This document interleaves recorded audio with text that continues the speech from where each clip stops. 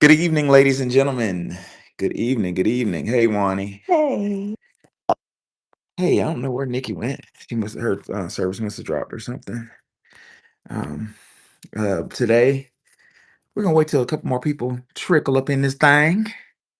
We're gonna hit part three by popular demand of Dr. Welsing. We looked so far, just to give you a recap. We looked at the black family, identified how the system is destroying the black family.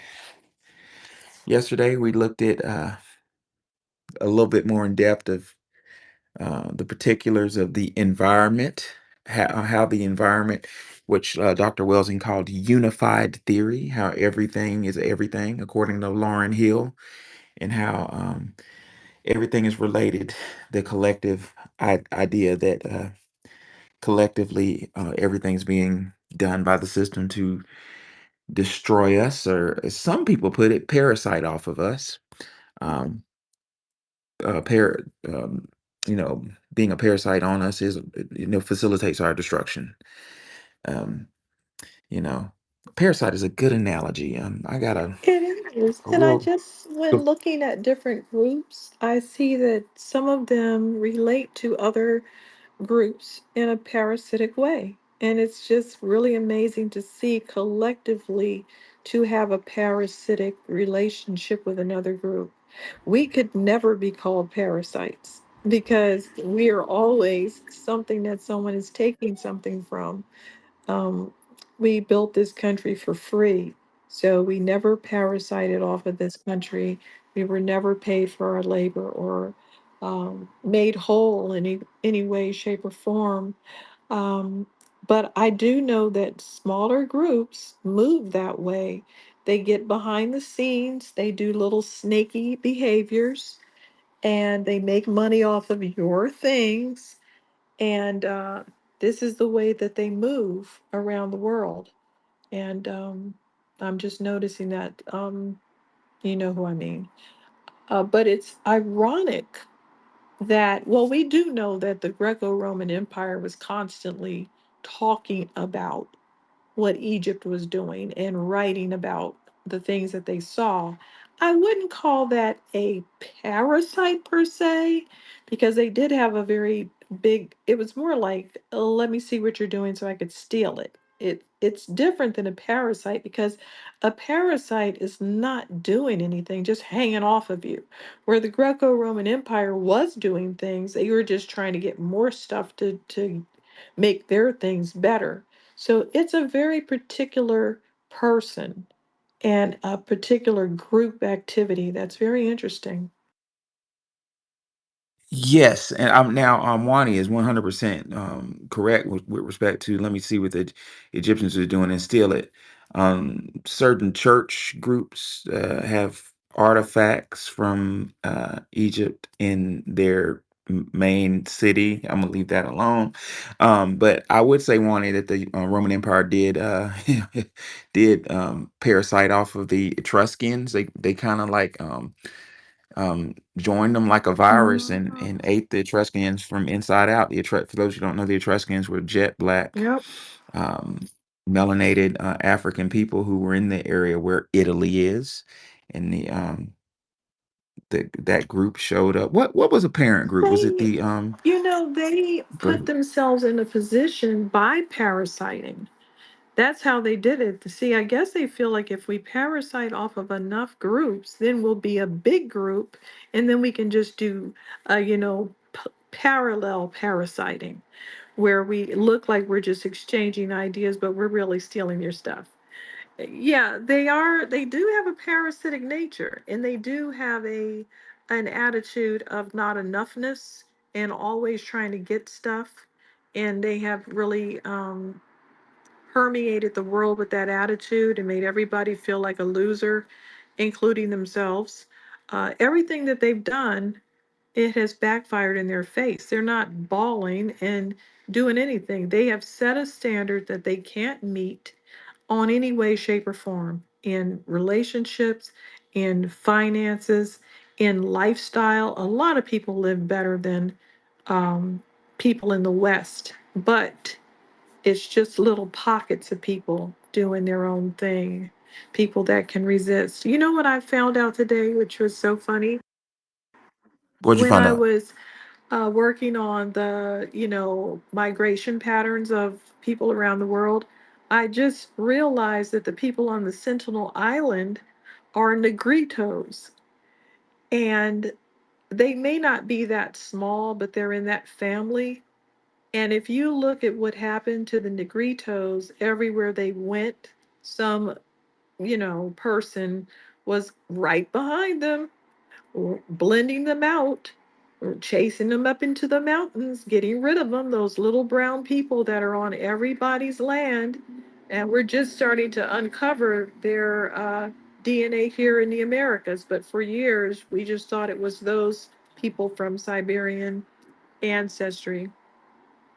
But it's not. And those people on Sentinel Island, if I had to guess, I would say that they said, look what happened to all the rest of us. We get on a little island like the Philippines, and then here comes those Siberian people, and they're colonizers. It's just like a wave of people that are not them. And they probably got on that Sentinel Island and said, if you come over here, I'll put a bow and arrow in your forehead. Because they're not even violent. So for them to be doing that is like bizarre, because that's not their modus operandi. They're very, very uh, sweet, innocent, and pretty much passive, and they get slapped around by everybody, mostly because they're small. Very interesting, but very true. Uh, you mentioned something, Wani, that I'm gonna piggyback off of. You said it. The dominant society has taught the world how to be a loser, and you insinuated that the dominant society is never fulfilled, which I'm sure we most of us, if not all of us, could agree upon.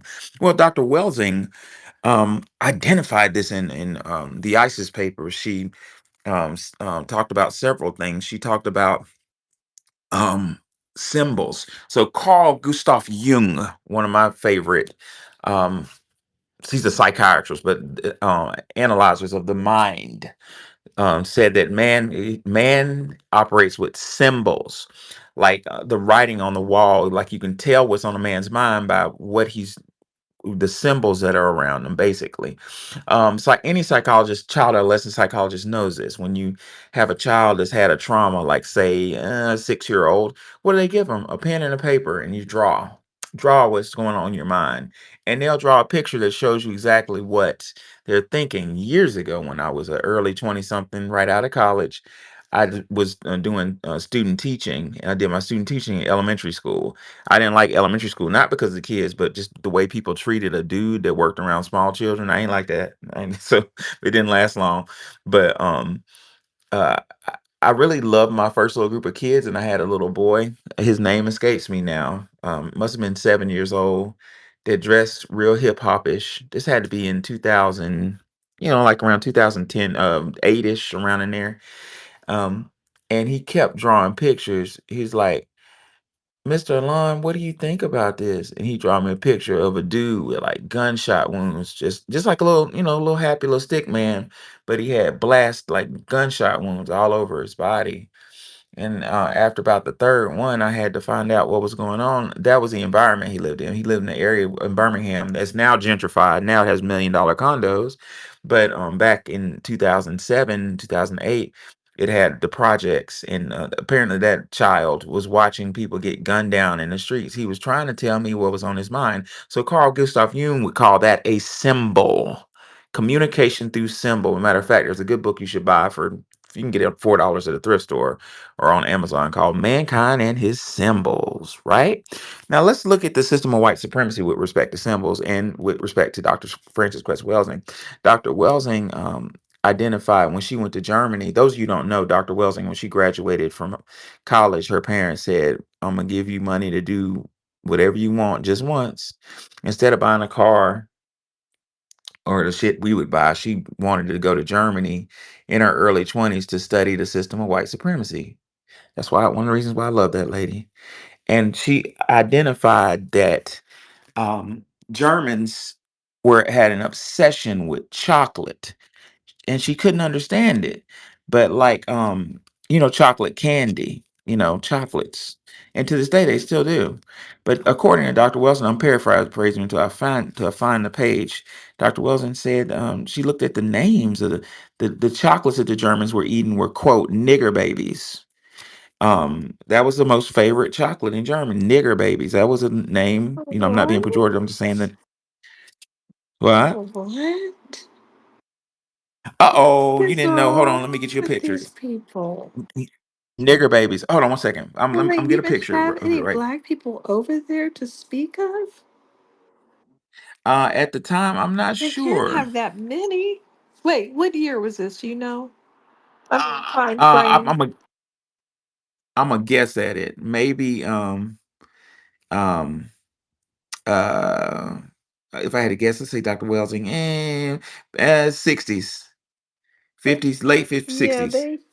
they had a few entertainers, maybe some classical musicians trotting around here and there. They didn't have a large population to be that angry. Where are they getting all this anger? Well, Dr. Welsing insinuated that it was more dangerous than that. Well, I couldn't find nigger baby candy, but in the jumbotron, I'm gonna put several other ones. It's about the same. It's about the same, maybe even a little bit more telling. But Welsing, hold on, stand by. I'm putting it in jumbotron now. So Welsing said, "Nigger babes, why are they eating this?" Welsing's Welsing's candy. Uh, Candy. I'm calling candy a symbol. Bowl. Okay. So yeah. So she noticed that right away. That was a favorite candy, nigger babies, and she said, "Oh wow, look at this." In the dominant society, what was a favorite chocolate in America? Hershey's what? Kisses. We're talking some heavy shit, ladies and gentlemen. We're gonna do some learning today. Hershey's Kisses. Dr. Wilson said that's not isolated. That's significant. It's relevant. And Dr. Wilson looked at the soda. I forgot the name of the soda, but the favorite soda in in Germany was a brown soda. In America, the favorite soda was Coke. What color was Coke? Mhm. Dr. Wilson posited that on some deep level, maybe subconscious, maybe a combination of conscious and subconscious, the European psychology realized that it was lacking. Remember our discussion the other day about the finishing touches to the human being with respect to the melanocyte closing the circuit. Dr. Wells insinuated that the European, particularly German, knew on a subconscious level something was wrong, something was missing, and on a deep subconscious level they were looking to try to ingest what was missing into their body, and subconsciously lack of melanin turned into need to get black substance in body, which manifests itself through candy called nigger babies or dark soda. Um, According to Dr. Frances Cress Welsing, at her article on symbols in 1979, she says, hold on one second.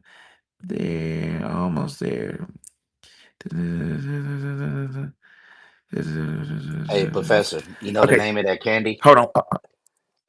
I think it was nigger babies. I'm sure it was Nowadays, nigger when babies, we but I was growing up, it was an old school piece. It was an old school candy called Sugar Daddy, and it was a piece of toffee on the stick. And then the ones you were talking about, they renamed them and called them Sugar Babies because there was little round pieces of chocolate with toffee in the middle.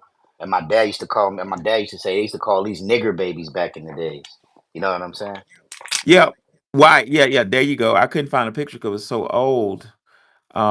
But I'm looking for some scholarship. I didn't underline on this part, but she says Dr. Wilson says symbols in the brain process. According to Dr. Wilson, Carl Gustav Jung was a major European behavioral scientist to emphasize the importance of symbols, their production and their meaning in the brain's total process and behavioral output. Nevertheless, his massive volume of work has taken lesser place to the accorded Sigmund Freud.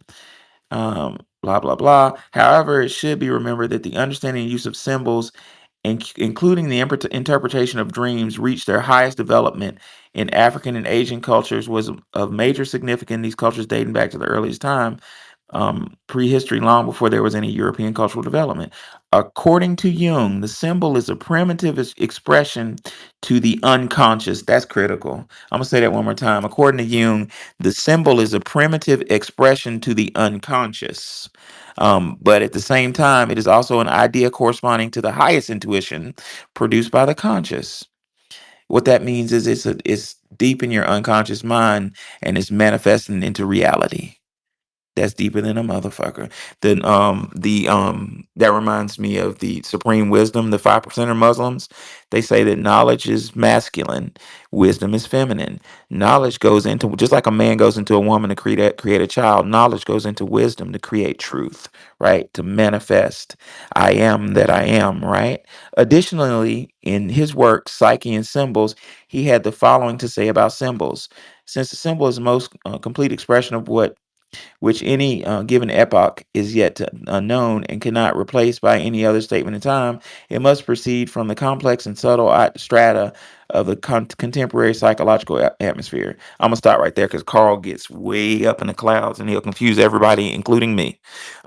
So basically, Welsing, and it may not have been in the book, but it was in one of her lectures I watched online. She said she noticed a pattern with the very light skinned Europeans, the group that Wani identified, the Germans, um, they had a need to ingest black substance in the body. In fact, that symbol ideology expressing the lack of melanin, something, i.e., something is wrong, something, the brain computer saying something's wrong, something's missing, help, help, fix. She said that that manifested itself in cigarettes. Um, what um, what is a cigarette? Red meaning feminine, right? What does it look like? Dr. Welsing said it's small, skinny, and white, right? That's not unrelevant because what does a cigar look like? Big, fat, long, and brown. And what is a cigar associated with? Masculinity, right? So if you're masculine, if you're a strong man, what do you smoke? A cigarette or a cigar? A cigar. Dr. Welsing said that the smoking of a cigar in European society is symbolic to the brain computer on an unconscious level, trying its best to suck in that missing masculinity, that missing melanin, because something deep in that subconscious is saying something's wrong, something's wrong. She further talked about that with tanning. She said she did some research with tanning. Way back then, they knew tanning caused cancer. Mm-hmm. And she said that people would say, the study groups that she would test in Germany and in the United States would say, when she'd say, don't you know that's going to kill you if you keep doing that? And they would say, I would rather, I'm paraphrasing, but it's something like, I'd rather die and leave a pretty corpse. And she said that shocked her. She said she realized that that was the deep collective unconscious. I get all excited when I talk about Jung because that shit's deep. But she said the deep collective unconscious was telling them that something's wrong. I need to look this way. I need it, and I will die. They'll die trying to complete that circuit that we talked about the other day. I remember that I don't put anything past German mindsets on eating things because I've seen them eat things that are named disgusting things. And just like I was saying, up till 1925, they had a catalog that had body parts in it. They were selling mummy, and they were crunching up skulls and saying it was the king's drops. They were giving it to some one of these kings had migraines, and they crushed up skull and put it in like a tincture. And so they were using body parts as medicine. So um, we could talk about cannibalism if you want to have that room. I have a whole rundown on that. But each culture thinks that they're going to get the powers of whatever they ingest. And that's not an African concept, that's a global concept. Wherever people are, they feel Mm. like if I eat a piece of my ancestor when they die, or if I eat my enemy, They've actually had to have laws against eating your enemy in Egypt, and Egypt is a very sophisticated place. And that was one of the some rule that they put down, that you can't eat your enemy anymore. They were eating their enemies, thinking that they derived power from it. And this attitude is in South America among the ancient groups. It's in North America, it's in Asia, Europe, Africa, everywhere. It, And it's in Alabama. When I was in well, high school, when Dad put me and my little sister in that predominantly white high school that I refer to every once in a while, I noticed it was some boots that the white boys used to wear called Scarpa. They're actually cool as fuck, and I wanted some, and they were like $400 or something back then. There wasn't no way I was going to get them, but they would buy one pair of boots for the whole year. I mean, for a whole school year, and go hunting in them. They were like outdoor boots. Well, I start to notice that in November the white boys would come to school and it'd be blood on their boots. And I start asking around, and as it turns out, like Wani said, even in Alabama, the Caucasian culture was to shoot a deer with your dad, to down a deer, and before it dies, you have to drink its blood. That's indicative to manhood to them, to drink a melanated animal's blood. After understanding Dr. Francis Cress Welsing, I wondered, was that some deep collective unconscious, subconscious idea, some yearning of something yearning out to say, drink this melanated blood to complete that circuit. all of the religions Like, have that in there too, eating the host and drinking the wine. They all oh, have cannibalism in there, eating the flesh of Christ. Yeah, they want you to be cannibals. I don't know why. It's a thing. that's Yeah, I very was true. about to And, say, yeah, your communion, actual communion. I was went to an Episcopal church. You know, the body of Christ, the blood of salvation. Yeah, so yeah, it has a lot to do with that. the tradition, the original tradition, well, not the original, excuse me, let me watch my words. The European tradition of Christianity, what Dr. John Henry Clark referred to as Christendom, which came from the Christ. But anyway, um, in that tradition of Christendom, Jesus the Christ was melanated. So is that again a subconscious attempt at ingesting, you know, melanated substance to complete that circuit that we referred to the other day? Now, this stuff gets real deep, ladies and gentlemen. Uh, there's, I don't know, Wani, you might be familiar with this, being that you have a lot of travels across this world. In Sweden, I believe, they have this ritualistic thing where they bake a cake, paint it black, almost in a samboy Yes, I way. saw that. I saw it And on a video. yeah, that goes Not to in person. yeah, that goes to the conversation at hand. They're ingesting the black Yes, man, they black are. woman. It's sick, bro. It's real sick, and they do it in the wide open. Yeah, they don't even Yeah, know that they're weird. That's the scary part. Jung said that. Jung said that the most dangerous threat to the only threat. Jung said the only threat to the world is a human being, and he wasn't talking about everybody. You know what I'm saying? He was talking about a specific group of people. Jung had to be careful with the way he said things. But the danger comes from what Wani said. They're not even. I think they're subconsciously aware, but the cognitive dissonance um, that comes with that psychology is something outrageous that James Baldwin identified. James Baldwin said the innocence is a crime, you know, but I digress. So where were we? Oh, Black. hey, I wanted to go into the ingestion issue. In Europe, a cigarette is considered a fag. Just for the record. What's that all about? Because I don't. Well, what's that all about is oh, go ahead and finish and I'll answer it. Because he said something No, I couldn't say. nah, that's I don't know what it's about, but I do. it's I it's do. thin, it's white, and it's very non-potent. I Well, guess. well, I'll tell you exactly what it's about, Wani. But finish what you were saying, Wani. You said I don't know what this is about, and you're gonna say something No, else. I wasn't.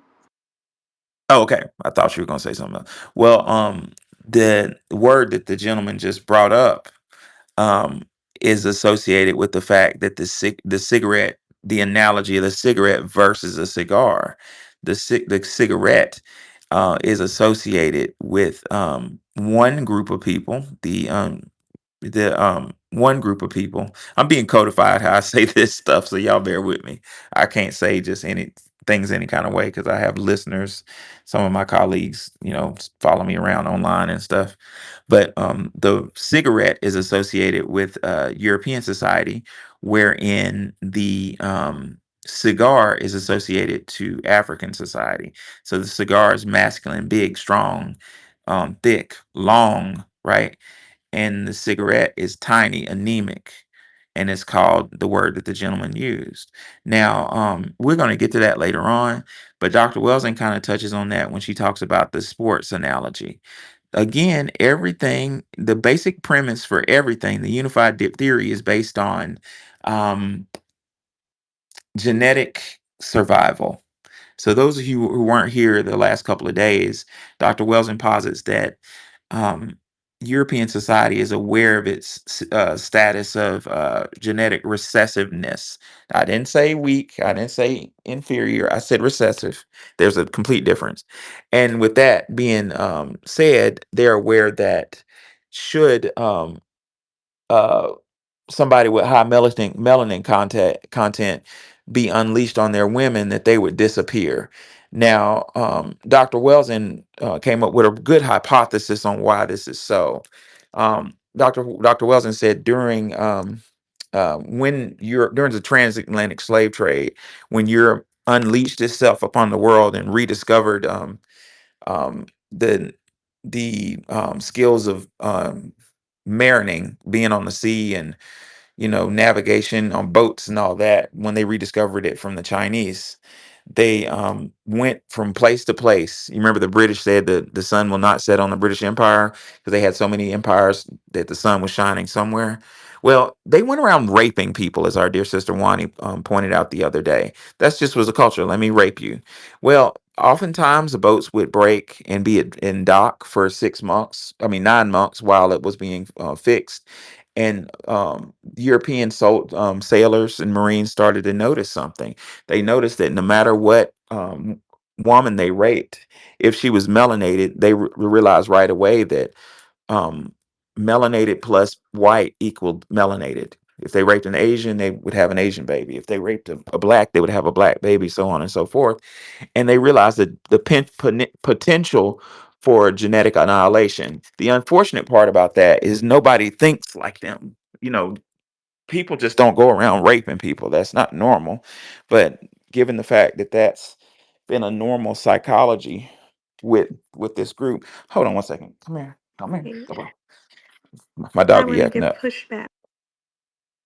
Go ahead, It please. is normal to rape everybody. How so? I'm listening. It is very normal. That's what For all them. the animals do. Yeah, They for rape them. everybody. We're the ones who said, don't do that. And a big portion of people do not agree with that. I mean, right up into the Ottoman Empire, the whole harem was filled with people that were being raped.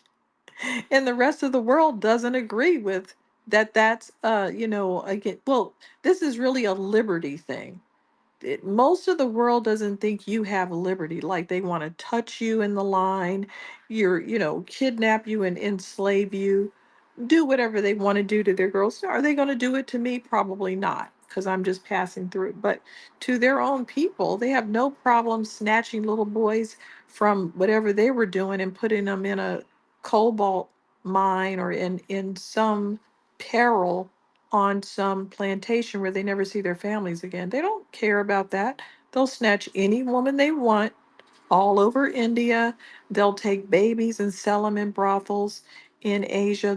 They'll do anything they want. And they don't think that you have liberty in some of these places. But it's we humans have said we don't like that. But it's recent that we said it. It's not something that we've been saying all of our existence. We've been here a long time, for tens of thousands of years, as hundreds of thousands of years as modern humans. And we just started saying that rape is bad. In the scheme of things, we've just started saying that in the last few hundred years. No, go ahead with what you were saying. Sorry, I should No, no, no. Thank you. No, converted thank you. off into Anyway, insanity. you're right, and you're exactly right. So I need to be careful with my verbiage. I was No, saying it don't. wasn't normal. No.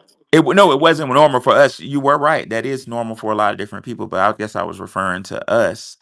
Um, so the Dr. Welsing talks about that analogy when she refers to um, ball games, and this shit is in your face. If y'all are not familiar with the ISIS papers and Dr. Welsing's work, this what I'm about to say is about to blow your mind and change your life forever. Dr. Welsing, after she came up with the basic premise that European society is afraid of is very fearful of genetic annihilation through the recessive patterns of their genes. Check this out. She posited that every serious venture, everything is about the protection from genetic annihilation with respect to sexual intercourse. So she said that sports become what? Ball games. What does a man have? He has testicles. We often colloquially refer to as balls, right? So, in essence, according to Jung, sports are an expression of two categories of ball games. There are two categories of ball games. Does anybody want to tell me what they are, class? No takers? Well, let me tell you. The two categories are as follows: big brown and small white. So let's look at football. The football is a big brown ball, symbolizing the genetic material of the black man. And what's the objective? The objective is to get that brown ball to to the other side of the field where it's thrown in between two white legs up in the air. That's an expression of genetic annihilation. Let's look at basketball. That's a big brown ball. That's the black man. The objective of the basketball is to try to get in between a white orifice, which she referred to as the vaginal orifice.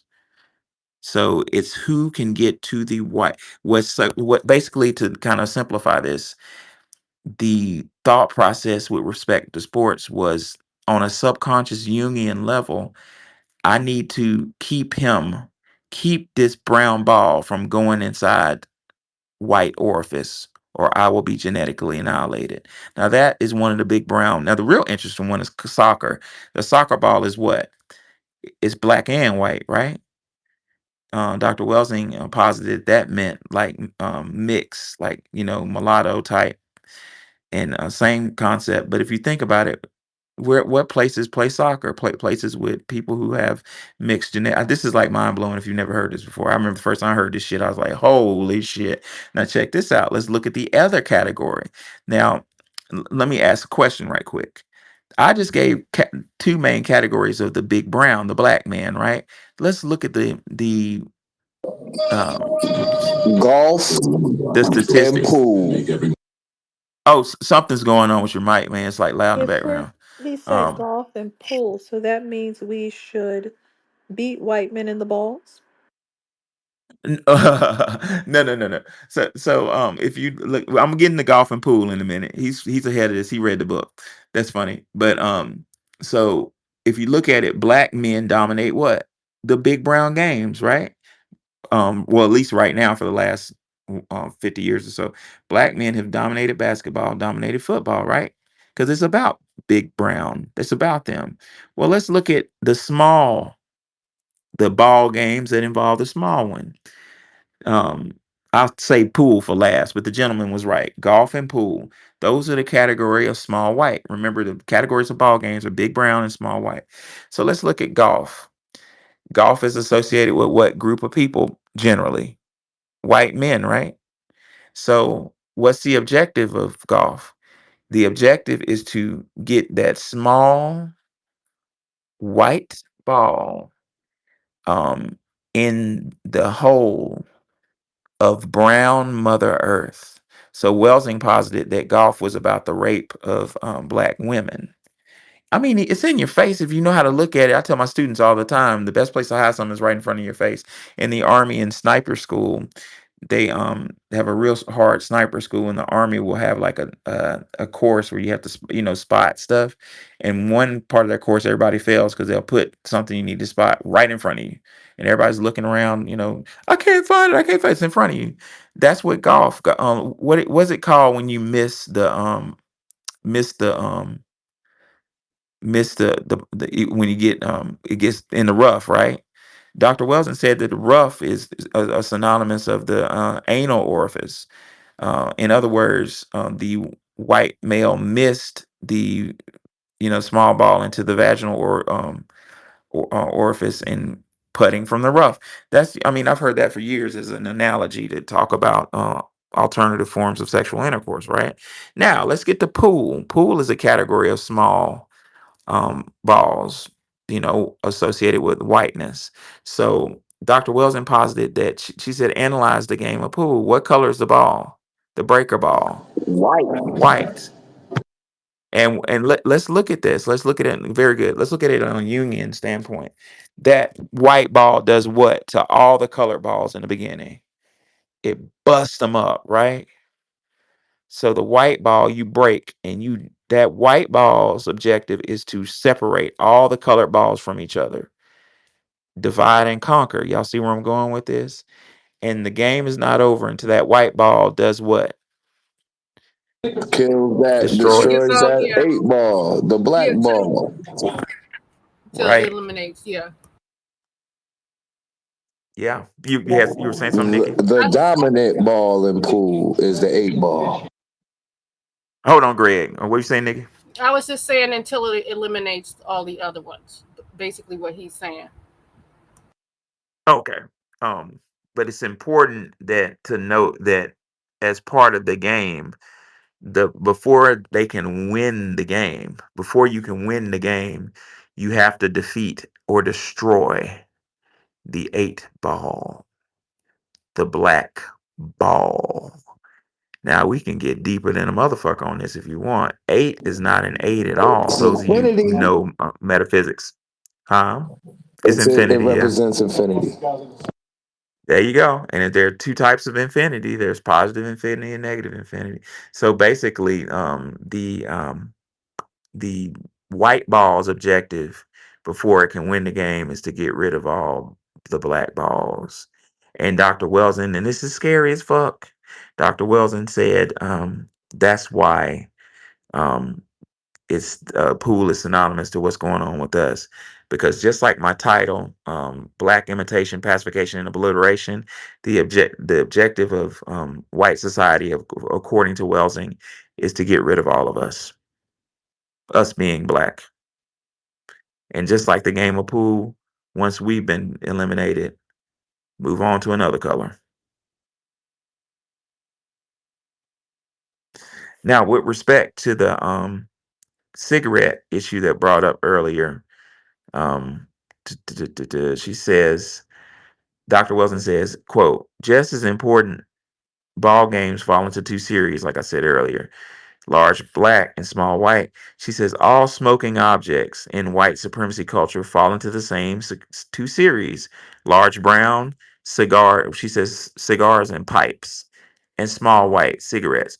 Furthermore, the ball games played by the supposedly more virile man entail the use of large brown balls, while the smoking objects chosen by those who wish to view themselves to be viewed as powerful are large brown. So look at this, ladies and gentlemen. Men who view themselves, white men who view themselves as powerful, don't smoke cigarettes. We all know this. They smoke cigars. That's a subconscious, according to Dr. Welsing, a subconscious attempt at ingesting, melanated substance, because melanated substance is associated with masculinity. She says, quote, the late British Prime Minister Winston Churchill was estimated to have smoked 300,000 300,000 8 or 9 inch double coronas. John F. Kennedy also is reported to have loved Havana cigars. Fidel Castro, who considers himself to be white, is never seen without a long cigar in his mouth. Whereas I maintain that the brown and white balls used in the ball games in the white supremacy culture are symbols of the black and white testicles, respectfully, I maintain further that brown and white smoking objects are similarly symbols, there goes that word again, symbols of black and white phallus. Together, the balls in the ball games and the smoking objects constitute a highly important symbol package of the complete male genitalia, the penis and the balls, the testicles, according to Welsing. The white supremacy, she further says, quote, the white supremacy system culture is preoccupied most fundamentally not with profit. This is important, ladies and gentlemen, to my black ladies and gentlemen, because we get thrown off with it's about money. It's about money. Do y'all know Dr. Welsing thought that? She's like, surely it's about money. No, it's not about money. Money is printed at a damn in a um, in a room. She says, not with money, but with genital and genetic status and survival on the planet. It's very serious, ladies and gentlemen. She says it is only logical that since this great survival concern is not discussed at the culture's conscious level, it manifests into other major behavior activity within the system culture. Stop. Let's put a pin in this shit. I was in a room. We had a room that maybe last week. Wani, I don't know if you were in there. It wasn't my room. It was somebody's room, and there was a white guy came in there and start arguing with was it men's or somebody? He was just arguing. Maybe you weren't in there, but anyway, so it was a black space, and we were talking about the community and how we can make our community better. And this Caucasian gentleman showed up on the space and he started talking, and one of the ladies on the space was like, "Hey, hold on, are you Caucasian?" He's like, "Yeah, I am." And they were like, "Well, why are you here? No, disrespect, but this is a black space." And he said, "Well, I just want to help, and I just want to do this and do it." And one of them, I think it was men's, was like, "Man, we don't need your help. Can you go?" And an argument ensued. And I was looking at it from a union standpoint, and one of the men on the stage, one of the black men, was like, "Look, man, I don't need your blah blah blah, whatever."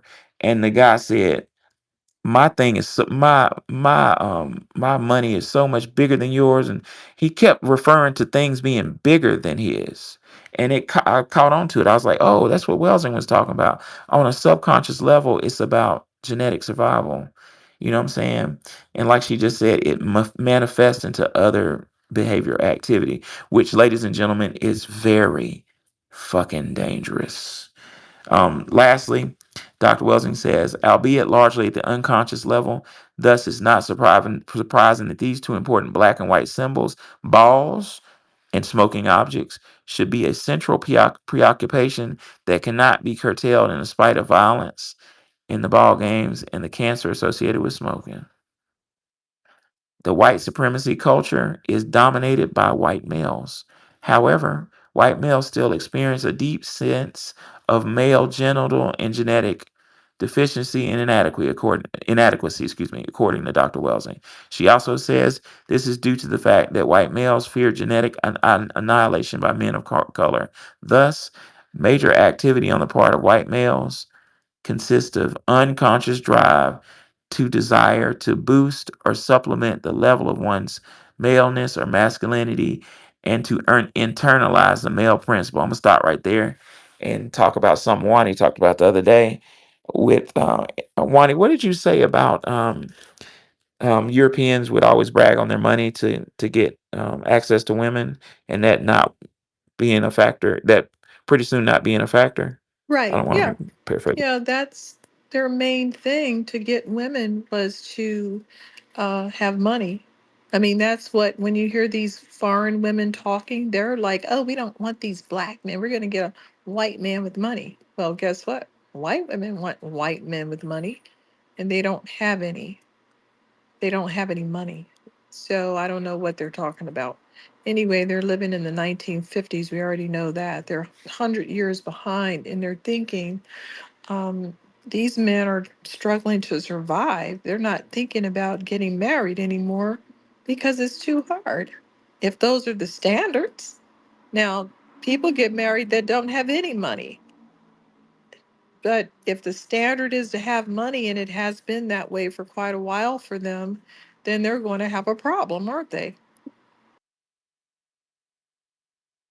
What are Yeah, they going to and do? I mean, because, you know, sorry not to cut you off, but they no, no, must go ahead. be very irritated to see some extremely poor men with nothing having a lot of women, just women falling off of them, women fighting over them in these neighborhood settings. And these guys can't buy a woman. And they need to buy. The only way they've ever gotten girls is to buy. Yeah, one of them might be cute here and there, but for the most part, they have to buy women in some way. I mean, they, cover it up by making it look like that's normal. But if they don't have resources, they're not going to get women. And if they do have resources, they do have women. Simple as that. To back up what Sister Wani just said, Dr. Welsing said, thus, the major activity on the part of white males, parens, via the system culture that they established, consists of the unconscious drive and desire to boost or supplement the level of one's maleness or masculinity, and to internalize more male principle, element, or substance by any means possible. Basically, like Wani was saying, they money has been a supplement, but with the situation of our economy, that money supplement is damn near deteriorated, and we're looking face to face with a situation where European males are having a hard time picking up women. You know what my mom used to say: "The devil meant it for bad, but God meant it for good." That's so true because by forcing brothers to get out here and learn how to talk to women, we kind of like we recession proofed ourselves with respect to acquiring the female principle. Um, this sense of deficiency in male principle, oh, sorry, quote, this sense of deficiency in male principle also may be expressed in terms of sense inadequacy.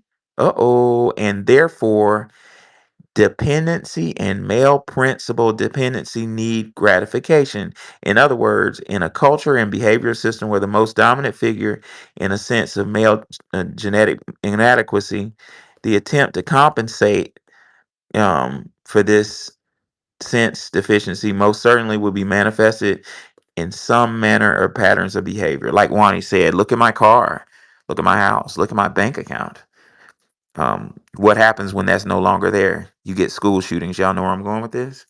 Last but not least, Dr. Wilson says the habitual pattern of placing the symbolic phallus, parens penis, in the oral cavity is one example of symbolic compensation for the sensed male genetic and genital inadequacy. Smoking, as previously stating, is placing a symbolic phallus in the oral cavity as a mean of gain, internalizing more masculinity. So let's get deep with this. When somebody's sick, how do they take how give me two ways that you can administer medicine. You either take it orally or take it what? Anally.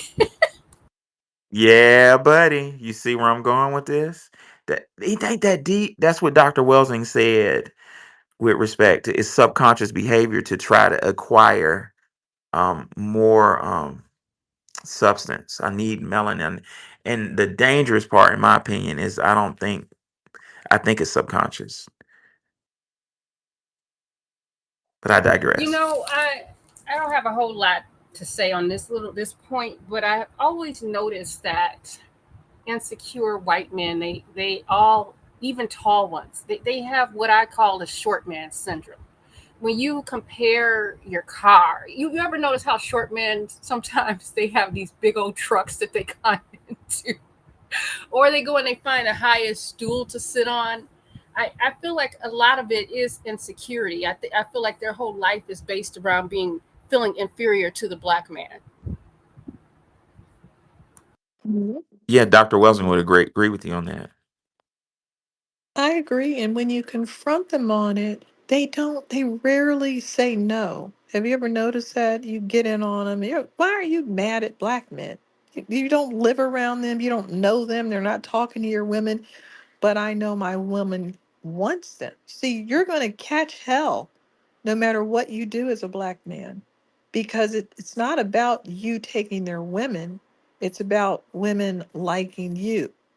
And when they're with their women, they know their women are thinking, I wonder what it would be like over there.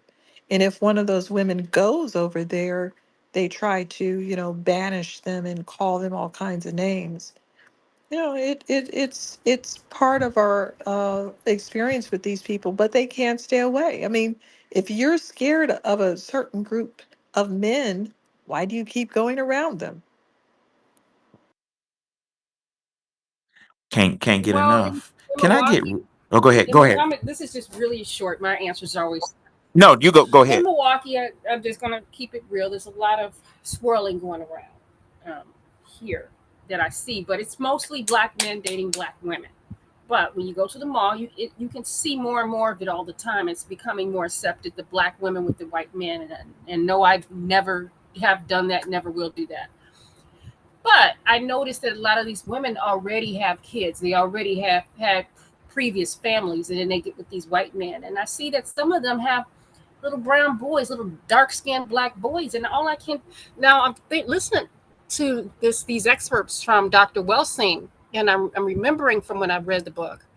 And all I can think of is those boys, these white men, a lot of them will secretly hate these boys. They will be intimidated by these boys. You don't know what type of little slights that they'll place on the boys, little what type of passive aggressive behavior they'll place on them. It's a dangerous situation to put your child in, especially if you have a black boy to date for a black woman to date a white man in general. And based on what my sister told me about some of the white women that she works with, but that's a different story because we're mostly talking about black men. She works with white women who have some black daughters, and she says they're very angry at their black daughters. They, call them out their names all the time. So I don't know what it is with the same sex versus the opposite race, but something very uncomfortable is going on there. Right? It's just something I noticed with all of these black women walking around with these white men and their non-mixed children. Even if the children are mixed, especially if they turn out a little bit darker than quote unquote expected, that's a situation to put your child in that they could end up getting harmed by that white man who has some type of disdain for that child. So it's another thing to think about when you decide to date outside of your race, especially if you already have children, because they're not safe. Laying there. Very good point, Nikki. So since Nikki was talking about basically the skin color of mixed kids, and let's go back to what an article written by Dr. Wilson when she said paper money and gold. Now we're about to get real deep. Um, let's assume let's qualify this before I read. Let me qualify this article. Um, in European society, it's Judo-Christian, so there are symbols again. You know, the symbol of Adam and Eve. What did Adam and Eve use to cover their nakedness? They use leaves, right? Right. Check it. This about to get deep as hell. Check this out. Dr. Wilson says, "quote Melanin is a black pigment which permits skin to appear other than white, black, brown, red, yellow. Melanin pigment coloration is the norm for the human family. If there are non-white readers who disagree with this presentation of white rejection of the white skinned self, I refer you to the literature on the current developing suntan parlors. In a Newsweek 1979 article entitled 90-Second Suntans, there's a picture of a heavily tanned girl clad in a bikini swimsuit. Under the picture, the caption reads, "Los Angeles tanning booth. Brown at any price." The article concludes, "For growing hordes of sunlap worshippers, however, it seems to be a tan at any cost. Something is going to get all of us one day. So why worry about it?" Rationalized Robert Duncan, manager of a fast food restaurant in Costa Mesa, California, says, "If tanning is going to kill me, at least I'll be a good-looking corpse." So there's a subconscious um, an an unconscious mind view that something, like I've said several times before, there's something missing. That circuit is not complete. Brain computer, something is missing. Something is missing. Um, and Dr. Welsing referred to that missingness as nakedness. Got it? She says, above testimonies from white persons writing perhaps a century apart manifest a white collective's dissatisfaction with the white complexion. Likewise, a persuasive and strong desire on the part of the white global collective to have skin that looks otherwise, skin that shines, skin that is satin black or golden brown in color, skin that does not exhibit a melanin pigment deficiency, is articulated clearly. In addition, Western culture has a folk saying, clothes make the man, right? And the implication being that the worth of a person is established only after his or her body, Dr. Weldon put this in parentheses, shamefully white, is covered. So Dr. Welsing in this is associating shame to a European body that is not clothed because in essence, on a deep metaphysical level, it's naked because it doesn't have that completion of the melanocyte circuit being completed. We talked about this the other day. This Dr. Wilson says the same symbolism was expressed unconsciously at a mass level at the height of the Watergate scandal. Hold on one second. Da, da, da, da, da. Watergate scandal. The only time in history of America, the major unit in white global white organization, when a president was forced to resign because of his shameful behavior. At the peak of this period of national shame, white males began to dart about naked, running across open spaces, exposing their naked bodies, and then hiding. This behavior, which was never decoded at deep levels, is called streaking. The behavior symbolically represented that in white collective brain computers, the naked white body is equated with shame. Thus, when deep national shame is exposed to the world, there is a compulsion to expose the naked white body. Um, ba- Hold on one second. No, no. Did you call? Okay.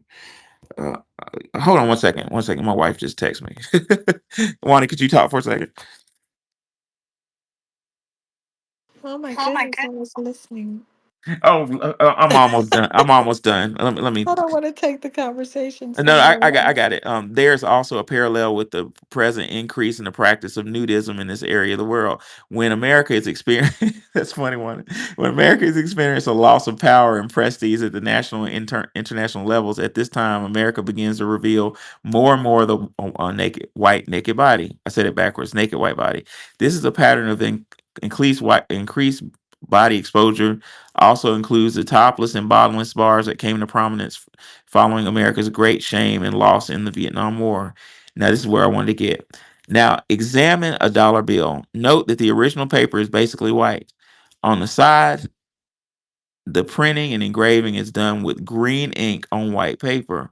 On the other side, the printing and engraving is done with black ink on white paper. A major symbol on the dollar bill is also the African pyramid and the symbol of Osiris, the divine eye. Osiris referred to as the Lord of the perfect black. Now recall the familiar expression, money does not grow on trees. The surface implication is money is not readily available.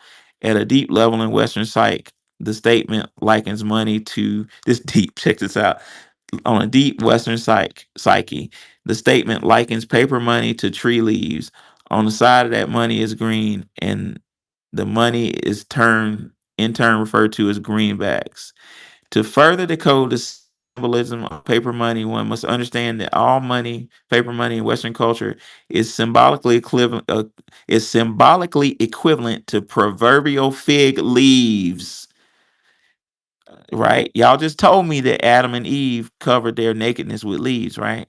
Listen to this. Western artists depict fig leaves as the objects used to cover the genitals of the white bodies of Adam and Eve, covering their nakedness, right? Their bodily shame.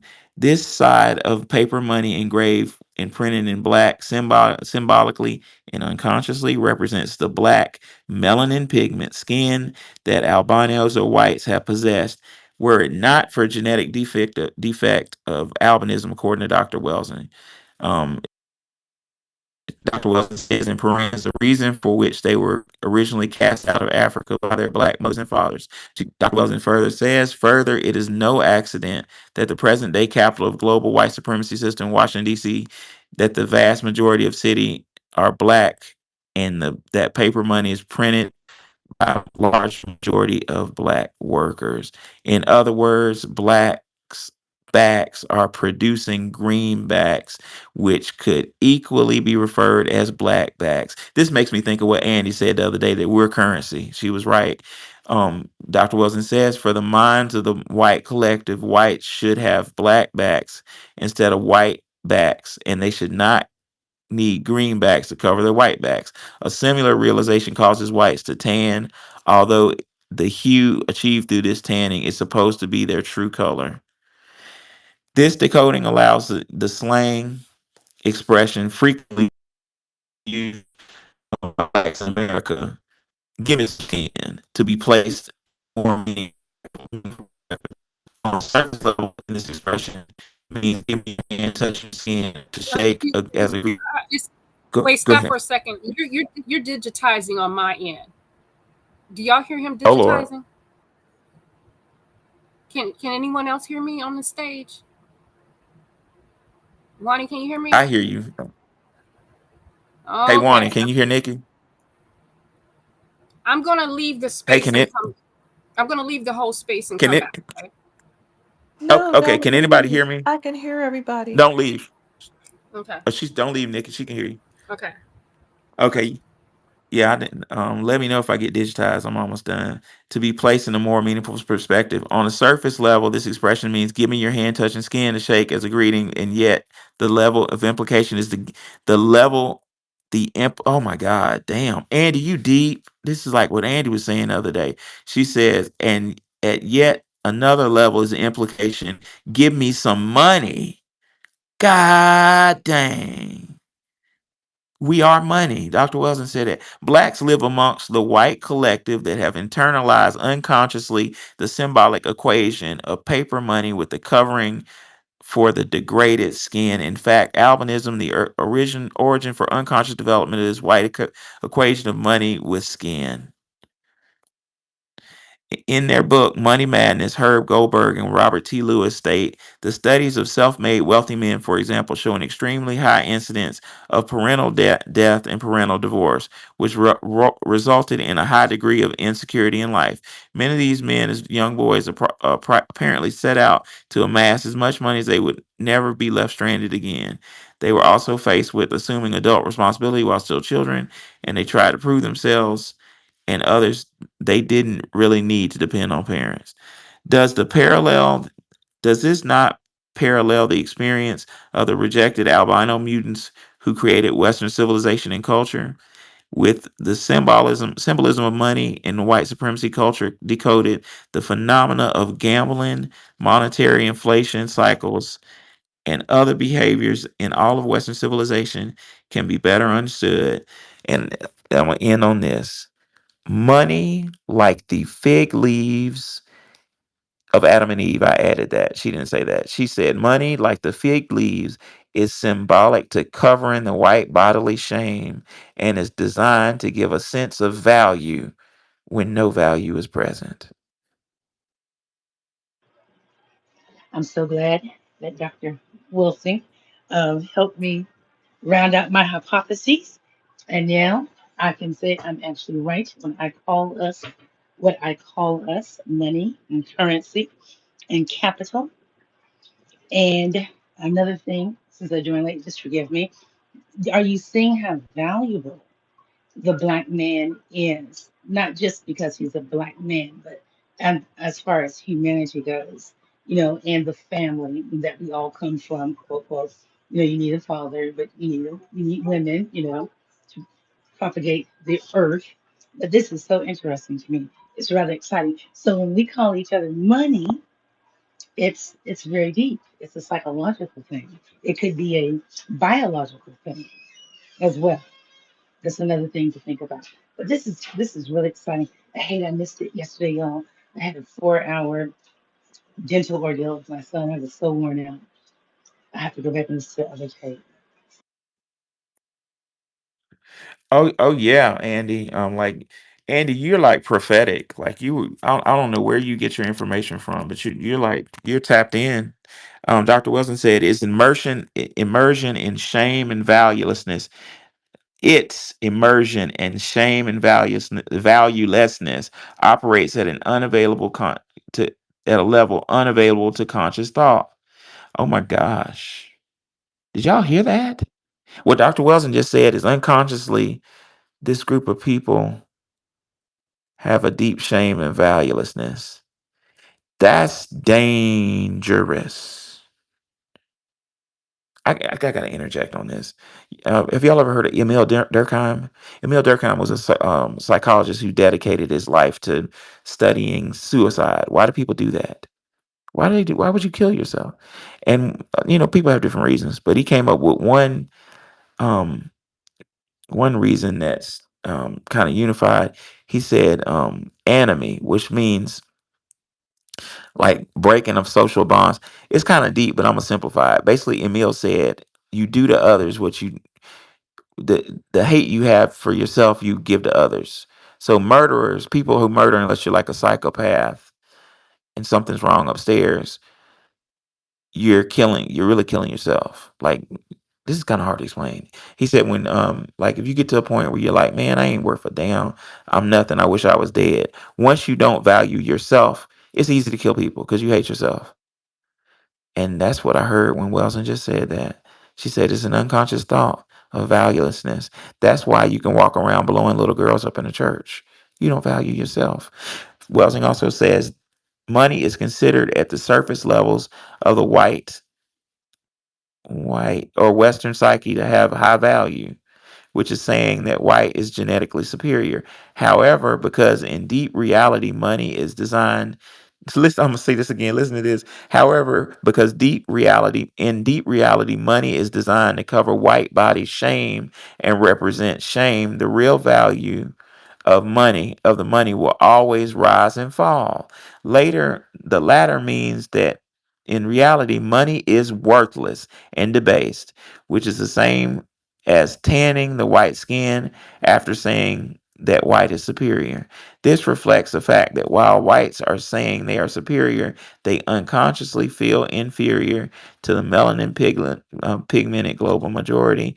The concept of white skin superiority is the same as inflated money, worthless. So I got a question on Wani and colleagues. If that is true, and I trust Dr. Welsing, why are people rushing to bleach their skin? What's that psychology about? The cape soap, the whole cape soap mantra. I don't know.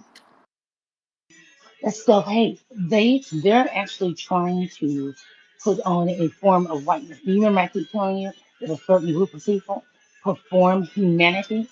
And the more you see us adopt certain behaviors, what you're actually watching is psychological psychological breakdown. Now, if you notice, one thing that you can say about Africa is it is symbolic of massive dysfunction. It functions dismally in a land of riches and resources that those same people are unable to extract and utilize for their own good. If that's not dysfunction, I don't know what is. And I didn't even have the It's total. Africans in mind when you said that. I was thinking about other groups, and I'm pretty much shocked that they do that because it's like, what's the look you're going for? You're not making yourself look better. I don't get it. I mean, and plus they say they get liver damage and all these other problems, which makes no sense at all. Yeah, it's just interesting. Yeah, it kills you. I think I don't want to be misleading, but it's one of those countries that they were skin bleaching. That was the number one cause of death. I don't know. It was either Africa or Jamaica. I forget which one. She says, Welsing says, similarly, the high symbolic phenomenon of gambling is that there is an attempt to get money because it presumably has high value. Yet, the common reality of gambling is not winning money, but losing money and being disgraced, revealing white body shame, literally and figuratively, by placing gambling in the context of the decoded symbolism of money. The suicides committed by whites who lost their money during the recent depressions can be explained. They had lost, albeit at an unconscious level, the uncovering of white body shame. Y'all know how deep that is right there. It's a fig leaf. It's covering up shame. And if we lose our money, we say, well, shit, we move back to the hood and I'm on, you know what I'm saying? Let's get back to the basics. But they, according to Welsing, if they lose their money, they've lost their cover. Interesting. That's why they Blacks kill and other each other. people. That's why they jump out the window. Wow. Blacks, according to Welsing, blacks and other people of color were not similarly affected, just like I just said.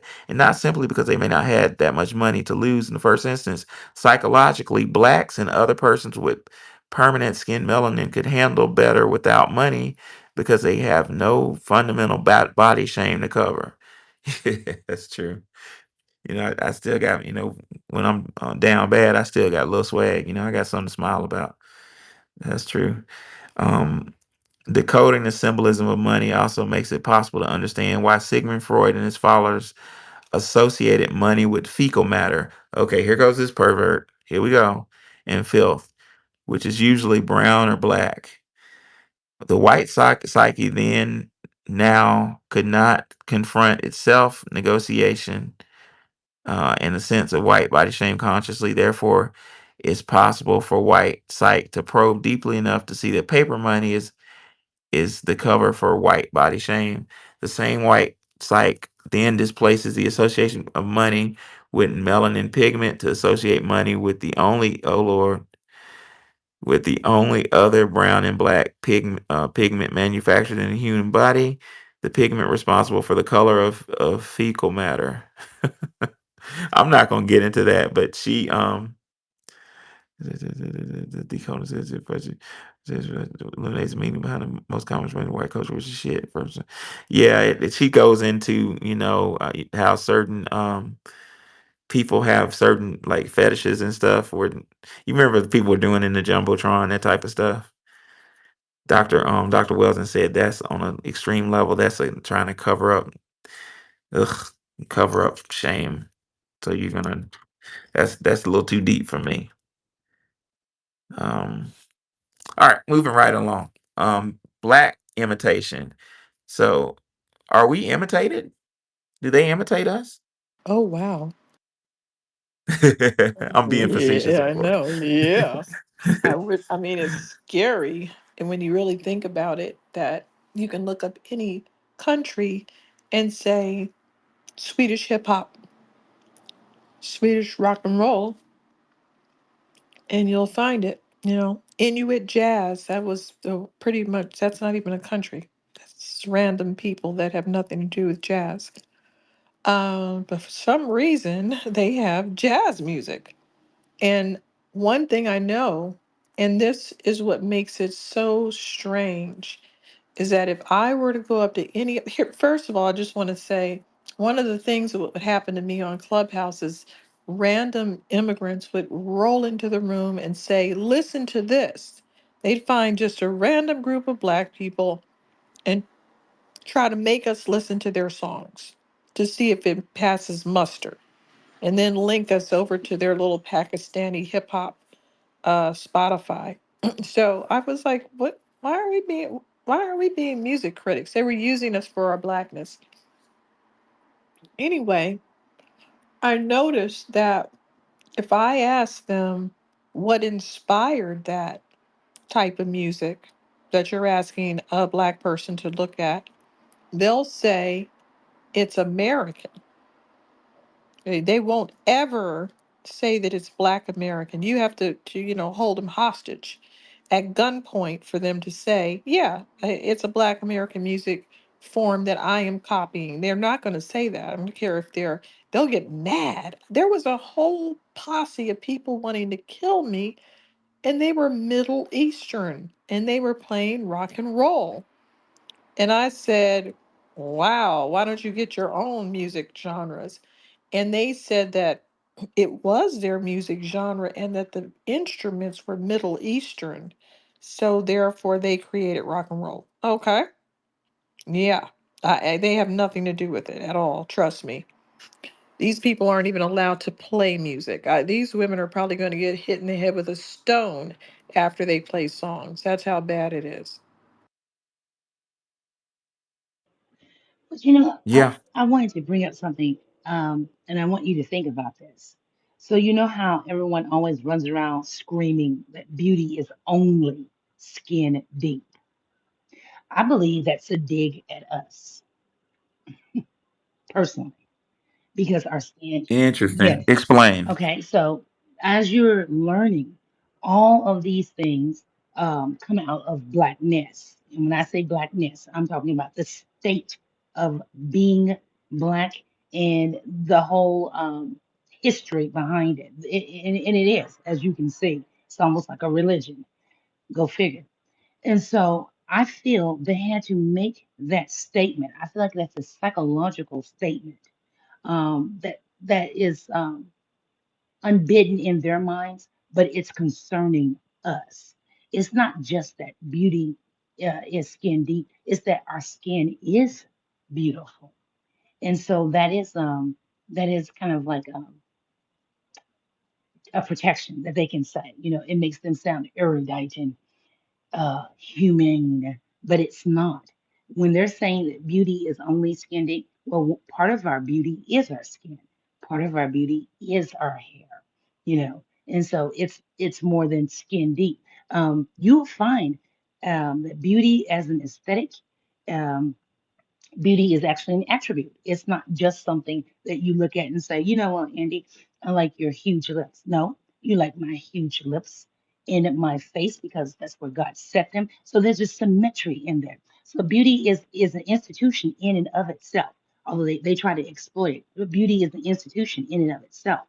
So with that said, um, who plumps up their lips, who plumps up their butts, who tries to have nice round symmetrical titties, who tries to look like black men's stomachs, who tries to get penile implants to imitate BBC. Ooh, every time I say BBC, it's delicious to me, but I'm not a pervert either, so just go on past that.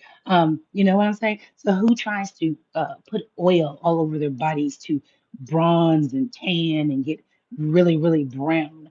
Beauty is an institution. So when they're saying beauty is skin deep, what they're actually admitting, okay, is I don't have that kind of beauty. So I'm going to tell you right now, it's not as, guess what, valuable.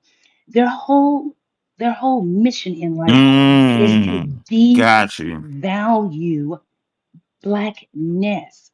And you cannot, because blackness is so intrinsically deep. It's dark. It's beautiful. And I'm going to use a word that is going to sound sexual, but it's not. It's sensuous. And sensuous means sensate. So it's encompassing of your senses, which is why we have all that melanocyte in our skin, in our eyes. Our voices are deeper. Our vocal cords are thicker. And I'm gonna tie this in, and I'm gonna land my plane. You remember me telling you that I studied, I'm in the process of studying pornography. Yeah, y'all can laugh all you want to. I've been doing this for a couple of years I'm now. not laughing. Okay. That's interesting. I've been doing this for a couple of years now because when you watch the sex scenes in a movie, if you watch a white sex scene versus a black sex scene, and I'm gonna make you test this. I want you to come back and I want you to tell me exactly what you were thinking and what you were feeling. You haven't always seen hardcore black sex scenes between black people because it's rather taboo, but it's something else because I know it hits me psychologically differently as well. It is extremely uh, engaging. I mean, unnaturally so. Um, to look at a sex scene in a movie between two black people is is highly erotic. Um, it is it kind of takes you out of the movie. It connects with you on a visceral level. You know, when they're panting, your mouth is open, your pupils are dilated. I mean, it's really strange, you know, and it, I, this is how you know. Um, that all that melanocyte, the sensate, and when I make that comment, keep on making it, they are performing something that is innate and natural to us. And I'm going to use the word, it's called being. They're actually performing being a human. And we're actually just living. And that's how you get the evil, and that's how you get the vile, because they've perverted it. They've perverted everything about us to give themselves value and to make themselves seem or appear more humane.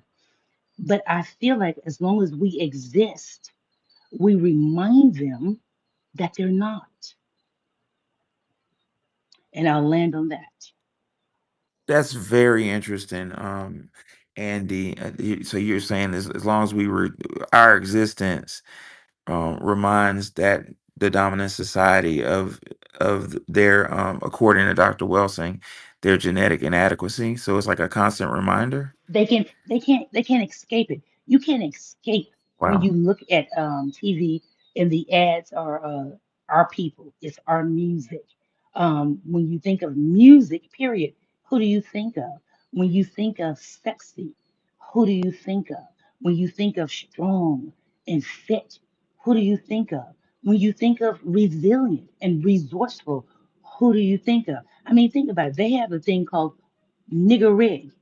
um, there's no other ethnicity that I know when people say, well, you know, that even comes up close. I mean, nothing that exists is not without some type of what's what I'm looking for. And I want to use the word, it's a word that's mathematical, but it's us. So everything in the world kind of is linked to this blackness. And I know Africans want to wheedle in on that, but they cannot because once they sold a certain amount of people, if you notice, they've never been able to get back up on their feet. That's why I keep making that statement. We are different people. And wherever there were a few of us that went throughout the world, I believe those contributions that they noticed or that they were so invested in was black. Just like one he was talking about the Japanese, and they said, well, you know, to have true courage, you have to have a little black in you. Uh, that's said about everything. You know, we say that about everything. If somebody has a little bit of rhythm, what do we say? They have a little bit of black. They must be. You know what I'm saying? So it's something how we have become the marker or the benchmark for human ingenuity and human expression. And I didn't say this. You say that by what you say and do. I don't go around imitating a European woman when I put on clothes, and they'll even say, even we can wear the same outfit, but if somebody black is wearing it, it's going to present differently. So they have made us the expression of humanity. And I think this is where all this anger, this vitriol comes from. They've even made us the expression of sexuality, Dr. Allen. So think about it. If the only way I can express my sexuality is in comparison to another person, I mean, the very fundamental parts of my being mean I don't own any part of my identity. I don't value any part of myself unless it's in comparison to somebody I say has no value. So you can see why they live in utter nihilism and why their first reaction and thought to any form of blackness is violence. When that woman said, I rebuke you, he shot her because she wasn't just rebuking him, the demonic spirits in him, she was rebuking his person, and his person already feels rejected. So that was just double anger on top of anger on top of anger. It seems, they call us the angry black people, angry black woman. You know what we really are? We're passionate. And if you can only express passion, if it's artificial, if it has to be done with external things, are you really passionate? Do you have passion? Does passion emanate from you? You'll get two black people together, and if somebody can have some rhythm, and if somebody can carry a note, what will they do? They'll start making music. They'll start making dance. They'll change the atmosphere. They'll start hooping and hollering, and it becomes joyous and a celebration of what? A celebration of our humanity. That's it. It's not that mystical. We are this thing beings created by another being, and he put everything in us, and he even clothed us with color, which is odd to me. Our hair is curly and thick and dense and soft. Our skin is different shades, and our skin is super smooth. That's another thing about it. Our skin is extremely softer compared to other ethnicities. Um, they can only think of it as sexual. I think of it as beautiful. So, we're really a different person. And they spend all of their time, all of their energy, all of their waking moments concerned about the size of a black man's penis. You can't tell me that doesn't make you miserable. You cannot tell me, you're sitting there wondering what it would be like to be with my man.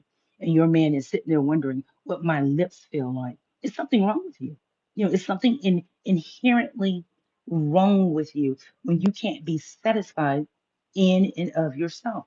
Well, I can tell you why they're not satisfied because they produce nothing. Everything they have, they've stolen it. And on top of stealing it, they've had to kill to get it.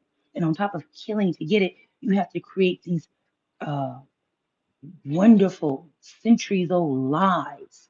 You've had to cover up caves and paintings. You've had to post armies to guard entrances so people can't see it. I mean, they're fundamentally a miserable group of people. They can't even access God without ritualism.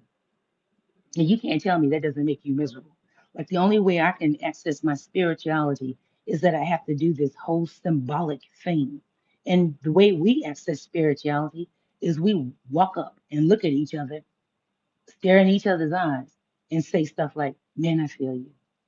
Your vibes, I got you." A black person touches you in the middle of the back, and you're like, "Yeah, it's okay." You know, I was reading about 2 weeks ago about how white people feel when black people touch them. Did you know this is actually a thing? And that did you know that they actually try to position themselves in certain situations and in instances to garner black touch? So I mean, it's mind blowing to me. I'm really going to have to read all of Dr. Welsing's writings to uh, to see how far off. my thoughts are. But you remember me telling you, my thoughts don't differ too much from Dr. Welsing's thoughts because Dr. Welsing is black. So a lot of the things that we actually think and that we actually feel is it's a universality of thought because it's black thought, and black thought is it's the institution, but it's actually comprised of each one of us. So like when I come together with Wani, when I come together with Dr. Allen, they each bring this piece of something, and it's extremely spiritual. It's an extremely mystical thing, but if you notice, it's highly intellectual, and it makes the top of your brain work. It makes you pontificate. It makes you think. It changes your dreams and how we express ourselves and fill it in. This is all black.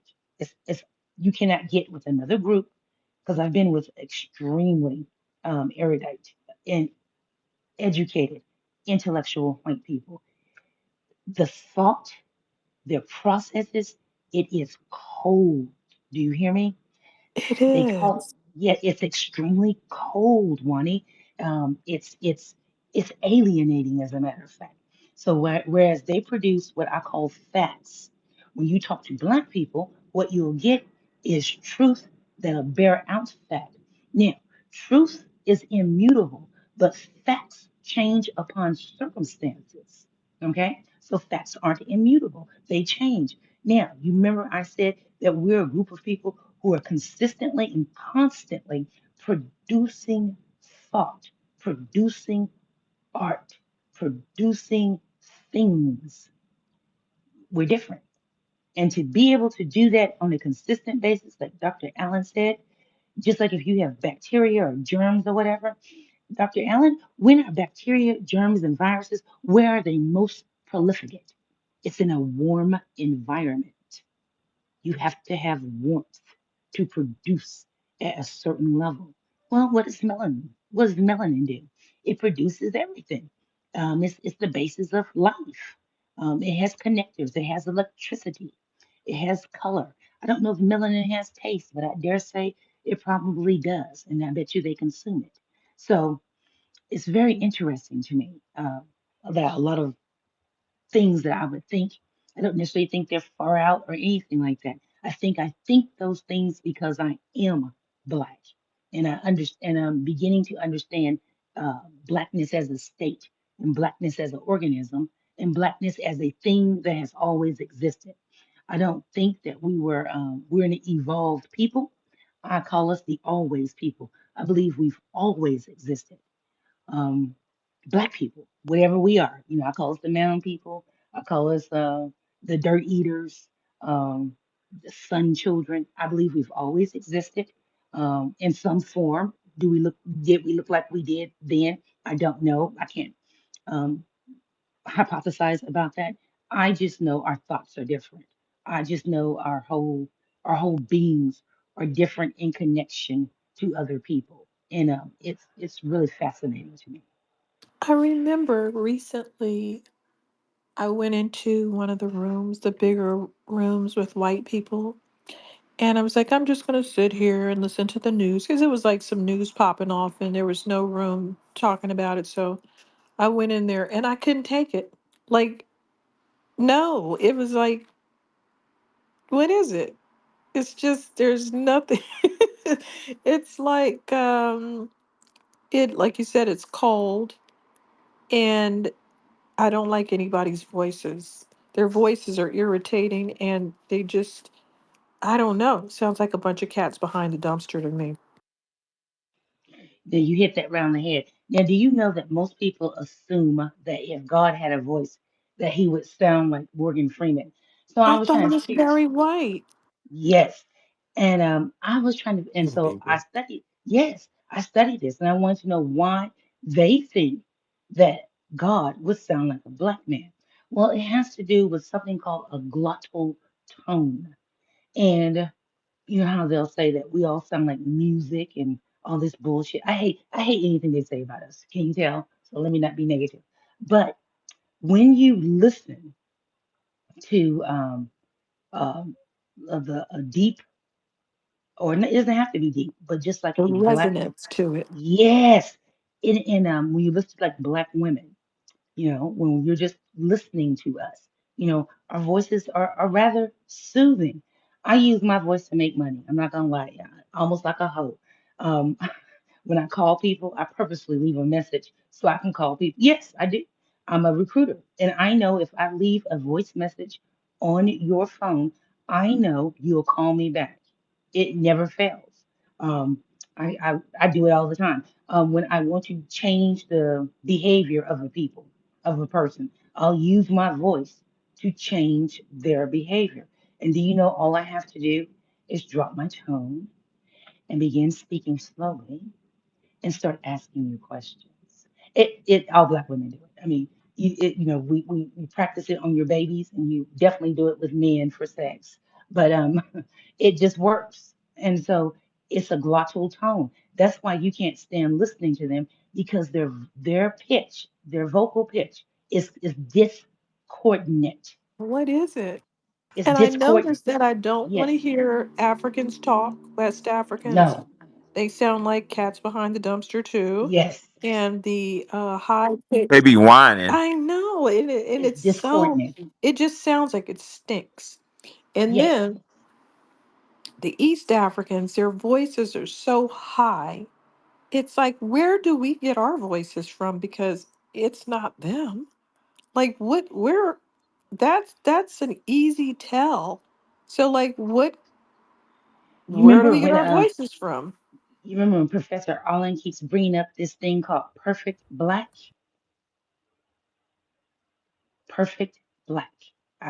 I have to study this out, but I hate this, and then everybody's going, Andy, here you go with this crazy shit again, but I'm gonna say it, perfect black. So something or some beings had to exhibit the perfection of blackness. Ding dong, because I don't know. Yeah, the person who's been teaching me in the background, he said, I want you to think about this, Andrea. I said, okay, I got to think about this. He said, if you notice, when they began selling a certain group of people, he said Africa immediately plunged into poverty. So they had these kingdoms, right? They had all this gold, all these riches. They were ruling the world. And then he said it was a certain group of people that they would, be warring and sparring with and different things like that. And they started selling these troublesome people, okay? These people that they had conflict with, that they were at war with. Personally, I do not believe that we were just, like they'll say, a lot of us come from West Africa. I don't believe that. I just will never believe it. Like I said, I believe we're the always people. We've always been. Um, why? Because think about it, Wani. It's no way that we could be after 500 years that we could be so different, so vastly different from them as we are now. It's no way. Just like you made that comment. Why are their voices this? Why are their voices that? Their bodies, their their shape of heads, their hands, their feet, just like we know them when they see us. They know us when we see them. See, I don't care about people judging me, but don't say it to my face. So I've been with, African people. I've been with, different um people. We are different people, okay? I'm not gonna keep saying this because nobody wants to believe it. They always want to make like all black people are the same. No, we're not. We are a different people. Um, ev- even our sexual practices are different. That's why African men like to have sex with black women, but you do not hear black women saying that they prefer sex with African men. And you would say, well, Andrea, don't they have rather large penises and things of that nature? commensurate with black men. Um, yes, it's a market difference. Okay, it is a market difference. This is why people like to have sex with black men, because having sex with black men is different. It's more sensual, Uh-oh, you got i.e., bad news down here giggling. okay, well, it's more sensate. I know he's. I don't want people to be. What's the word? I don't want you to think this is a sexual. I'm going sexual. I'm not. What I want you to be able to um, grasp is, from an intellectual standpoint, that we are a more sensate group of people. So obviously, the sex would be more sensate as well. And We're yes, like you said, we have a different spirit and a different spiritual essence, and what people don't want to admit in America, we're so what's the word, immature or something, you know. But what people don't want to admit about having intercourse is it's a spiritual act. You know what I'm saying? And I would say it's different with sisters. Like that's why I love me some sisters, man. It's just different. because we're more It's a real we're more in tune. yeah. Good. We're more in tune as far as sexual expression. So for us, sex is not an act of alienation. Do you realize that in most cultures, sex becomes an act of alienation? And even in cultures where they're not alienated by sex, it still doesn't have the same meaning or expression within their culture that it has in black culture. That's why I hate when people prostitute black sexuality, because that is one of the differentiating things about us is our sexuality. And I hate when people prostitute it or talk about it, or try to sell it to other people, because um, it's very easily commodified. That's why you have people who look like Dr. Allen and look like me, because they know this. And I hate it. I hate how it is it's ruined, because it's a gift. It's an intimate thing, because we're able to connect spiritually in all aspects of our life. Whereas most people live topically, and they have to generate passion for things that they feel about. You don't have to wake up a black person and ask them, are they passionate? That's one thing you'll never have to ask one of us. Are you passionate? We feel everything deeply anyway. It's a natural thing. So when you're naturally that connected with the earth, with things, um, how do I want to put this? You you come off as a hot person, or you come off as extremely warm on the human scale. And so it's emanated through your voice, it's in your touch, and obviously, if you have sex with people, they're going to feel that. And so that's one of the things that and so when I say our black canon of thought, see, these are the things that I want us as a group of people to actually start owning and speaking about from an intellectual level, and what constitutes our people, because we are so different. And I feel like they've tried to use our differences um, to, as I say, devalue and dehumanize us. And as we're learning, we're actually the only people who are human. And so this is a very dangerous and sad place for us to be in. And if we don't learn how to uh, weld the knowledge that we gain with some power, I fear we will not be able to save ourselves. And what will happen is we'll be bred out. Yeah, I really do believe that we will. Like the Etruscans, Yes, Wani and I were talking. Yeah, Yes. with the Etruscans. They just disappear, you know.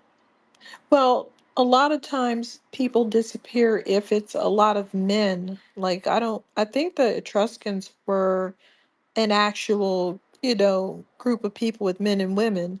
But a lot of times when it's a male heavy population and they go somewhere else and for whatever I reasons, can't hear anyone. Let me drop out of oh the no. space. Well, Wani, That's if my you fault. notice, I'm sorry, y'all. What's up, y'all? What oh, you I'm do, sorry. bad news? I was going to What's say, up? if you notice, they're attacking our men. So it's almost like they're trying to just leave us. Um, You know, the yeah, funny thing yeah. is, I can tell by looking at stuff whether I want to get involved with it. Food, men, and I always look at African men and go, "Oh no, no, no! I already know you're just going to be a disaster area." I don't even know why, but it's just, like I don't look at probably 99% of the men on the earth because I don't look at like all of the other groups. And it's, well, I had, when I was younger, I had this little white girlfriend, and she goes, "You're racist." And I said, "Why?" And she said, "You don't like white boys." And I was like, "That's not racist. That's a preference." But anyway, I don't look at them like potential dates. Why? I don't know. But I don't look at them like that. I look at them like, oh, he would be not, when I was younger, I'd be, oh, he'd be nice for this person. I'd look at him, but I would, match make him up to somebody else. But I would never, and that's why she said that, because she was like, "Well, you can see that they're nice guys, so why don't you like them?" Because I don't like them. I don't know why, and I don't have to explain it, but I can just look at stuff and tell I don't want to get involved with it. And that saved me a whole lot of anguish over time. And did you know that Black women are the least likely group to date out? Now, they want to turn this around and claim that we're least desirable. I have to keep telling people this. That is a goddamn lie. I have to keep telling them that's a goddamn lie. The numbers say Facts. opposite, and it's like most of the people doing this are foreign women. And like when I first got on the internet, I was thrown into this travel group, and all the women were following me. I didn't pay attention to their ethnicity at the time until I found out, the hostilities. But all of the women following me were traveling Caribbeans and a few Africans. And they had travel pages, and they all had white husbands. And I said, I started to feel nervous, like, well, is this a big trend? And then I realized they're all foreign, and they were bragging about their children. Um, like I said yesterday, white people have very terrible colorism, and it's very cringe.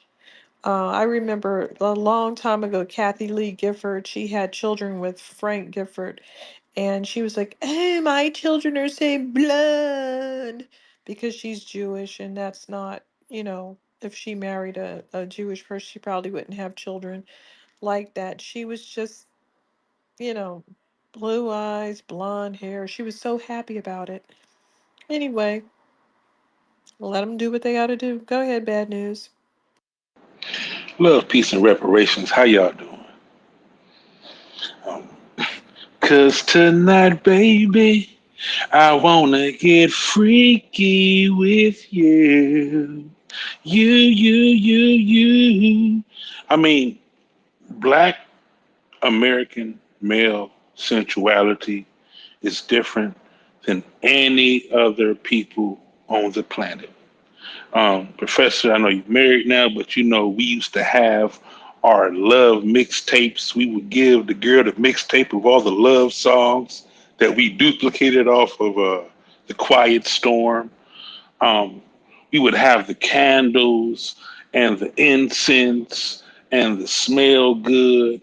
It was we had a list of songs we gonna play it like the gospel of our sensuality.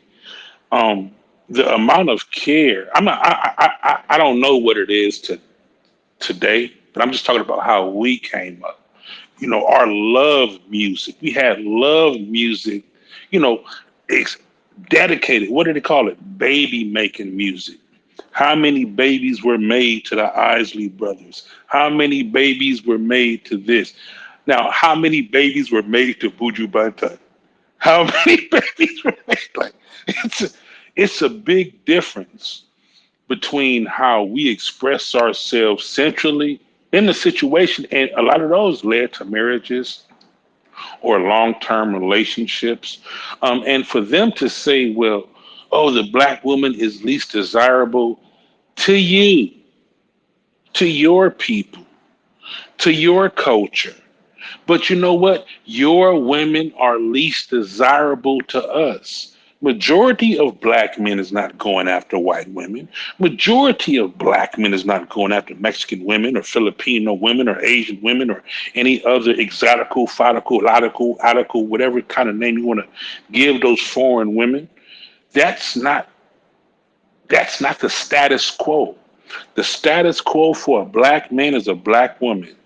And when they don't do the do, it does becomes when you really want to, I'm not talking about people who meet up after the club and go to a whole, I'm talking about like you've been talking to her, you want to make it right, you done vacuumed, washed all the dishes, you know, like, show, know what, girl, after we finish, I got some food in the oven. You know what I mean? Like, girl, so I get around too. That's what I'm looking for. No, but it's an experience. You don't Yeah, I see would that in say, other cultures. I'm sorry, brother. Go you ahead. me- you messing with a FBA, you fucking with an experience. I met my wife and we were dating and shit, and she said she'd never been to New York.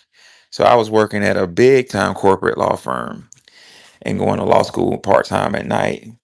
And I was just making a lot of money. I was a law clerk. And I told her, I said, clear your schedule Friday and Saturday. And I fucked around and bought some plane tickets and we flew to New York. It was her birthday party. And my date for her birthday was to take her to a restaurant called Babbo in Chelsea. I mean in Soho in New York, a real fancy Italian restaurant. And then we were gonna go to Jay-Z's club. 4040 had just opened. So we went to Babbo, shit was fantastic. And then we went to Jay-Z 4040 and paid $100 to get in there, wasn't nobody there. So Jay-Z's club was they were striking. I didn't know that. And the waiter, the dude kept walking up to me like making passes at me in front of my girlfriend at the time. And you know what I'm saying? And we were laughing about it. And I was like, man, let's just go. So we left 4040. We're the only people there. And that waiter walked up to me and gave me a piece of paper, like a number, like his phone number or something. And I was like, okay, cool. And we walked out, and I was about to throw it in the trash can. And my wife with my girlfriend then was like, "You're gonna open it, right?" I said, "Hell no, I ain't gonna open this." She's like, "Open it." So I opened the shit, and it had an address on it. It was like some address, and she was God like, damn. "No, listen to this shit. This is a legendary fucking story." Now she had on a black. We were like black tie dress. You know what I'm saying? Um, and I had some Gucci sunglasses on, and I opened the shit. We were in a taxi, and I opened it. She made me open it. I opened it. And it was an address, and she's like, You know, we're going." I was like, "Hell no, I ain't going to that." She said, "We're going." And I was like, "All She's right." a writer, man. No, That was check some it. Check, gangster shit. dog. I'm giving you a FBA date. That's how this shit go. She's like, "We're going," and I was like, "All right, fuck it. Well, let's do it." So we went. The cab took us to like 39th Street or some shit. I forget the street, but and it was a line for about fucking half a mile to the Chrysler building. And we got in a fucking line and just like was in the line waiting. And we finally got in the Chrysler building and in the lobby.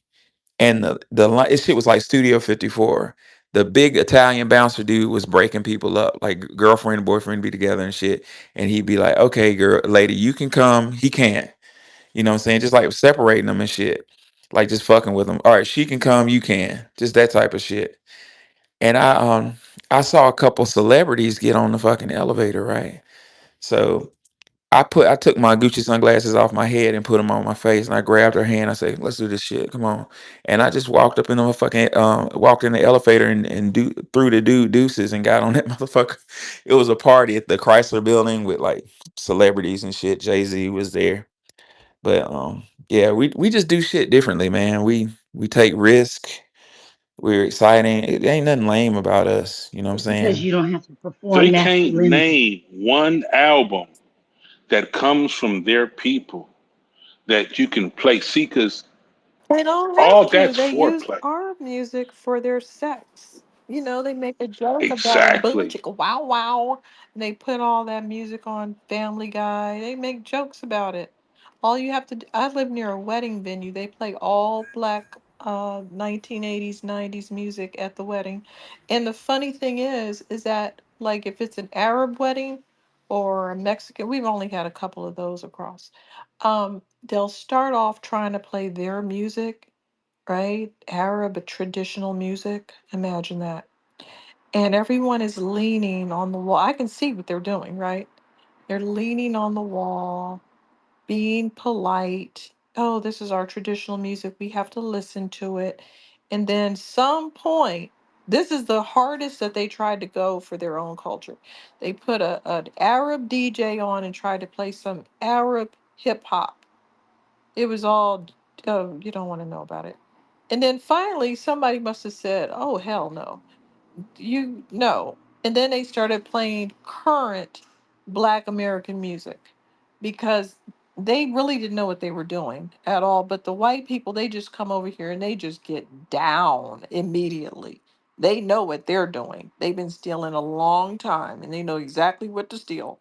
But these other people, they know that their music is not moving them and they're not having a good time and that people are not going to dance. So they just play what they think is popular, you know, but they don't know the real stuff. Like they don't have the stash. They got the top 40. They ain't got that Jodeci. They ain't got that Isley Brothers. They ain't got that Maze. They ain't got that Frankie Beverly. They ain't got that Smokey Robinson. They ain't got that Open environment. let's just kiss and say goodbye. Like all that good shit. They ain't got that so you're having my baby and it means so much to me. There's nothing more precious than to raise a family. Hey, Nikki, you better tell Tariq, let me get featured on one of them songs, man. I heard that I'm crying. I first. cried to you I want to niggas. sing about Okay? Push Me. I've got skills.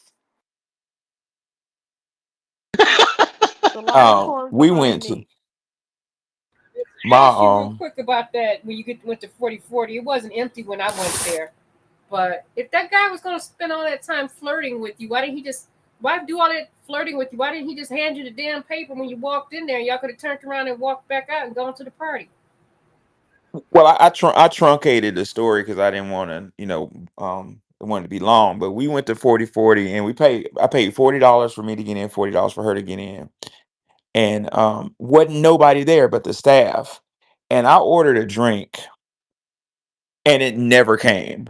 Like, you know what I'm saying? And the waiter was like goo goo eyeing and stuff, to me, like me and my girlfriend at the time were laughing about that shit. But and he kept coming to the table and being like, he was like, y'all don't want to be here. And I was like, man, I paid $100, $80 to be here. I'm gonna stay. And I'm waiting on people. I figured I was early, but he would keep coming by, like, I don't know why y'all still here. Just. But anyway, towards about an hour of us being there, he was like, "Look, I'm not supposed to tell you this, but we're on strike right now. Like, and everybody's mad at Jay Z, and nobody's gonna be here. You don't want to be here." And That was the guy she was flirting like, with you? "Yeah." And my wife was like, "Let's just go." And it's funny as He hell. was hating.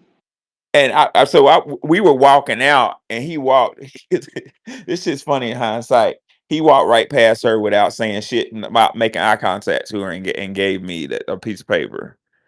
And I was like, That's oh, just mm, How but dare you take a cisgendered woman? Like, what? what? Those are fighting words. but it ended up, it was an address on it, like a celebrity party. I mean, that was like the most beautiful day ever. And this restaurant, I don't know if y'all ever been to Bobo. It's spelled Bobo. But it's an Italian guy with red hair. He's chubby, and he's a cook. Mario something. He was on TV. It's his restaurant. I mean, it closed a couple years ago, but that shit was. I mean, it was the most delicious Italian food I've ever had in my life.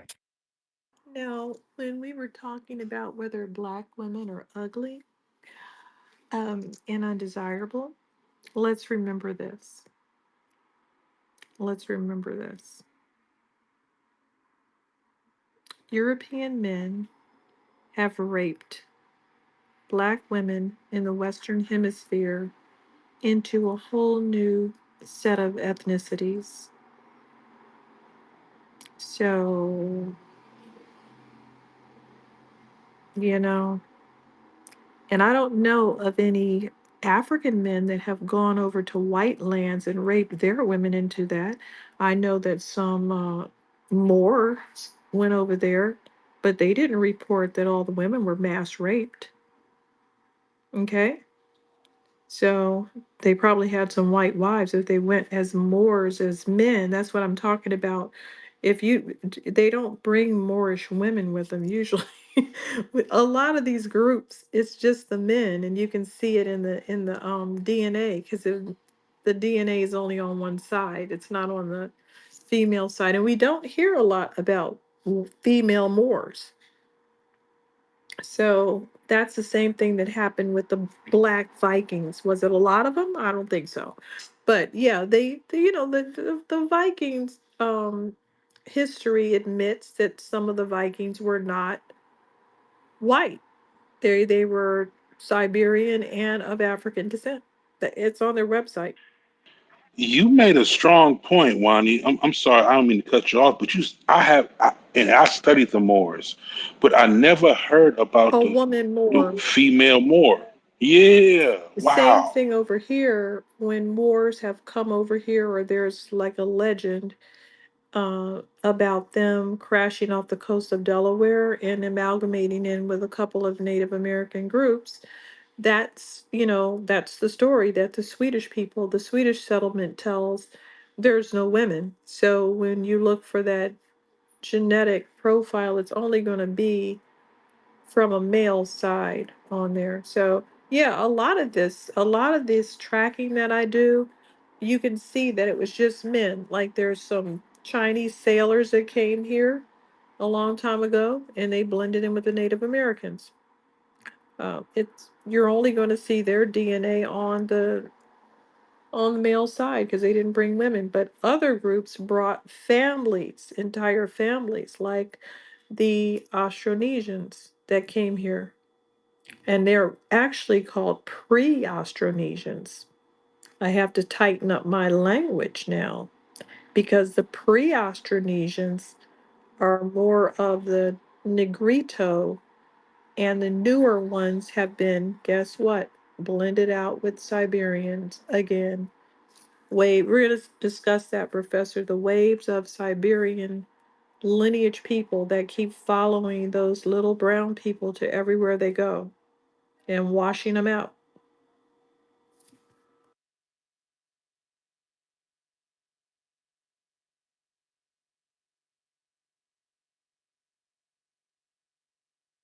Like a virus. I do think some of these, I mean, one of these researchers said that they were violent to the Negritos. The Negritos were in Europe, and guess who came over to Europe? Siberians. They went through Central Europe and ended up in Western Europe.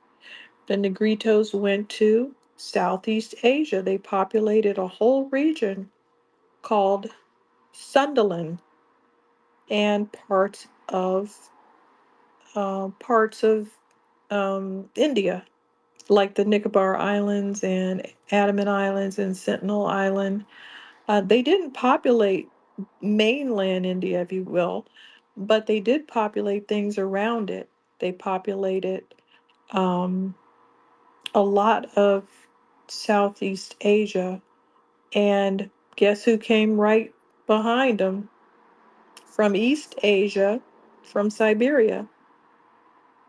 Blended together and came right down there and were hanging out in Southeast Asia with them. Then they had some fight in Taiwan. So they left Southeast Asia, got on the island of Taiwan, had a big fight with some Negritos, killed them, and now they say for 1,000 years they've been doing this ceremony. But some people say 500 years. I don't know. It's like a lot of stories, but they did the same thing here in the Americas. Negritos were here, minding their own business, and the same Siberians, but they had branched off. East Asians branched off to Siberians and to what we call Native Americans, and they came across the Bering Straits. They got into the Americas, and guess who got chased down to where they're just wiped out? You can only see their DNA within um, tribes in Amazon is where they that's where they found a lot of their DNA in three tribes.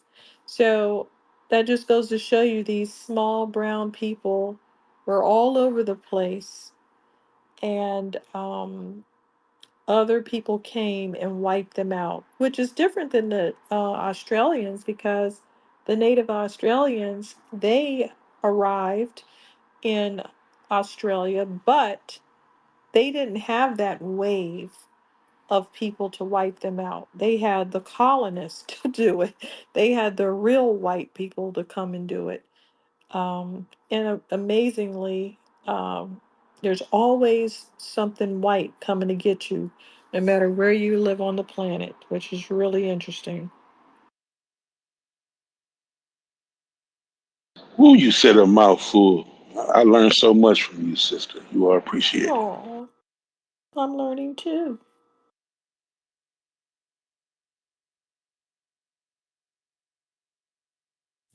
Yeah, the Ethiopian.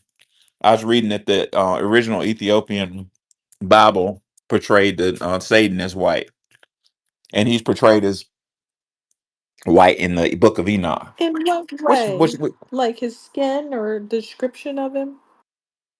I don't know exactly what the Ethiopian Bible said, because I haven't seen it. I got secondhand information. I read Arthur said that in the Ethiopian Bible, Mm-hmm. Satan is portrayed as white, I'll look but it up. in the Book of Enoch, I'm pretty sure the Book of Enoch it portrays Satan as white skin, which is what Lucifer means, bearer of light, light bearer. Well, when you look in the Quran, he's also in Surah 2102. He's referred to as the guilty blue eye will be gathered on the day of judgment. So, Blue eye. what that Zurk is Zurk. I might be saying the Arabic word wrong, but remember I was tripping up. It was like blue eyed devil, but it actually Wow, I does gotta look that. have some type of yeah. Uh, it does. Elijah Muhammad, knew some of what he was talking about, man, because that blue eyes. Even when Iblis, which was the name for Satan before, I think, Professor, you may know, because you be seeing a lot of Subhanahu wa Ta'ala. I knew a few Salafi brothers, they would use that honorific as well.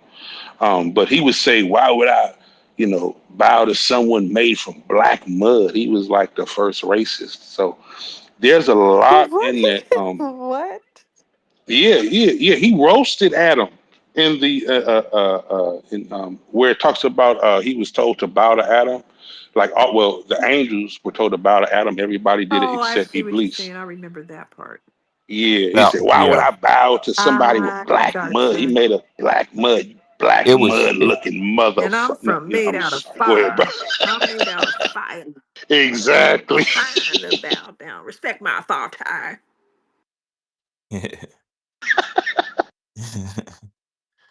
That's funny. It's real interesting when the history erases the mystery.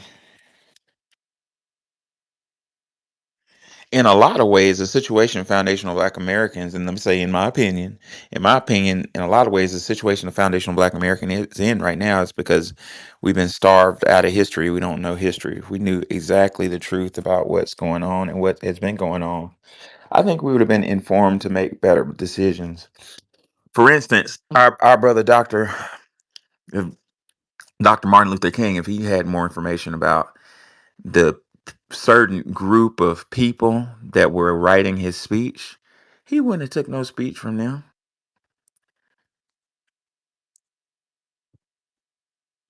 You're gonna have to elucidate on that one. Well, these people are diabolical, and I keep running into it now that I'm doing the research. And I'm almost finished, and I got the information, but here's what they're doing. So when they find a skull, first of all, nobody's white if it's older than 10,000 years old. They don't exist. Okay? So if you say, well, let me what did this skull look like? I mean, you can recreate it. You can look at the eye openings and the nose opening and the shape of the head and tell tell the person what the race is. And so you know what they're saying now? Oh, we didn't have the concept of race then. So we're not going to say it. We It doesn't count on that early of a person. So they're trying to claim that if you're like 60,000 years old, the race doesn't count. Really? Why not? Foolishness. That's what they're saying.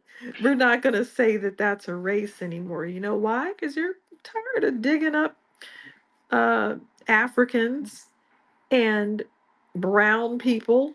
They're tired of it. People that don't look like them and people that they want to say are Siberian origin because that's closer to them. See, they're closer to Siberians than you know, and it's genetic. It is genetic. Hmm. That's why they're always trying to throw them in there as a buffer class. They've been doing that the whole time. Haven't you seen it done? Little brown people minding their business.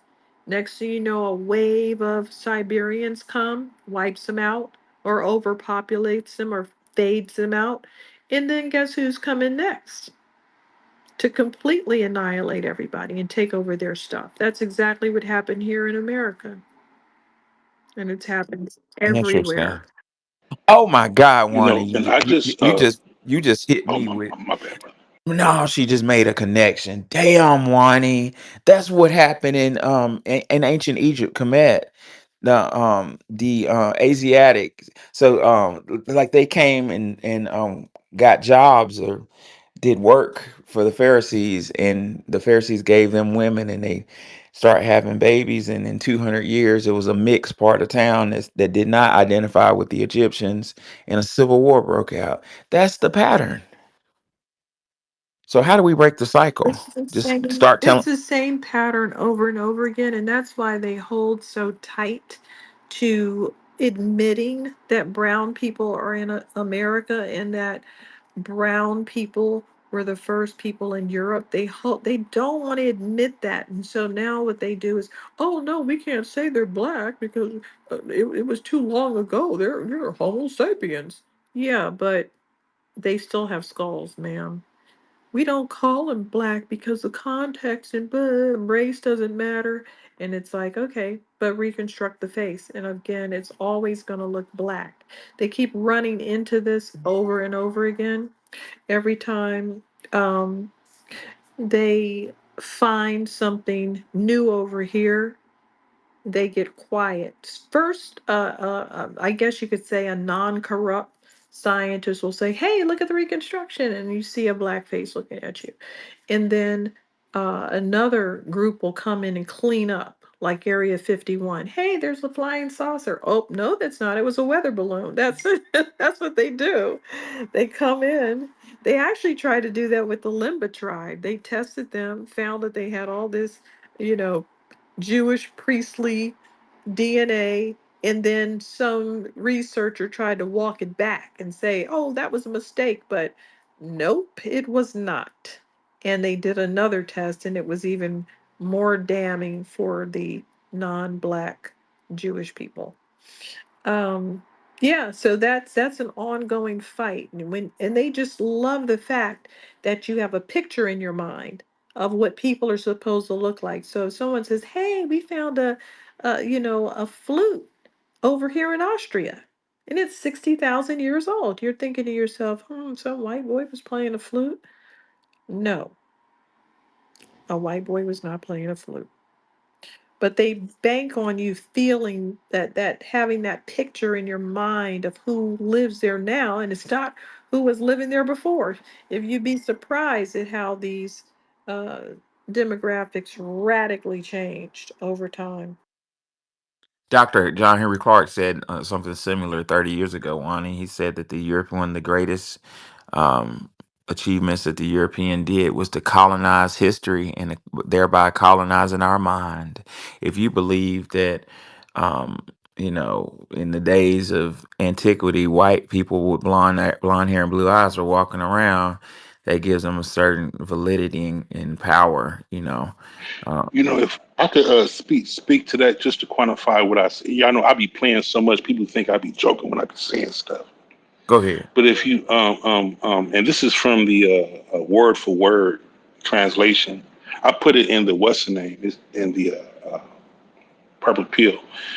It says, it says, the day will be blown in the trumpet, and we will gather the criminals that day, blue eyed. They are murmuring among themselves, and so forth and so forth and so forth. So that blue eyes, zircon, it only occurs one time, and they translate that as blue eyed. So when Elijah Muhammad was talking that stuff about blue eyed devil, like there is some type of basis that he was utilizing to come up with his hypothesis. White people are not worshipped by the divine, and the white people are not divine. Something else. It's very interesting when you look at it. I learned on the space, Sister Nikki taught me something that has really changed the way I think about race. I had no clue that all of our eyes are blue up under this melanin. I had no clue. So that puts things into context that these what what's her name? Ah, dang it, the writer who wrote The Bluest Eye. Toni Um, Morrison. What Toni Morrison would call the bluest eyes, actually just a thank you, sweetie, was just a lack of melanin. So if you look at it, look at this. You know what? The real simple way to look at this attack from the system of white supremacy is just reversal. Everything's reversed. You make something like blue eyes look like they're beautiful and full of splendor. You know what I'm saying? When actually a blue eye is just it's. I'm not calling it ugly. I'm just saying that it's missing No, it's something. not ugly because it's rare. So having the colored eyes is rare, and that makes people like it more. So that's not the issue. The issue is that we have mutants telling us what's cute. That's a mutation. White skin is a mutation. Straight hair is a mutation. Blonde hair is a mutation. And I'm not going to have a mutant telling me what to do with my nappy ass hair if I want to have it that way. I can't have nappy hair. It's too much. I can't deal with it. I'm too old for that. That's an interesting one. The abnormal telling you what's normal. Yes, and enforcing this within our laws, saying how you have to wear your hair for how long? Hundreds of years? Centuries. We've been told how to wear our hair, told our skin is wrong, and told, our hair coloring is off. And like, you're a mutant. You are literally a mutant. Then we have to get vaccinations because of you. The whole world has to get vaccinations because of European diseases. What Ooh, you better preach, I sister. mean, doctors have clearly said that. Now they're trying to walk that back too. There's a doctor who said white people get head lice more than other groups. And I tried to contact him, but he said he gave a reason, and I get this from a lot of women. They're like, well, that's because your hair is curly and because you put oil in your hair And because it's not long, and this lice is very particular. He likes our long, flowing, flaxen hair. So I said, well, then please explain lice on a buffalo's ass. That's curly and short. Please explain lice on a sheep's ass. That's curly, short, and it has lanolin in it. It's got all the stuff you say they don't like. What the problem is that a lice adapts itself to animals that it wants to hang out with. And Hang out with. it has taken the time to adapt itself to young pink butt. It is not We interested get dandruff. We don't get lice. it has literally taken time to adapt itself. First off, a lice will adapt itself to anything. So they are really looking crazy right now, popping up with all this lice. And I've seen it in real time. I've seen it in school. They said, okay, all the kids that have itchy hair and go on this side. All the little black girls are sitting over there with their afro puff looking like, what's their problem? We don't have those. They, at some point, I think it was like the third year of them checking, they never checked us anymore. They're like, yeah, yeah, you're not going to have it. They got the hint. You're not going to have it. In the military, they had a lice outbreak, and they said, okay, everybody that has a problem, get on the left side of the room. Guess who was on the left side of the room? All the black girls and a tall Chinese girl for some reason. And all the white girls were on the other side of the room. You guys have lice. You guys have four mutations and more that make you look the way you do. You have a persistent form of albinism, and you're going to tell me what I look like? No, I don't think so. Persistent form of albinism is crazy. One ain't going off.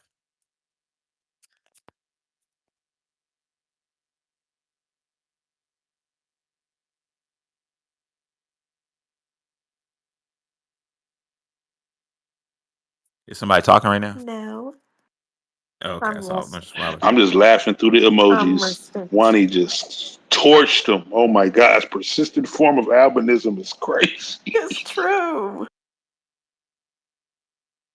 Well, you know how one is that they're actually amalgamation of recessive genes. They're a coagulation of recessive genes, and it has made a type of human being known as a Caucasian. So you have to be absent of a lot of things that other groups have. Other groups have hair color, skin color, eye color. Other groups have, more pronounced muscle tone, different natures and things like that. So when you're talking about something that's recessive, this is not a good thing. Um, I love how we've cleaned up or turned some words around to make them feel better or to validate themselves. But when you're talking about recessive genes, okay, you're talking about a biological deficit, and these are words that they never seem to want to be able to use for themselves. Like they'll look at Black people and say, well, we score higher intellectual quotient tests. And you're like, because you make up the test and because you create the environment. Um, to, basically you're testing to an environment. Well, if I test to an environment that I create, curate, and brutally uphold, gatekeep through violence, yes, all the people within my sphere are going to test higher.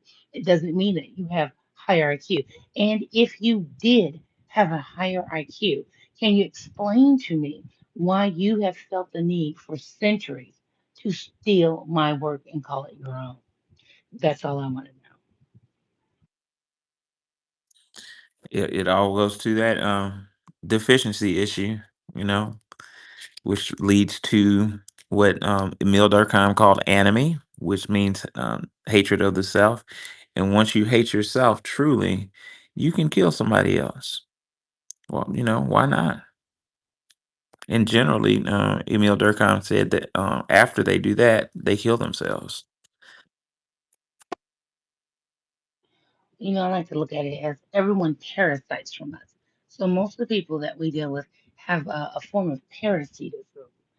They want to call it narcissism, but it's actually as if they're living from the host. And who's the host? I think, whether they wanted to make us that way or not, as my friend explains it, he's, Andrew, since we've always been, we've gone around and we've shared certain knowledge, we've shared certain assets that we possess. And if in a matter of 100 years, we're enslaved or we're being persecuted or we're being sold, it's really, really a shame that we can't be humane with inhuman people. Yeah, we're in a pickle. Pickle. um, just want to say hey to everybody. Sorry for the inconvenience.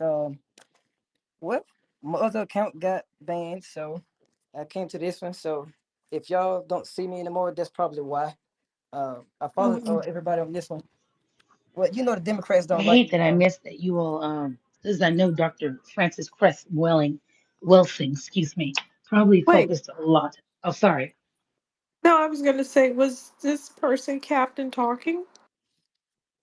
I was. Yeah, he was talking for a moment. Oh, go ahead, Andy. No, I was saying I hate that I missed listening out on the phallus. um Okay. on her part on that See that because right that's away. another thing that I have been studying a lot on too.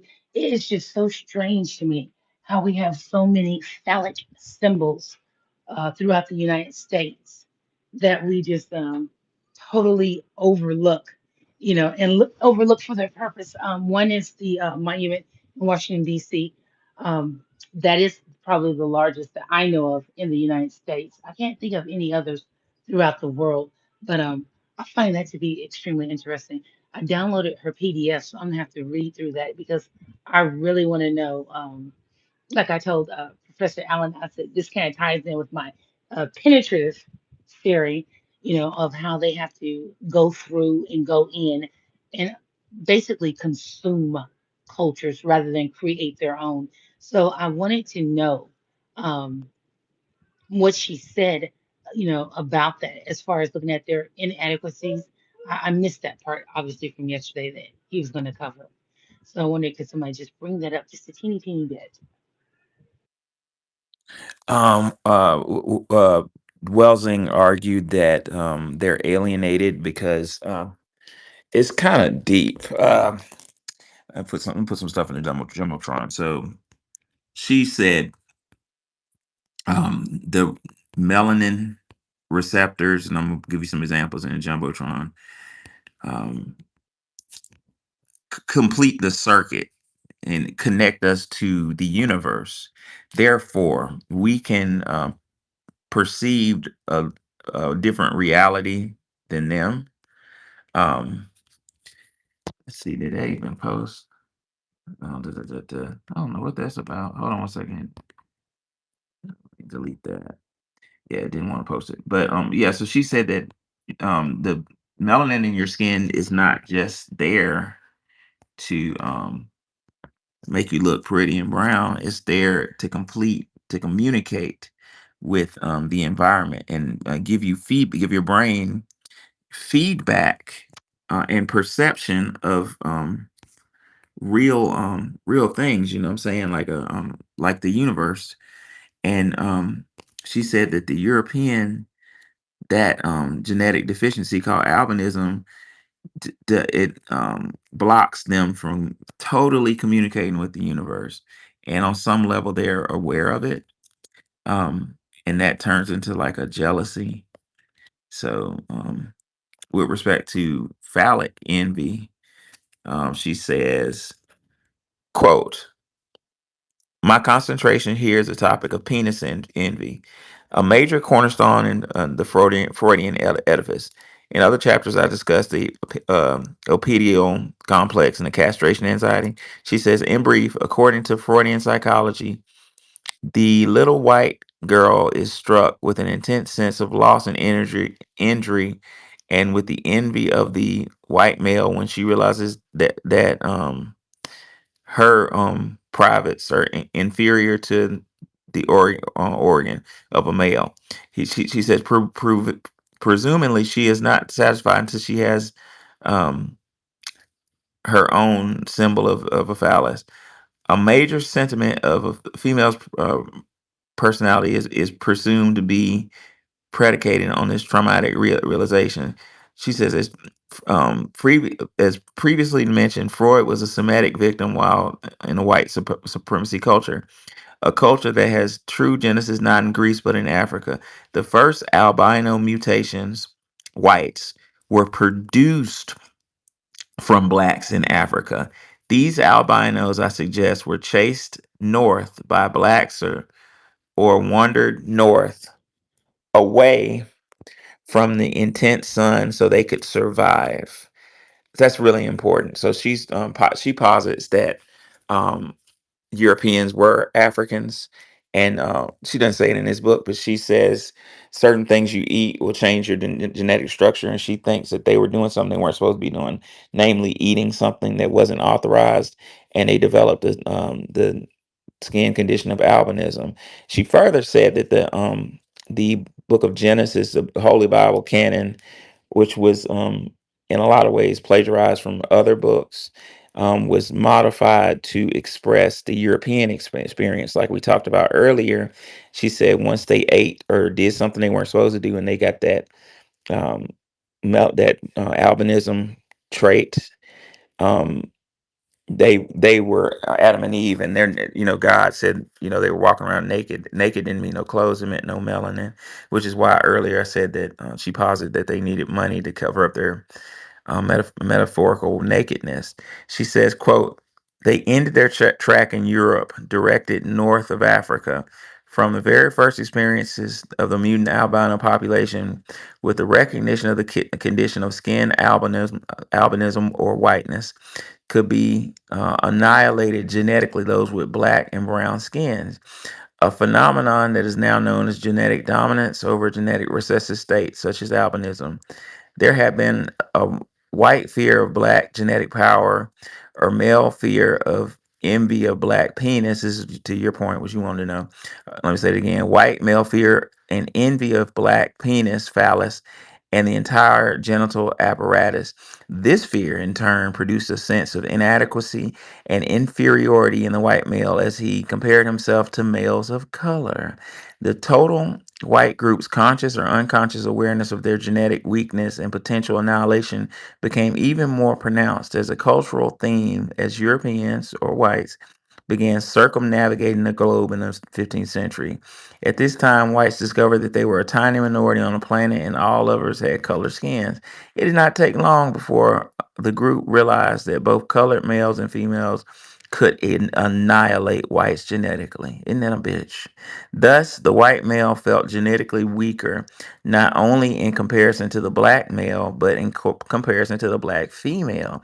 The black male had to be feared more because the black males it's the black male who initiates the act of reproduction. So, ladies and gentlemen, back to my title, annihilation, obliteration. That comes from what I just read. Black males are target number one. Black male and female are targets. We both are because we have potential, according to Dr. Welsing, of annihilating a whole group of people just by having sex with them.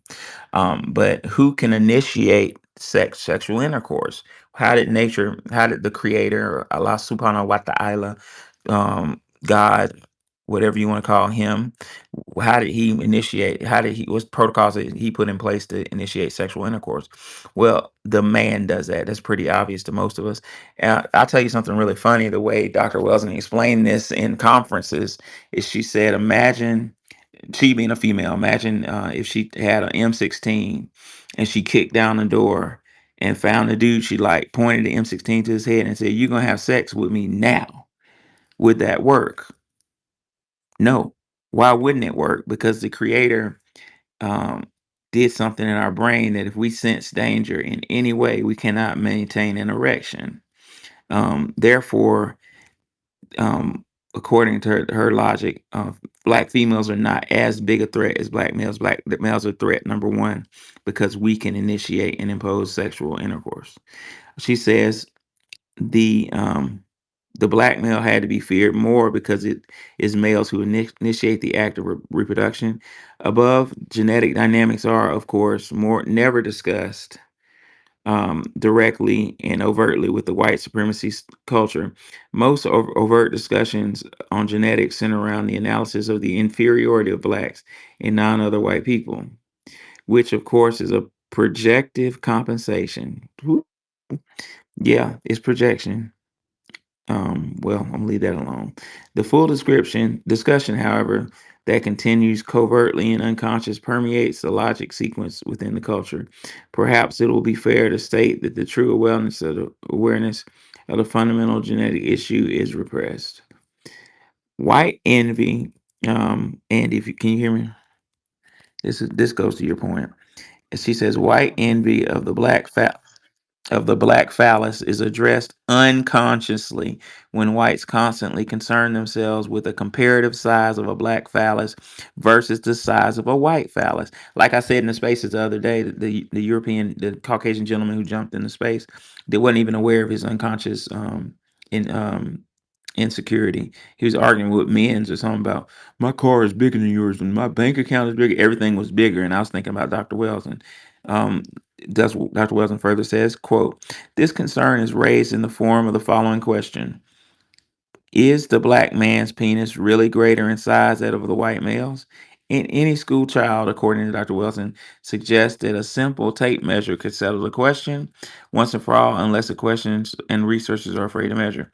In my practice, she's a psychiatrist. She said, in my practice, a black mother informed me that her 6-year-old son attended a predominantly white elementary school reported that one of his white male classmates told him that, oh yeah, well, I'm not gonna say that on say basically the can you imagine that happening to your little boy? He went to the bathroom and the white male was trying to see. Ugh. Excuse me? Mo- That's some. What? You a freaky ass nigga. You a 6'9" dog. Yeah, What is that? that's weird. Yeah, she reported to her mom that he's every time the little black kid go to take a pee, they running up to see.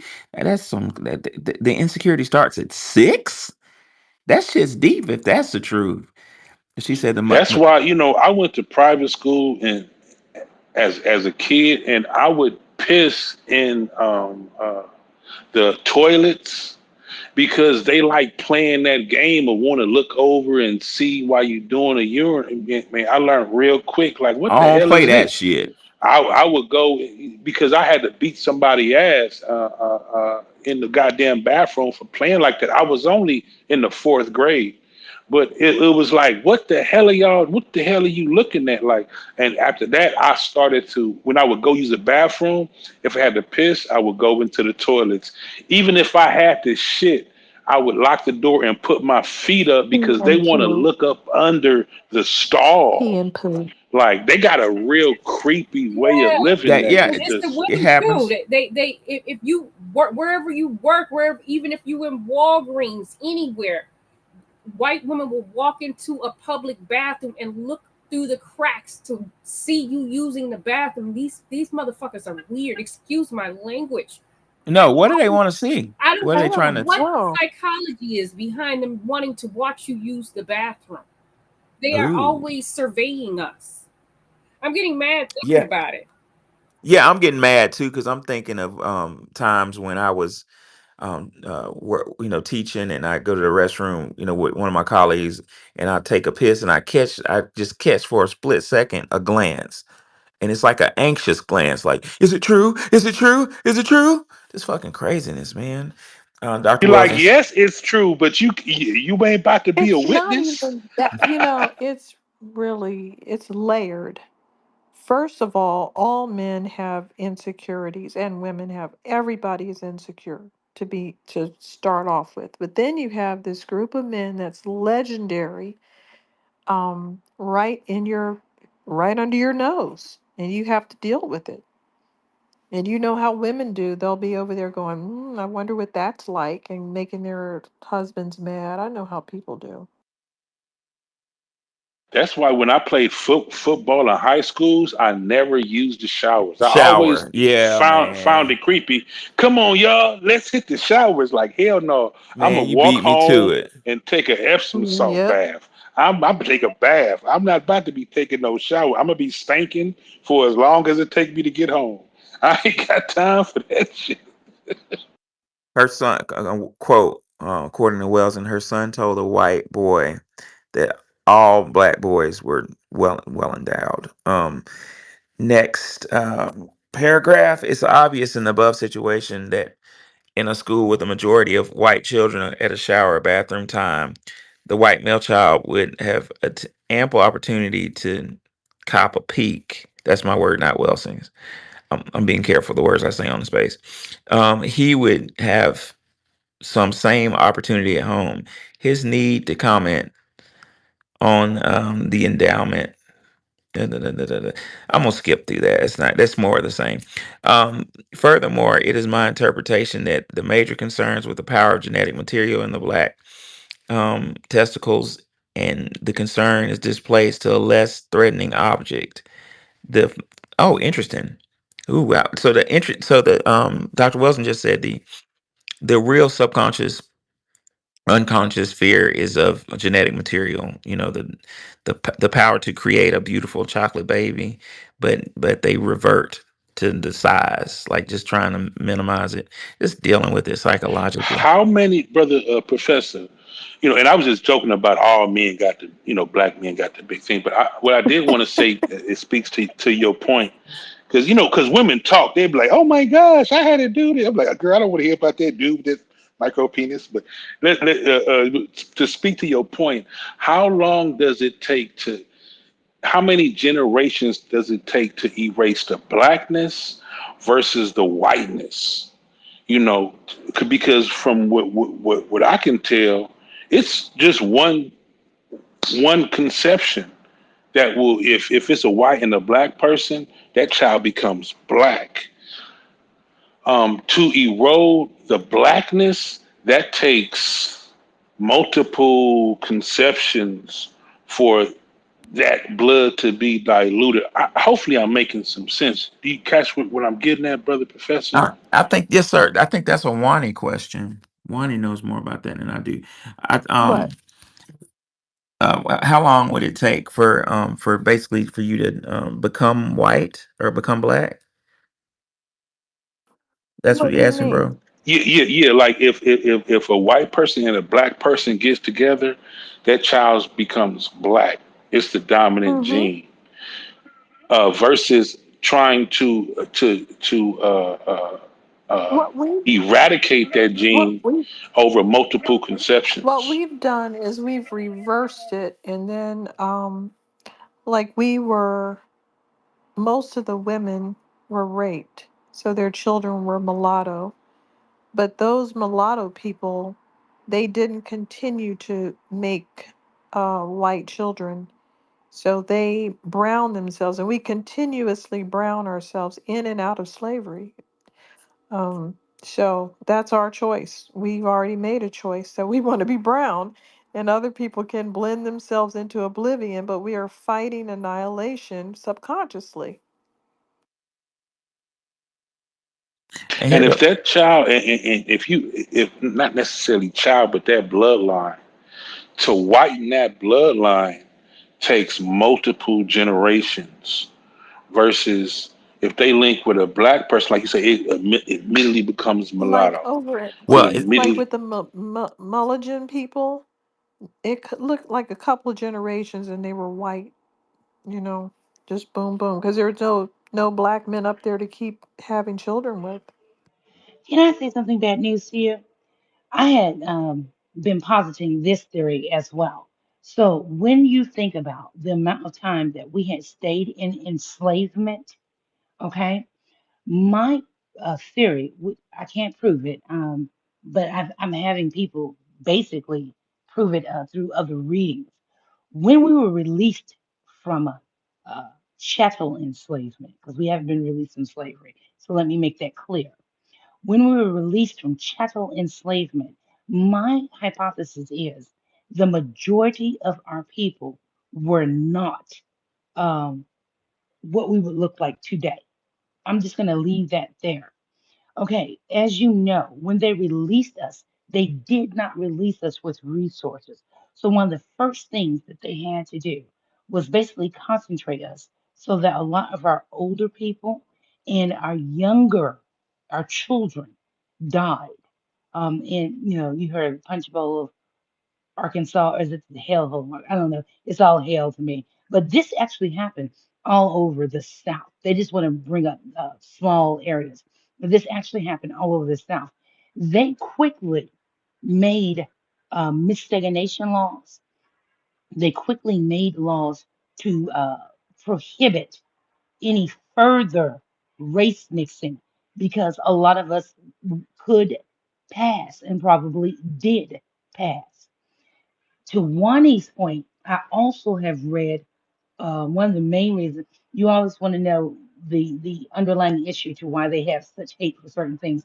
Well, one of the main reasons why they have hate against abortion is because the extent that Black women actually practice abortion in enslavement and thereafter. So thereafter enslavement, a lot of people are under the impression that because they forced all these miscegenation laws, that we still weren't under the threat of being raped and having mixed race children, which we were. And that's why we're so good or comfortable with abortion to a for a certain extent because we practice it to actually preserve our race. We were doing these things to save ourselves from being bred out, viciously annihilated. So, to answer your question, I believe that as we have, this is our second, really, this is Black Americans. I think we're maybe in our second or third ethnogenesis, if my hypothesis is right. And so, what you're looking at us now is you're looking at a concentrated effort on Black women's part now. So a shout out to my sisters on Black women's part to preserve us. So it doesn't take much to rape people out. If it didn't take much to rape us into a particular ethnogenesis, then to answer your question logically, it doesn't take much to annihilate a group of people. This same thing happened to the Berbers in England. I had read a little bit about that. England had a lot of slaves, as you all know. They ended their slaves a little bit earlier, but they also had a sect of free people. I don't know if they were free per se, but let's just call them for lack of a better word, indentured. And they were a particular race of people called the Berbers in the UK. Well, they bred them out. Literally, they were absorbed. And I believe that was President Lincoln's uh, theory. Go ahead. Well, yeah, well, you have to look at science, and I agree with you. But a even better example is Nazi Germany. You have to keep in mind that these, and Dr. Wilson brought this up. So she said the Semites. Yeah, let me see if I can find the page. She actually talks about it in her book. But she says that the Semitics in Nazi Germany were targeted because they knew that black gene, that African gene, is so dominant. And our brother Tariq talks about this a lot, so brilliantly, that the people, mulatto people, are more dangerous. White supremacists are more afraid of them than they are of darker, people who look obviously black because they're afraid of that gene getting loose. Well, that's according to Dr. Welsing is the logic for the Holocaust is the Germans didn't want that Negro gene to go flying around, you know, Why are Nazi they Germany with having that. sex with people then? They're doing it to themselves. They need to really get a grip because they have African prostitutes laying on mattresses in the open, and Italian men are over there buying this. Like, what is your problem, dude? Who's buying that? Uh, that goes, Wani, that goes back to what Freud would call eros and thanatos. So, like I said earlier, I'm a firm believer that our children need to go to school, needs to, in a way, be segregated. because our psychologies are different. The Europeans' origin, I would bet money, is during the Young Dryas. The Young Dryas is the name of a flower. That there's an older Dryas and a younger Dryas. The younger Dryas only grows in the Ice Age. So the younger Dryas, I just like that term, the younger Dryas, represents the last Ice Age caused by a great cataclysm. There are those like myself that the in German call it the Wurm, WURM. What that means, nobody actually knows, but it's called the Wurm. Well, during that period of time was the rise of the European, and their ethnogenesis occurred during a cataclysmic time with lack of resources, harsh climate, a time where men were more valuable than females. You know what I'm saying? A very violent time. So if you believe in the theory of nature versus nurture, a person is the way he or she is because of A, their genes, plus B, their environment, or like you call it, Drea, the big A. I mean the big E. I'm sorry, big E, the environment. The European was created in a sense, if you want to use that word, during a time of great cataclysm and scarcity, and that behavior is ingrained, hardwired to their genetics, some would argue. Now, back to Wani's issue, Freud said that given the fact that what I just said about the ethnogenesis during the Younger Dryas, the European operates off of two things: the life instinct and the death instinct. Think about it. During the Ice Age, you only got a couple months to get your wife pregnant before that, so that baby can be born at the optimal time where it's not freezing cold, therefore could survive. So you got to time everything just right.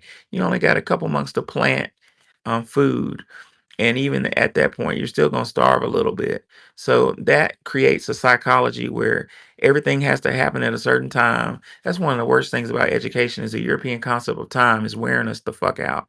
A time test. Why does a test need to be timed? What kind of fucking sense does that make? You're testing people who can do stuff fast. Guess what you do when you rush through stuff? You make mistakes. You know what I'm saying? um that European psychology based on Young Dryas is transposed to us when it don't match our temperament. We came during the Holocene. I would say during the Miocene, but there are those who believe that the black um, melanated, with Austronesian, is that the word, Wani, is eternal. We don't know a beginning or an end. So I don't know where to put Again, us. those pre-Austronesians, they just like there's just like a cutoff. They'll just go, oh, they came from Africa, but they can't show you the connection. See, same thing with the people in native Australians. Oh, 70, 80,000 years ago, they came from Africa. Okay. Uh, Directly or, well, it looks like they mixed with the Denisovans and then headed on down, but mm, seems a little weird. I just can't picture people doing those moves like that. It's just some of these things don't fit in very well. And so that goes to my point when I always say that we're mixed with African, not that we're African people, but we're mixed with them.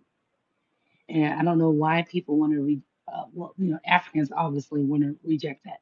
I had a guy put on my thing there because they always use my picture as some type of gotcha. And he said, well, you look like a Congolesian. And I'm like, yeah, I have some descendants from Congo.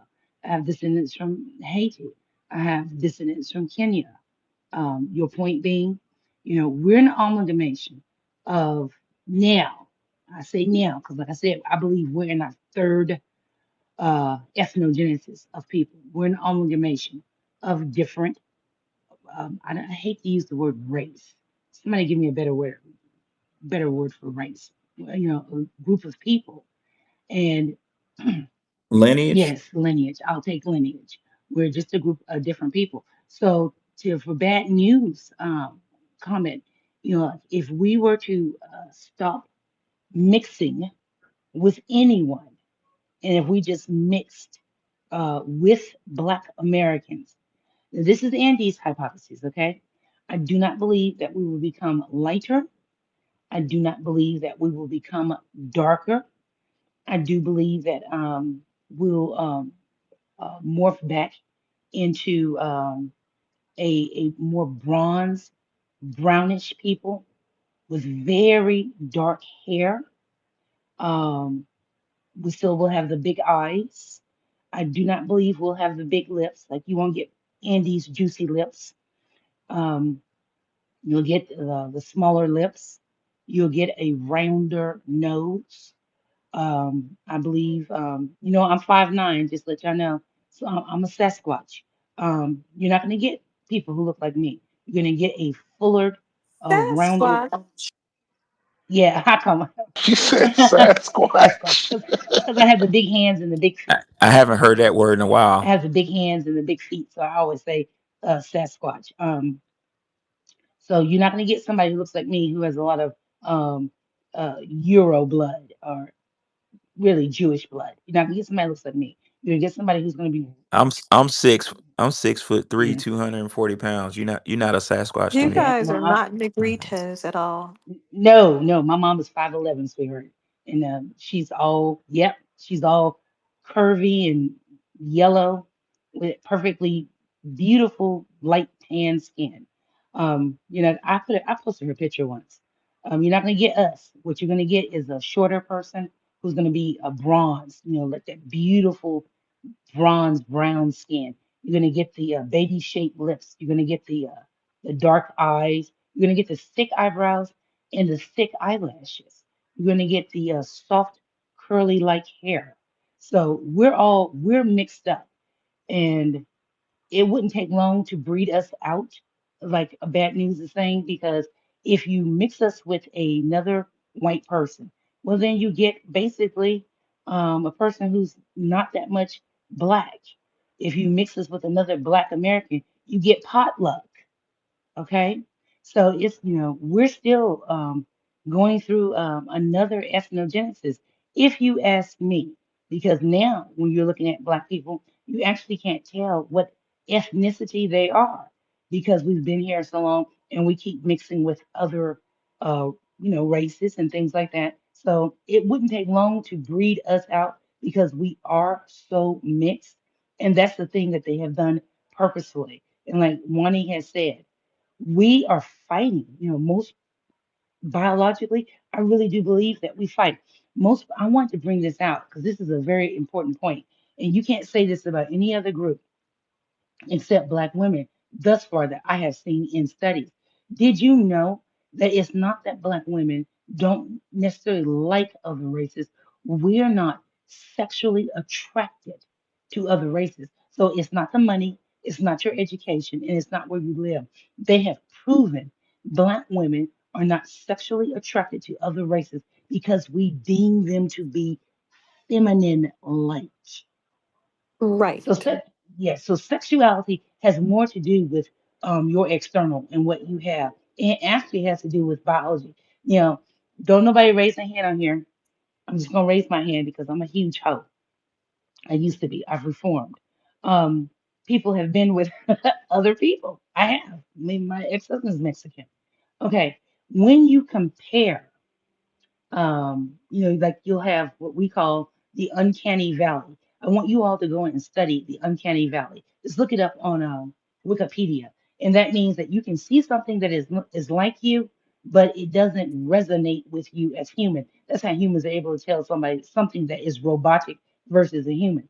Well, believe it or not, it's something in your brain, and this quite possibly could keep us from mating with cows and dogs. But it's something within your brain that I tell you, you'll feel like a bit of uncanny valley, like when you're with other people. It's like Wani said, I find their intellectualism to be cold. I'm paraphrasing for you, Wani. Or, the voices get on my nerves. Um, that is a real sexual drive thing. And Black women in particular, find other races of men to be feminine. We classify them based on their uh, masculinity on a masculinity scale, and it's not. It has nothing to do with penis size and how good they are in bed. It's that other men uh, are not. Uh, they don't perform masculinity in a way that is sexually appealing to us or makes us want to have babies with them. And this is another reason why people hate black women, because black women like me will say it. Yes, Andy will say that when I'm talking to a white guy, I feel like I'm talking to a woman. And I'm not a lesbian. I like penises. So they're not necessarily as attracted to me. I can be friends with them. I can pray for them. I can love them. It does not mean, like when they start coming on to me, it makes me feel like a woman is coming on to me, and that's how black women really are. So that people know this about us, so that makes them think, them that makes them say ugly things about us because we threaten what little Mm-hmm. bit of masculinity that they perform. I'm gonna keep on saying this over and over. They They are in the perform. uncanny valley of the friend zone. Okay, Yes, the uncanny. Why would We they? use that in tech as well for androids uh, and stuff. You can make it only look so human until it looks creepy.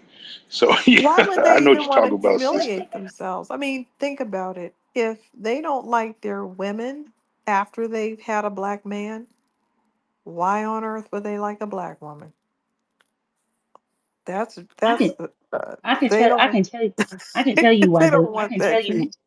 I can tell you why they like a black woman, because I've had them tell me, because they say we're more active in bed, we move more, we're more sexually participant. It's not like they're just acting out sexually, but they're actually acting with. That's one of the reasons. Okay. Secondly, we boost their ego because people look at them and they'll say, well, if he's with a black woman, then I know Mm-hmm. he's a real man. So we boost their Right. Yeah, I hear that a we lot. boost their Also, yeah. they're not attracted to the black woman. They want to use the black woman for their own perversity. It's not a thing of attraction to where, oh, you're beautiful. We can do this.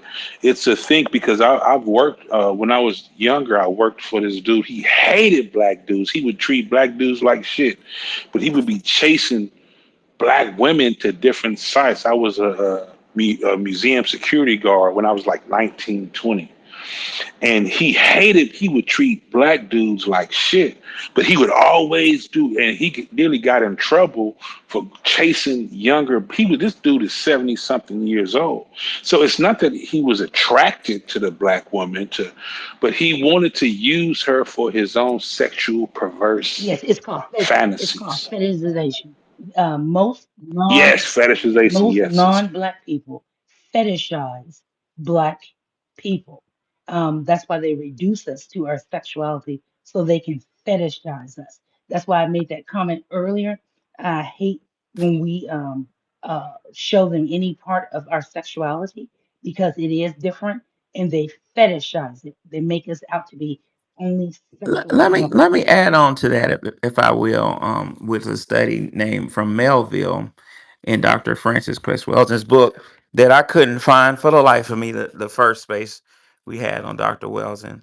Now, a quick refresher is we're talking about the lack of melanin being, or let me say the addition of melanin being the key in the lock that opens up a new realm of receptors that helps you understand the rhythm of the earth and rhythm of the universe, that gives you that je ne sais quoi that women like in bed, you know what I'm saying, that men like in bed, that gives us the abilities we have.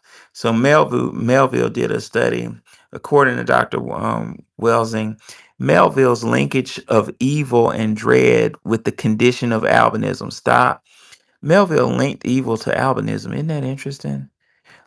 Melville's linkage of evil and dread with the condition of albinism parallels out of my own thesis that the absence of the neuropeptide melanin, the absence of this black pigment in the skin and the other aspects of the nervous system critically impairs the depth sensitivity of the nervous system. Um, and the ability to tune into the total spectrum of energy's frequencies in the universe. This deficiency of sensory awareness sets the stage for the absence of harmony. What book is that? The Dr. Welsing's Oh, book. okay. I couldn't find it the other day. Saved my life when I was looking for Yeah, you remember when it. Juanita was talking about the melodiousness, the harmony, Uh-huh. when we talk about being rhythmic. And so you're seeing that all these, what we call earthy aspects and characteristics of blackness, they're not. They're just characteristics of a group of people. They've tried to make it seem like, okay, that makes us lesser. It doesn't. In actuality, it makes us more. It makes us better. Check this out. I agree with you. Dr. Wilson says, quote, the deficiency of this sensory awareness sets the stage for the absence of harmony, the chaos and destruction, which is evil. Remember, evil spelled, Dr. Wilson's not saying this, I'm saying this. Evil spelled backwards is live. What was the reason they said that albinism was evil? Because now we're going to have to look at some of these ancient tribes that chase people with albinism around and think they're evil. Oh, something's weird going on. So Melville said that the condition of albinism, basically that the absence of neuropeptide melanin, which completes the Mm. circuit, in the absence of this black pigment in the skin and other aspects of the nervous system, critically impairs the depth of sensitivity in the nervous system. Mm-hmm. Well, check this out. That sounds like some shit my wife taught me about psychopaths, not socio-psycho, psychopaths, and I'm gonna get it wrong, but she was like, they do all kind of extreme shit because they're trying to feel. They want to feel, they can't feel. Like mentally, they can't feel. Like I can't feel emotion, so they'll kill an animal, like because that gives them a little bit. Like Mm-hmm. okay, if I saw the animal scream and beg for his life, that made me feel a little Oh, something, and it gets so. So that's kind of what Melville's saying right here, That, and Dr. that Welsing. is my whole She that's said, my whole thesis on the penetrative theory. I have to penetrate you to be able to feel. that's interesting. It's like Evil Knievel had a thing where he had right. to keep, like his frontal lobe needed to be stimulated or something. I can't remember all the details, but that's a thing where you just, you know. It's not enough. It's because So I'm unable to internally see and to express and to feel on a natural, or I'm gonna say natural level. So I have to create situations of extremities to be able to feel. I am sensate deficient. that's a way of looking at it. So Melville also posits, thus, the injustice of and evil of white supremacy not only has its foundation in the numerical minority status of the global white population and its genetic recessive status in terms of melanin pigment production, but the very absence of melanin in the nervous system is in significant degrees decreasing the sensory output and thus sensitivity is an additional contributing factor to the problem of white supremacist injustice. White supremacy is the greatest known evil on earth. Likewise, racism, white supremacy, is the unified force field that encompasses all of the lesser evils. We now recognize, indeed, if the absence of melanin obstructs the nervous system's ability to tune into the total spectrum of frequencies in the universe, rendering those lacking melanin incapable of acting in harmony with those frequencies. Then it becomes incumbent upon those possessing melanin to counteract the evil. Yes, this Dr. Wilson this dropped the mic on that yes, shit. remember I told you, I said white supremacy has now become a religion. It's more than just an ideology, it's a religion. And it reifies itself. Reifies, reifies, or reify. I want you all to look that word up as well. So that means whatever it does, it is self justifying. It has to be self justifying to be as perfectly exclusionary as it is. Were you to ever unpick one single part of it, then it immediately becomes a self healing ideology. That's why you cannot complain, reason with them, rationalize with them, or make them see or understand at a deeper level their destructiveness for humanity. They are incapable, and we keep saying this, they are incapable of feeling the consequences of their actions. That's basically what Welsing posited just then. Back to the issue with penis envy that you wanted me to talk about, Andy. Welding says, furthermore, furthermore, it is my interpretation that the major concern with the power of genetic material is in the black testicles, and the concern is designed displaced to a less threatening object, the phallus, and its size.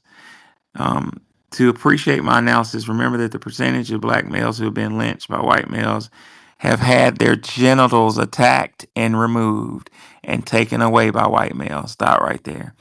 Why would the brothers that they lynched, and why were they messing with their private parts? Because you know what?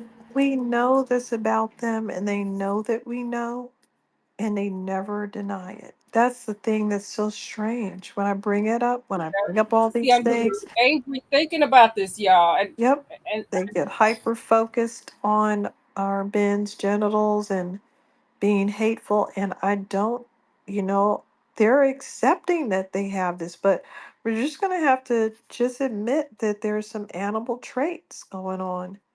And they're, this is biological. This is a an expression that they have against a rival male, just like animals in the wild. They're acting like animals in the wild, and it's not going to go away. They're always going to feel that way. And I wish our men What?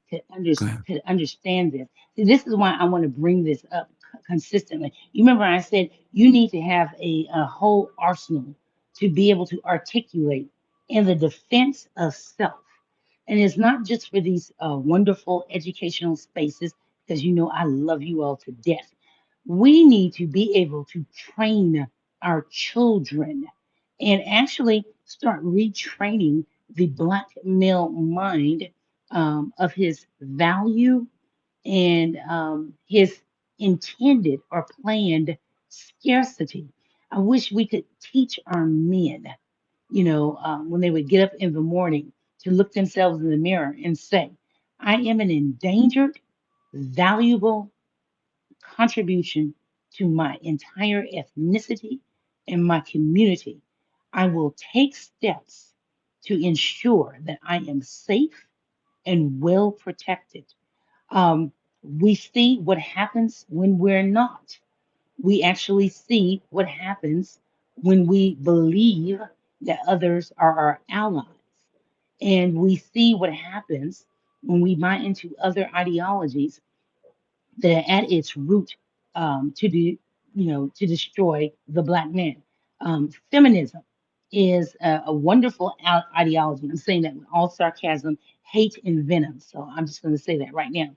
That was totally used to alienate the black man from the black woman and it was actually to separate the black man and to leave him out vulnerable. Our men are vulnerable. That's the word I want to use.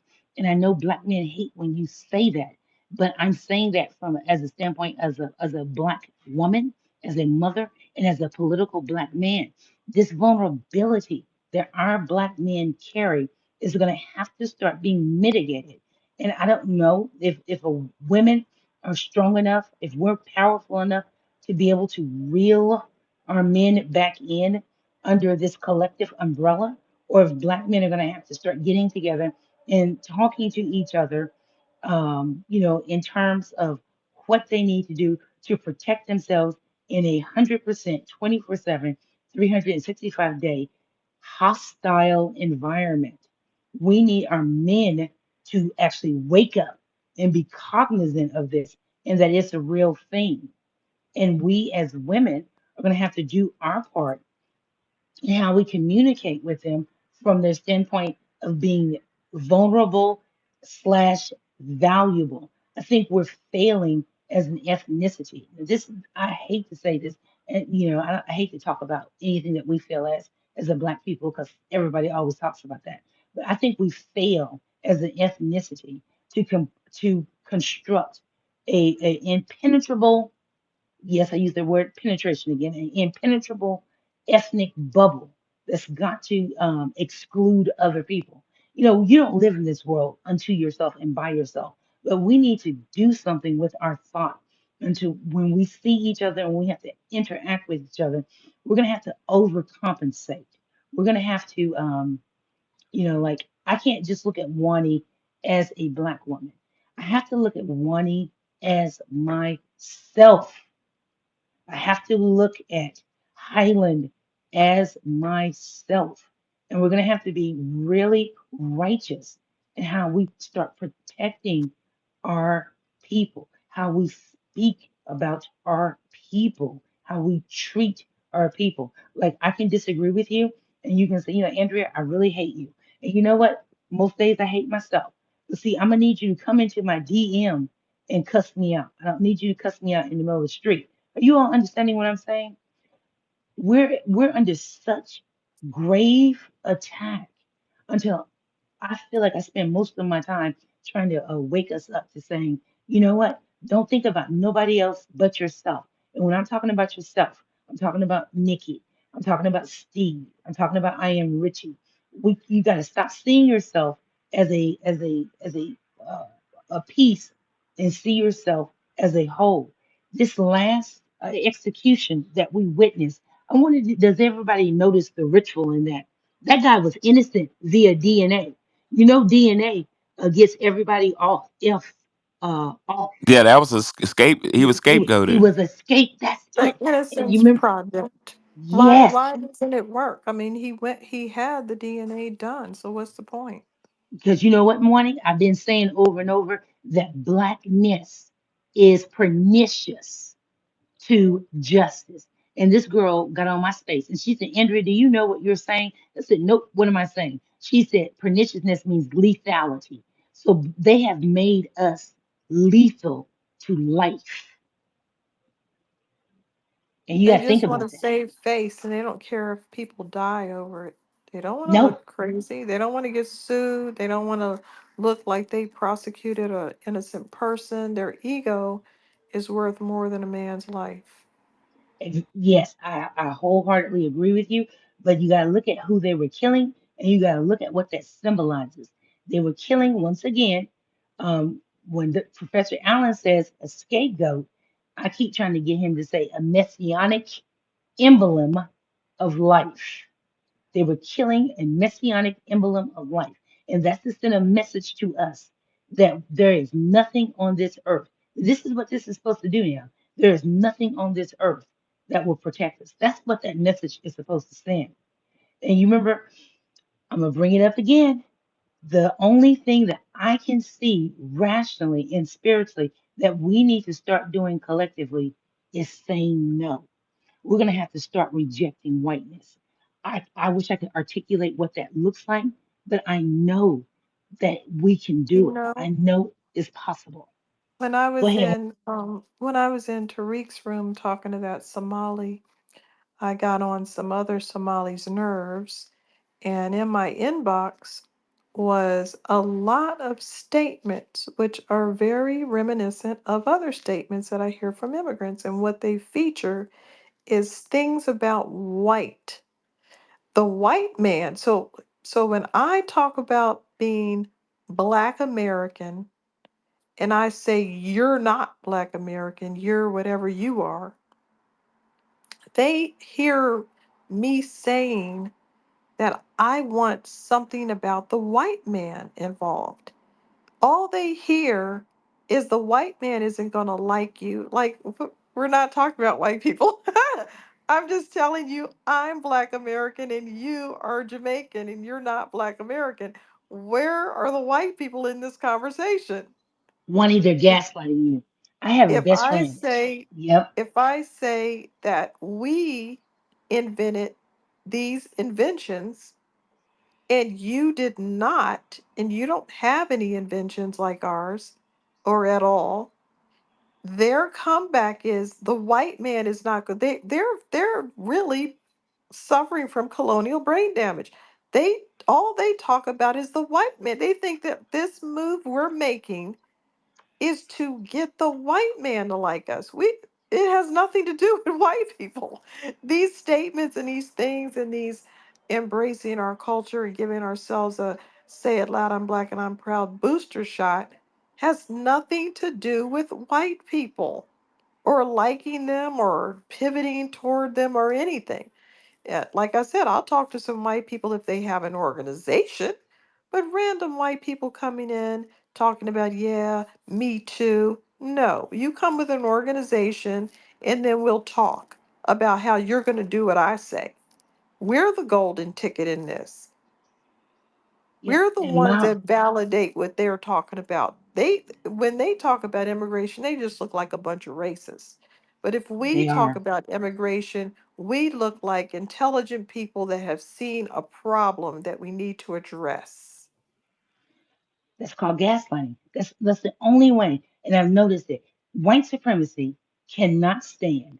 The xenophobia cannot stand. The only thing that people can do when they're talking to Black Americans is gaslight. And look that term up. This is not for Wani. Wani already knows what it means, but I want everybody to look this term up. It's gaslighting. That's the only way people can argue with us because I'm gonna use this word, and remember I said we're a messianic emblem. Our arguments are righteous. It's not just that they're righteous, and that means that it's centered in a universal justice. And so people are looking at us, and they know that we're the symbol and the emblem of white supremacy resistance.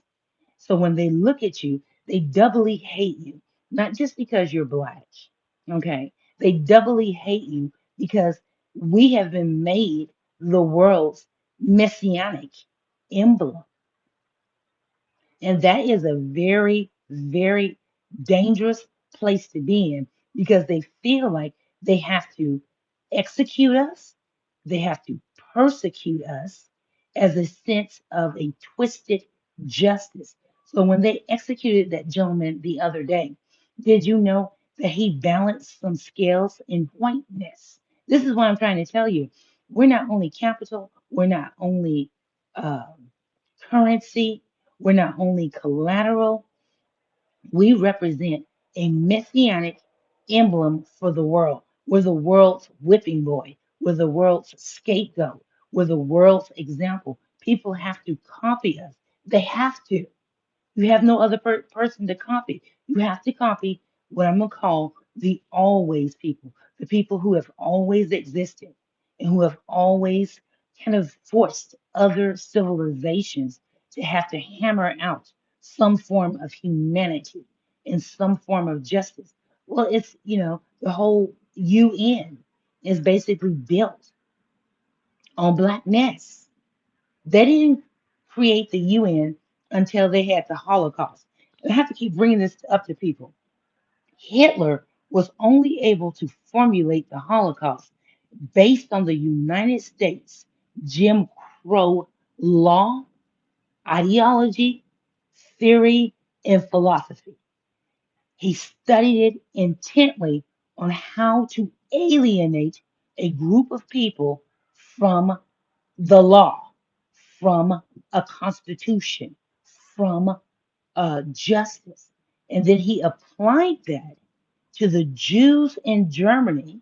And that's why the Holocaust was so successful, is because he patented off of westernizations, persecution of the Black person. And when I say westernization, I'm just speaking of the United States of America. We're not even talking about Britain because he didn't use Britain's slavery. in racism, prejudice, and xenophobia. He used the United States, who perfected how to alienate people from the Constitution. We're not within any legal ramification. Blackness exists outside of any type of societal paradigm that you can bring up. They have alienated us in the United States from the Constitution, from federal protection, from law. If you notice, there is nothing that can be done, legislated, marched, or said that will penetrate blackness. So they have made it this thing where everyone else measures themselves against it and measures themselves by it. So when he's saying that we're focusing on how the white man views us, the white gaze, all he's doing is gaslighting you. He knows that no black person gets up any given day and goes, I wonder what white people think about me. That's not black, that's African. And it's proven. Black people do not do that. We've never done it, which is why they kill us, which is why they have ramped up killing us, which is why they're trying to ramp up immigration, because they're actually thinking if they get enough different people in here, that it'll somehow mitigate or mutate our power. And they're not understanding that our power comes from blackness. Now, what blackness actually is, Andrea can't articulate that because I'm not that smart. But when I do figure it out, oh, you best believe I'm gonna start writing about it. Remember, I told you the most dangerous thing that a black person can say in the United States of America or can do in the United States of America is say no. Once we can collectively start rejecting any and everything that they give us, that they say to us, y'all gonna see some change. I think this is what the black grassroots movement is doing, is making black people stand up and say, I need to be counted. But I need us to go one further. I need us to start saying no. I need us to start rejecting everything. And I guarantee you, once we start rejecting everything, rejecting everybody's thoughts, rejecting everybody's allyship, rejecting everybody's comfort, rejecting everybody's complacency, you're going to see a change. That's going to be the most powerful thing that we've ever done in our third ethnogenesis is to reject whiteness wholesale.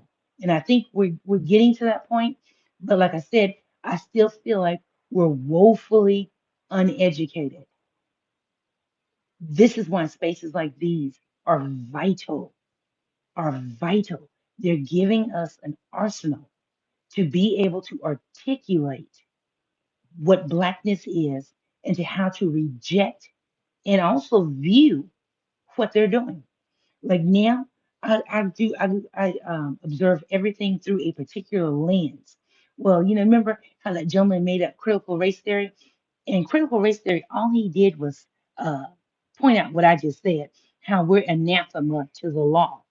Well, I dare you to go one step further and us create what I call a black canon of thought. Do you all realize if we make a black canon of thought, it won't be able to be co opted by Africans? White people can't co opt it, and immigrants can't co opt it. It will be wholly centered on what we know of ourselves and our existence. That can't be disputed. There's power in that. There's political power in that. And guess what? We'll be able to also expel the Apple Check's control over our intellectual product. We haven't got to that yet, but I believe we're going to get to that. And on that, I'll land. Well, back to jealousy. Um, and envy. Dr. Welsing said the behavior is peculiar to white males in their relation to men of color. I interpret this behavior as fear of black male genitalia, thus, it must be attacked and destroyed. But also, there is envy and desire for the possession of the same. This should help explain why white males wish others to view them or wish to view themselves as strong, powerful, and important puff on a puff on a huge black cigar. Indeed, the more important they wish to believe the longer the cigar. Perhaps the foul odor is to draw the attention of others to themselves with their long black cigars, a symbolic phallus. So it's all about symbols. And it's, according to Dr. Welsing, rooted in the same place: fear of genetic annihilation, knowledge of what the gifts that one has, and envy, jealousy, and most dangerously, lack of, according to Dr. Welsing, lack of a connection to the greater, to the whole that would keep one grounded away from making a rash decision.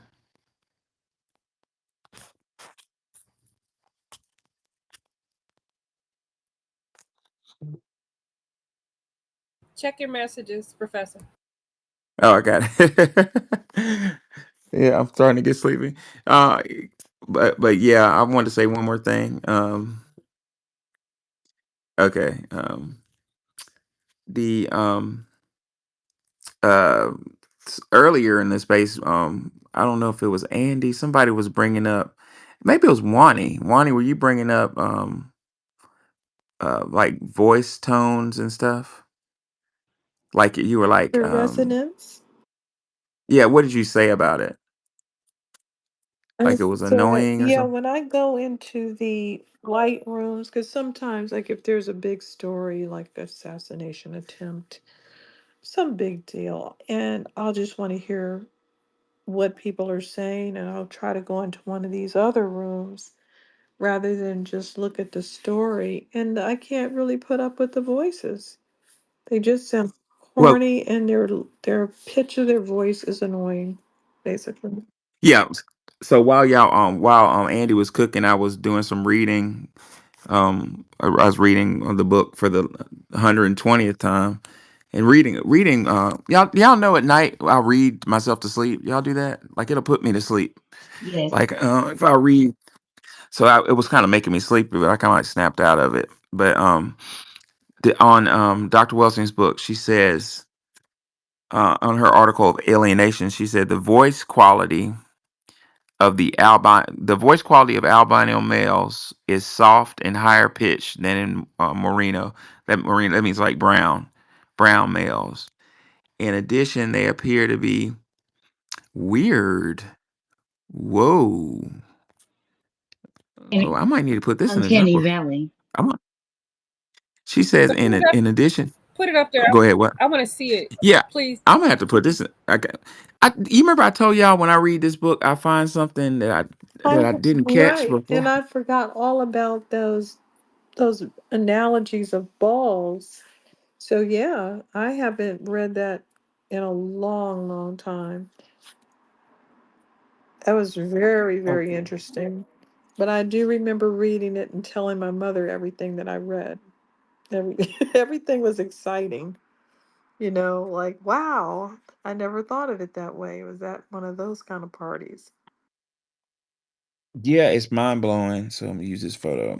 I have my new iPhone. Is like the camera is like hypersensitive. Hmm. Um, I'm putting it in the doggone. Come here. Yeah, okay, I'm gonna read this mess, but I had to take a double take on it. She says, the voice quality of albino males is soft and higher pitched than merino normal brown males. In addition, they appear to be deficient in male sex hormone. I didn't know that. And while they may be fertile, they have a lower phallic posture due to flaccidity. What's that? They Albinos. don't get That's as What's what. Well, hard. phallic posture? I They need don't more get as hard details. and um, erect. Erectile dysfunction disease. No, I'm just Oh playing. my God. have you ever heard that before? Yes, their bodies are softer. I've heard complaints. Women like Yes, to Wow. complain their about things. their bodies are I've softer. heard some complaints. Their I got a penises don't get complaint as from a white hard. woman. A white woman came up to me. You said that black men, you're drunk. And I did not say black men nothing about their penises to you. I went out with this guy and blah, blah, blah, blah, blah. And I said, well, I'm not responsible, ma'am. This is not the, returns department for black men that you didn't like in bed. Ah, And Yeah. she goes, he was African. So it should have been. I said, oh, no wonder. You got the wrong brand, baby. Yeah, why do wrong white brand. people walk up to us? I was at the They're library. goofy. I was at the library one day, and there was another black woman. It was me and another black woman there. We were like the only two black women in that area, and it was a white man who was upset about the politics and election and black people complaining and why is this happening with black people.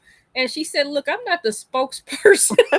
I'm not What? the spokesperson for They all think black we're the people. one. Don't come walking up to me. Why do they feel like they could just walk up to us and ask us I and don't complain know. like we're the person to come and complain It's about a all black complaint people? desk or That something. Yeah, I mean, what that's the the hell is wrong with them? And why would she come up to you and complain about black dick? That Because I mean, the nerve. that's just weird. I'm gonna Yeah. Yeah, tell you, it's me. I attract nutty people and drunk people. Drunk people love Nutty and talking to drunk. me, and nutty people like talking to me. So that she fit into both sections. Check both boxes. So I put the scholarship in the jumbotron, but she says they have flabby muscles and reduced muscular strength. Well, I'm real light skinned, but I ain't got none of these problems. Uh, my melanin levels are real. My internal melanin is ultra high. But muscular strength is shown by a manometer reading. Psychiatric examination of six albino. I don't ever remember reading this little paragraph. The psychiatric examination of six albinos showed their work to be generally in an intellectual fear where overcompensation is the rule. Religion serves as a major support. Whoa, for many albinos who take a fatalistic view of life and blame their failures on albinism, which is God's will. As a usual thing, sexual experience is much more limited with the albinos, according to Welsing, who until recently were not allowed to marry. Did you know they weren't allowed to marry? I didn't know that. While albino males have a reputation for being weakly sexed, albino females have said to be as actively sexual as merinos, and they frequently have illegitimate children. It I don't might ever be remember reading because of this. the genetic issues. They may not want them to have children because it's yeah. Oh, that is interesting. yeah, this is very interesting. But yeah, that's the first thing I thought of too, Wani, because of genetic abnormalities, and they just didn't want children being born who couldn't see very well and things like that. But you know, they're not gonna do anything like that Yes. these days. Yeah. Well, Nikki, They said they Albany, used to New kill York was them. founded by an albino. No, I'm joking. Go ahead, You Andy. lying? No, You know what, bad news? That's funny. What are you? Andy? Andy was trying to talk.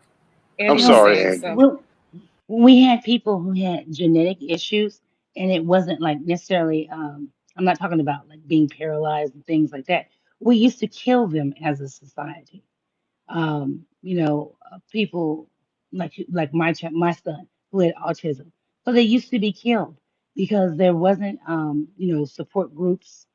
We didn't have a society that could support handicapped people. So we did used to kill them in the hopes of, cutting out the genetic weaknesses in society. So I mean, I'm not surprised when you read that they did not want albinos to get married because they did not want to pass on that genetic defect because we haven't had a society, quote quote, that supported that.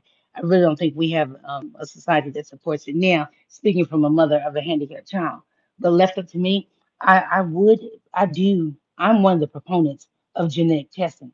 The only reason why I don't talk about it as much or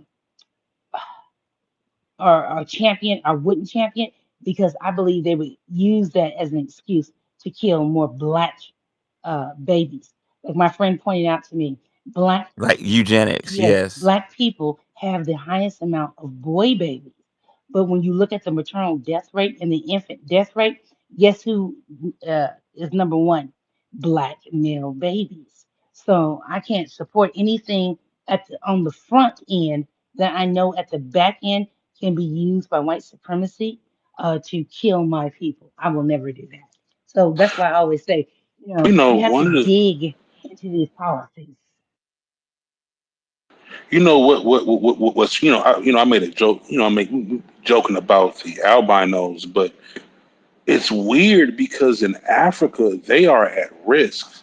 They literally try to consume those brothers and Yeah, sisters, and They make, cut their Tanzania. hands off, and they make all medicine they out of even them. have like reservations to protect them, like Yeah, they places come. for them to come. Yeah, It's they make Yes, medicine that out is of them. another They tool. think they're, plus they think they're evil and everything.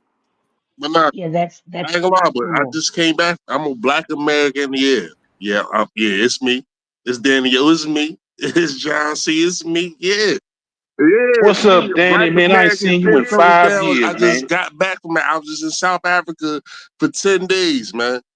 Man, I asked me Which anything you want. part? I went over there. I went over Which there. part? I don't want to hear Which nothing part? from none of these tellers Which no part? more. I went over there. I Which don't hear part? nothing from. Which part? I just said which part like 90 times. I want to drool over the Cape. Go ahead, Jordan. I just trying to see if you heard Wani. I don't think you can hear me. Oh, Hey, double mute, brother. okay, Jordan. What does that say? Jordan NY. I don't know what that says. John, Danny. John Danny. I'm That's right. sorry. I don't got my glasses on. John Danny. What part of South Africa you went to, man?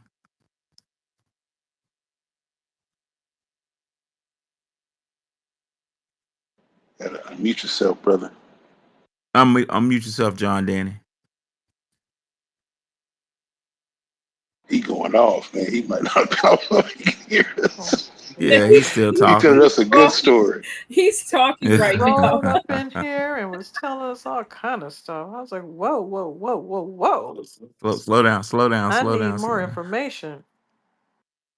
Now I can't get any information. That's how it goes.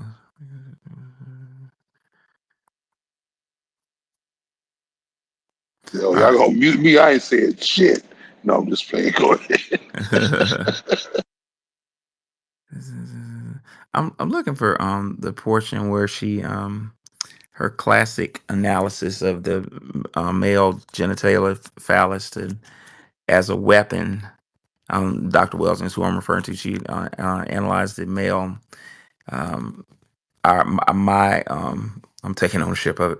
Our genetic material as weapon because as Dr. Welsing put it in one um, lecture, black man has weapon that can annihilate me, must create weapon that can annihilate him. And she posited that's where firearms came from. You have to think of it. Firearms, Hmm. pistols are called the great equalizer. You see how dangerous that unconscious Know what mind we is? should do? Yes.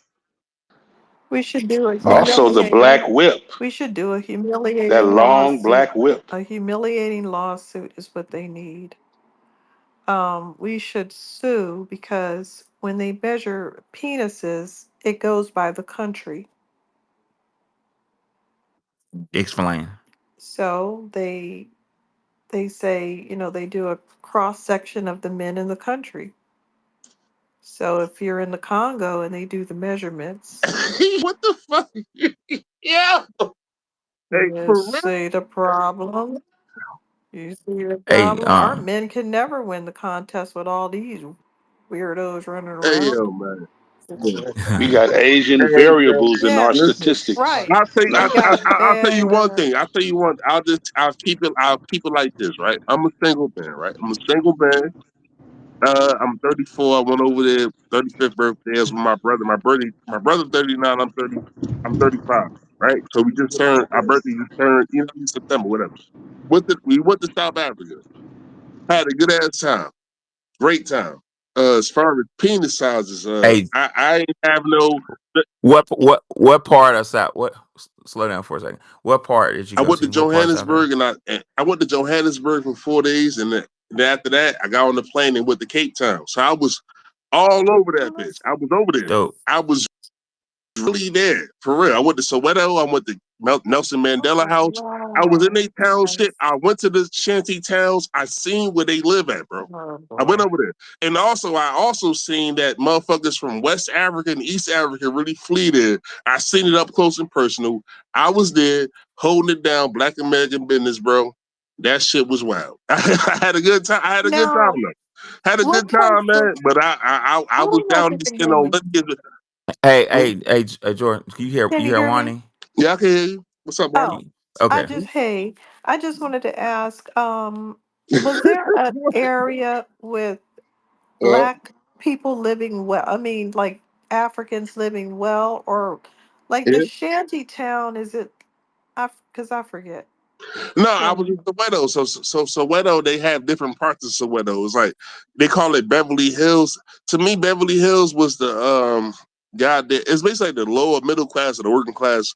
So Soweto is a township. You know what I mean? Like in South Africa, they had Mm-hmm. put these dark skinned black people in the townships and the colors, the quote unquote mixed people in the townships. Mm-hmm. And then after when Nelson Mandela became the president, they kind of, you know what I mean, in these townships, like be honest with you, like they kind of like the township was the fucking slum. So the thing about it is that some of the people in those townships have created communities that are quote unquote middle class. You feel me? Like to them. To me, it's like, oh shit, it's like it's like a working middle class black neighborhood, or they call it the Beverly Hills. I'm like, oh, this is what like Bill Cosby, this is where like black professionals live. You know what I mean? Like it was like this is like where the rich they like this is where the rich black people live, nigga. This is where the other people live, and this is the township. I'm like, God damn. But at the same time, it's like, all right, cool. It was a similarity. It was a slight similarity because they came from apartheid. We had Jim Crow. I did see a similarity between that with the Nelson Mandela house. It was all types of HBCUs letters all in his house. I'm talking about like in the museum of his house. It's HBC from Lincoln University, Cheney University. You know what I mean? Like all types of HBCUs, Howard University of us writing letters when our apartheid was real. Oh, Like that, that's look, it's all nice. like it's literally in there. It's shit in the placard. It's niggas writing the president of this time, or it was the student body at this time writing letters. They have these letters in South Africa from us in these HBCUs in this motherfucking house. Like I seen Mm-hmm. it But up they close said and we have personal, bro. I nothing to do seen it. with I don't want to toppling hear nothing from apartheid. nobody. I seen the shit up close. I don't want to hear after that. I'm like, I don't want to hear nothing else from what niggas talking. I don't want to hear nothing from what niggas talking about. I seen the shit Mm-hmm. up close and personal. And these niggas from South Africa, I mean, like from West Africa and East Africa, flee down there. They flee down. They fleeing. They fleeing. What were They they can't get to doing? America or Britain. They flee to South Africa. So I seen Mm-hmm. the whole shit, and it was a good time. But at the same time, like man, I was over there. I went to Africa. I seen the shit. I know I'm not from there. Niggas knew I was American. They knew I was American. Yep. That's how I felt. Hey man, these Hmm. motherfuckers like the shit that we talking about right now, right? So motherfucker, like I had to go over there because you know I stand on lineage business and I've been cooking cheddars for so long. They say you never been to Africa, nigga. I ain't never been to Africa, nigga. I said, nigga, I'm going over there, bro. No, you're not. I'm like, I'm going over there, and I went over there. I went over there. I was over there for goddamn 2 weeks, bro. Came back. I'm like, man, like that shit was like, oh, I'm going home. Oh my God. And it's like, oh, this is a beautiful place, beautiful country, nice people. You know what I mean? But at the Which same time, area did I you know for like the a fact, best? nigga, I'm not from here. I wanted to go to South Carolina. I wanted to go home. My home is in the sit out. My home is in the south. What area did you like the best? The area I like the best. I won't lie to you. I mean, I like both of the cities the best, but I did like Cape Town more. Cape Town was Mm-hmm. more. I like Me Cape Town too. more. Cape Town was very beautiful, mountains and Mm-hmm. water and all this other shit. It shit remind me of Miami, but that shit was Mm-hmm. still mad dangerous at the same time. I think the place I like the best in South Africa was definitely Cape Town. Definitely. Yeah, me too. I like Johannesburg a lot though. Johannesburg had a good time in Joburg. I had a good time. I showed them motherfuckers love. I was giving them motherfuckers, you know what I mean? Because you know the money is different. Like so, 100 rand in South Africa is like $10 or something. I was spending. I was giving them up. I'm like, yo, you. I'm like, cause I seen the goddamn blatant racism with the white South Africans compared to them, and like it was so blatant in my face. It was like What some did they throwback. do? Give me an idea, because I like to, compare. What kind of racist stuff The did white you see? South Africans, oh my God, I ain't gonna lie. Well, when I went to when I went to South Africa, the people I had the problem with the most was I had like three problems out there. I'll give you the three issues I had out there. First issue I had out there one time, you know what I mean? I was going out to a club in Johannesburg. Yeah, I mean, we was in a real slum of Johannesburg type shit by one of them buildings. It was some. They heard my accent. I didn't even understand my accent was this. You feel me? This strong. I was over there. Motherfuckers had came down and ran down on me. Like it was like three motherfuckers. They ran down on me. Me and my brother ran down on me. They like, oh, did they start speaking Zulu? I don't know what the fuck. I'm like, I don't know what you talking about. But we had we had a guy with us though. So the motherfucker talking about something, yo, trying to press you to get some money. I'm like, man, fuck this nigga, man, fuck this nigga, man. What the fuck you talking about? I wasn't mad about that though. Because for the majority of the time I was in South Africa, native South Africans did not disrespect my lineage. They didn't really come at me like that. Mm-hmm. I came to the ghetto. I ain't gonna lie, I kind of came looking for a little issue a little bit. Niggas ran down Mm-hmm. on me. Trying to But run I up had on no you. problem. I had my guy with me. Like, you know what I mean? Like, nigga was Tatswana. He was like, oh no, nigga, back the fuck up. Niggas back the fuck, whatever. You know what I mean? That's one time. The second time, Mm-hmm. I had a problem with a guy when I was in Cape Town with a Nigerian. I swear Of to course. God. I Of swear to God. course. Nigga, I'm from America. I finally went over there. I'm in South Africa and I had a problem with a fucking Global Nigerian pests. on my mother. This Global nigga, pests. this nigga was hating and shit like that, nigga, outside the What club. is he doing? Man, just being a Nigerian, just being a, you know what I mean, Oh, dirty foot that tether, you know explains what I it. mean? Like, you're nigga, you're Igbo, nigga. I'm like, nigga, what the fuck? Fuck you. What? He Like, was who trying to you? name you? He asked me, Oh, he oh, I'm talking ready about, to you know, pull out my a. lineage. He I'm like, ready to pull out you don't know weaponry. your ancestors, nigga. You don't know. Oh no. But the whole time, though, he asked me for He money type didn't shit. even in his. He's a bum. No, I wasn't Oh worried my about that though. I goodness. wasn't worried that nigga ain't even he ain't fuck my vacation. I'm like, he's a bum ass Nigerian. I'm like, I deal with these Mm-hmm. niggas in America all the time. I'm like, get the fuck out of here, man. Get the fuck out of my face. I'm a black American. Get out my face, bro. I don't know what you talking about. Get the fuck out of here. Oh nigga, he basically trying to like, you're Nigerian, give me money type shit. I'm like, get Oh Lord. here. But you know what I mean? Like, but luckily I had other South Africans with me niggas backed them up. I'm like, oh nah, man, this shit. My bad nigga. I just wanted to know. He like an Igbo nigga. You know, Nigerians is, we know these niggas. Niggas is tellers, niggas has been bums and running around. I'm like, y'all niggas fled to South Africa. So I seen it in real time. That niggas fled to South. Y'all niggas need to stop this shit. And then the thing about it, the main problem the person I had a problem with in South Africa was white South Africans. Mm-hmm. The people I had, see that because I'm a black American, the real person I had a problem with, that I had a real issue with, so I had a balcony room and we staying in rooms. Me and my brother, we were staying in rooms that we didn't understand that apartheid ended in 1994. We didn't really understand that we didn't give a fuck. Like we got money, we can do what the fuck we want to do. Then realize the currency exchange rate, like, yo, bro, how much is 3,000 rand? $300? What? Man, you know how much money we fuck.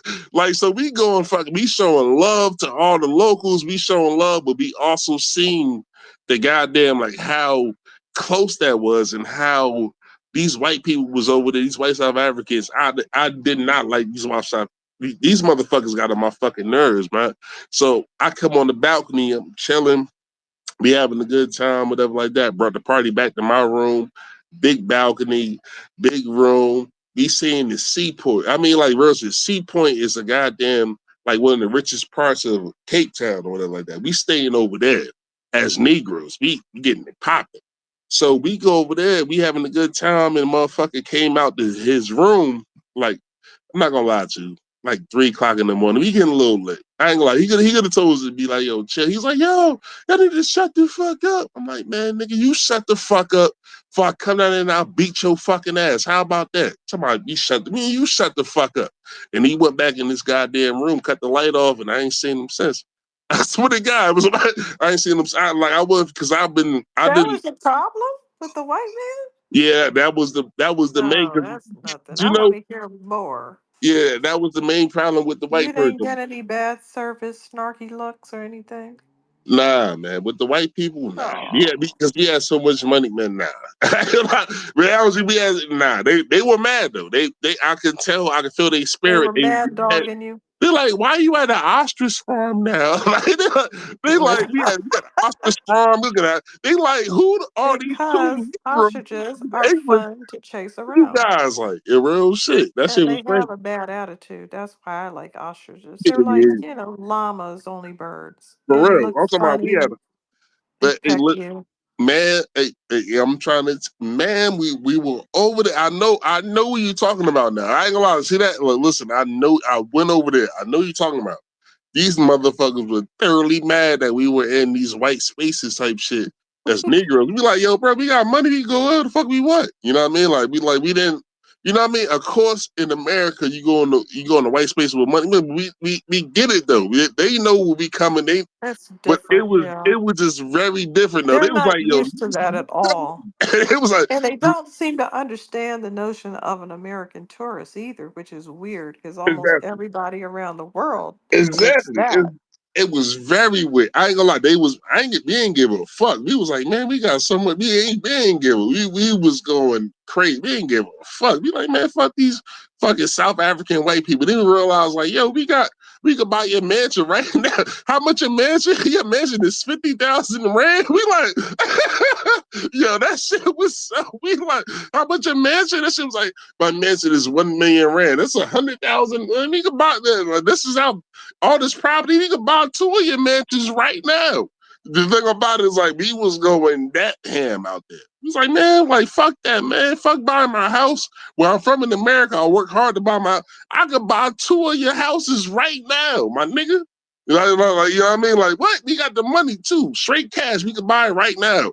The fact we was really me and my brother was going ham on it. I'm not gonna lie to you. We was going ham. We were very upset about like because thing about it is like you know what I mean? Like, see that, like, even though all the shit we talk about with the tethers and we fight the tethers, but you know what I mean? Like, at the same time, niggas tethers, like, niggas, these motherfuckers that come into our space that really do tether and shit and be in our fucking space and do all this dumb shit. When I went over there, we was showing these motherfuckers love. Niggas was happy to see us. It was like, oh shit, nigga, you like niggas we see on TV. We didn't know you niggas existed. I'm like, yo, like, hey, how do you go over here? Oh, nigga, your accent, where you from? Like, I'm from America. Oh, really, nigga? I'm like, yeah, I'm from America. And one of them did ask me. I had to really tear his ass up. Nigga was like, yo, where your ancestors from? You already know I was waiting for that. I was in Africa waiting for a nigga to ask me where my ass. My nigga, my fucking mother, my grandmother, my great grandmother, my great great grandmother, my great great great grandmother, my great great great great grand. And man, I went fucking bananas on this motherfucker. And this motherfucker ain't say nothing to me to the rest of the time. So in South Africa, it was a little different because I think that for the most part, they really did respect our ethnicity. Them motherfuckers love us out there, bro. Them niggas be listening to our music. Them niggas love us out there. Niggas show me nothing but respect and love. Niggas ain't come at me talking about who my ancestors is and all this other shit. Niggas ain't say none of that shit to me, man. That shit was Well, you know what? I got to check it out, man. That sounds awesome. I hear good yeah. things about South Africa. I've been to West. Have never been there, but I want to get back to the My bad, my topic. bad, my bad. No, no, no. I enjoyed your story, I bro. No, appreciate it. you didn't make no mistake. Thank you. I'm glad you had a good time too, my brother. Great. All right, so we talked about black. I think Wani covered black imitation. Um, I'm gonna get. Last thing I'm gonna do. I'm gonna go a little backwards. I'm gonna get to pacification last. Let's look at obliteration. So, like we discussed the other day, the sister dominant society wants to obliterate black males.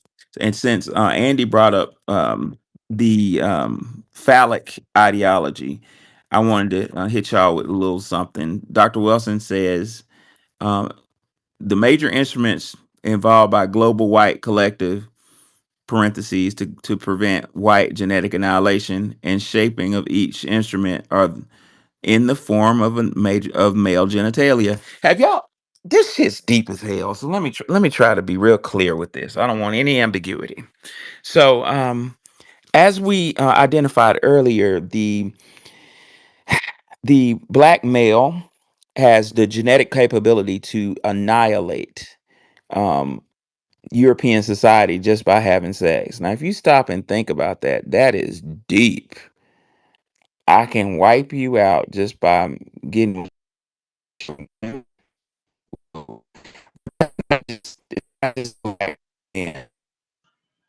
As a You're physician cutting out. argues that it's in. Uh oh, I'm cutting out. Can you hear me now? Can you hear me now? This is Yes, I can hear weird. you now. Yes. Okay. Okay. So she argues that it's any melanated person, but she identified something in this book. I don't remember any other scholar identifying. She said that the major instruments involved in war are in the shape of male genitalia. We've been seeing it our whole lives and not even realized it. What am I trying to say? I'm trying to say the black man has the capability of wiping out whole lineages just by procreating with them. Given the fact that European doesn't have that ability due to just genealogy or genetics, I'm sorry, the recessive genetics, they created a way to wipe out people with weapons, and ironically, the weapons are shaped by like male genitalia. She says, "Yeah, this is crazy: guns, bombs, cannons, cannonballs, airplanes, and nuclear missiles."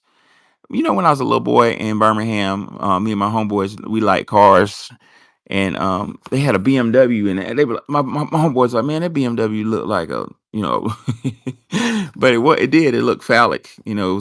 Now I understand why some of Oh, I those cars, those remember it's an BMWs, and older one, right? yes, it was.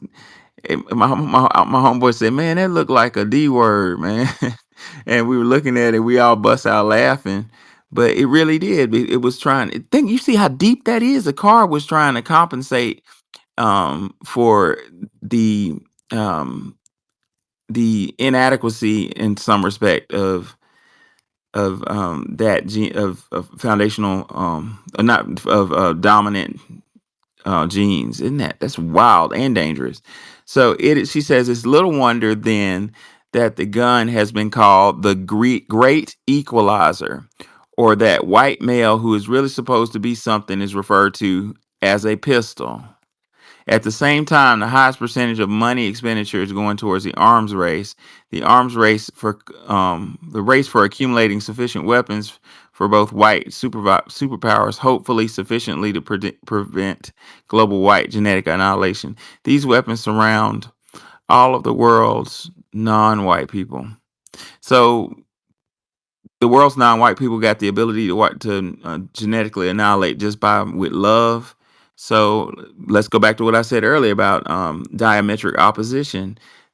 How the dominant society is in diametric opposition. They're gonna annihilate the world with hate. This is very strange if you sit and think about it. She says these weapons surround all the world's non-white people. Of course, this is not what is said overtly. Overtly, whites claim that the white superpowers are arming against each other. But this language of white lie, the great lie, the super or superior lie, in depths of language itself, it is possible to understand the exact meanings of the arm race. The arms race also means the race. She puts in parens genetic group of people. Wow, I didn't think about that before.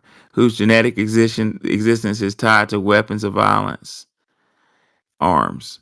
Just as hidden within the word America is the phrase I. Whoa. She said, Dr. Welsing said, just hidden within the word America is the phrase I am race. Did anybody know that in here? Nope. Woo! I didn't pick that one up. Wow. Thus, it's a symbolic anagram. The whites are the only groups on the planet to develop the word race, and they've given this word maximum meaning. Clearly, in the global white supremacy system culture, the highest percentage of energy is directed towards the construction of weapons out of a sense of genetic and genital weakness or inadequacy.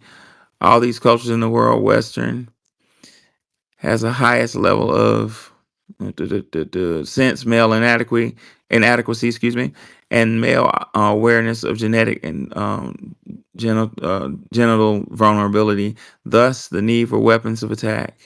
This is dangerous, y'all. The culture clearly has equated the male genitals with the weapons and aggressions. As mentioned in chapter 10, the white collective looks upon the black males specifically as the possessor of genitals of the most capable of causing white annihilation.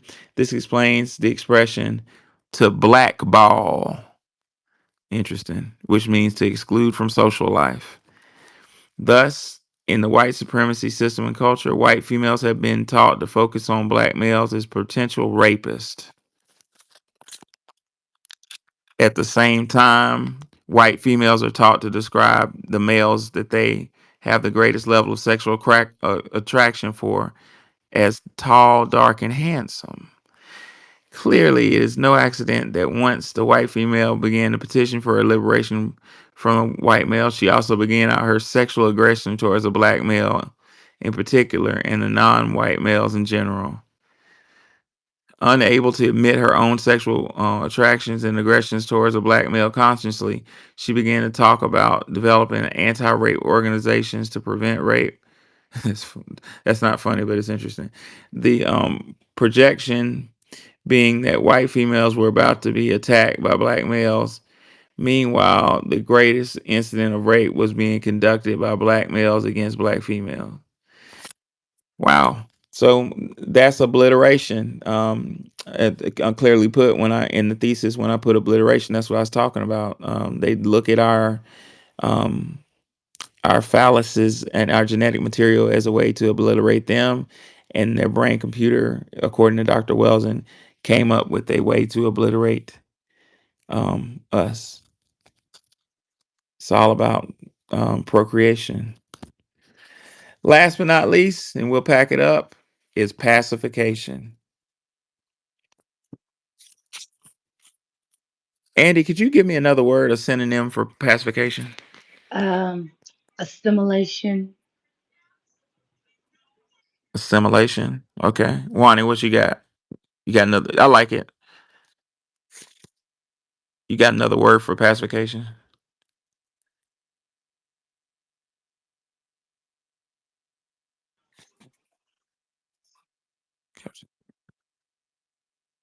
I think Wani went to sleep. Nikki, you there? Or maybe my thing's acting a fool. Can y'all hear me? Uh-oh. No, we can To hear you, brother.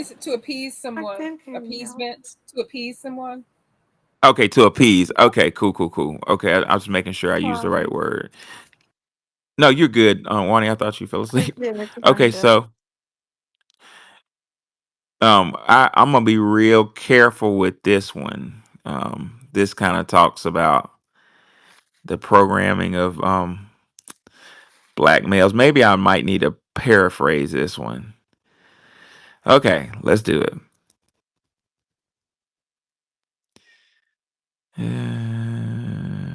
Okay. Racism is evolved behavior energy system predicated upon the need for white genetic survival. That's what we've kind of established.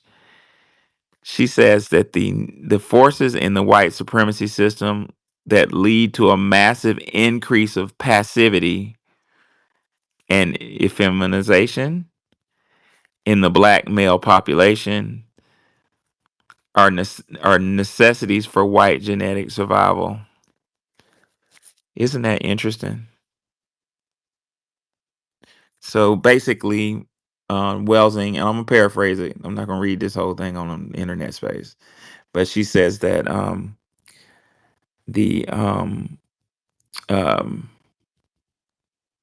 training patterns to train black males to be passive is baked in the cake of a defense against genetic annihilation. Do y'all buy that, or y'all have pushback, or you agree with that?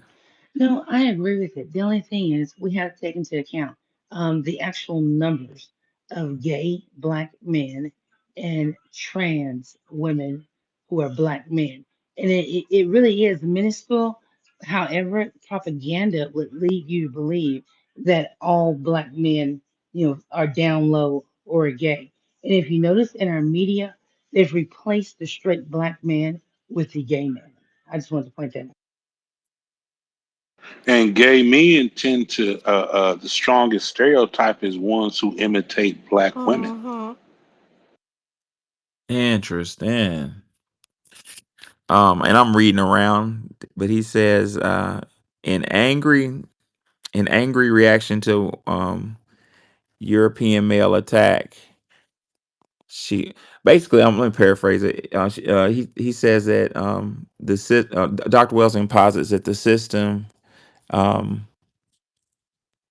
targets our black female sisters.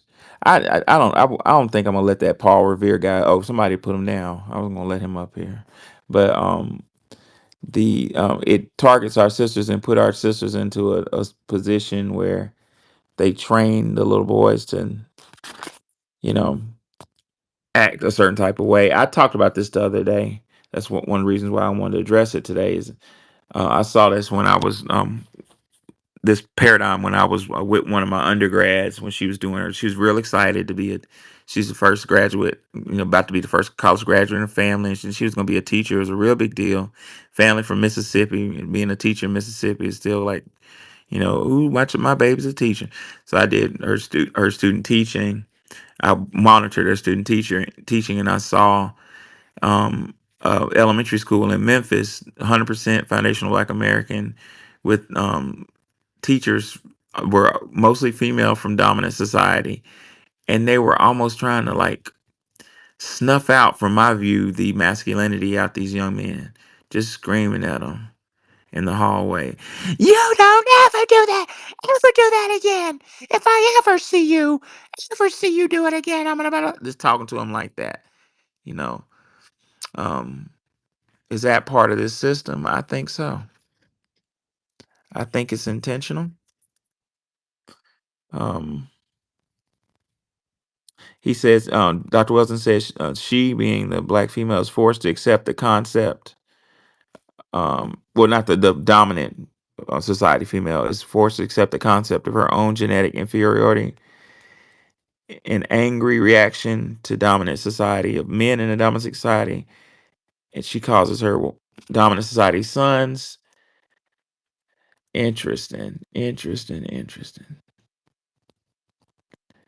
Yep, sure. White people. I think. Can I clarify what when I said that they were imitating black women? It's the Oh, go ahead. stereotype. Whether they be a white man, an Asian man, a Russian man who happens to be gay, the caricature for their orientation is represented through an exaggeration of the expressions of black women. It's in stereotypical that hey girl, like everybody talk like that, rolling of the neck, the snapping of your fingers. These things are really an insult to black women because black women are multifaceted.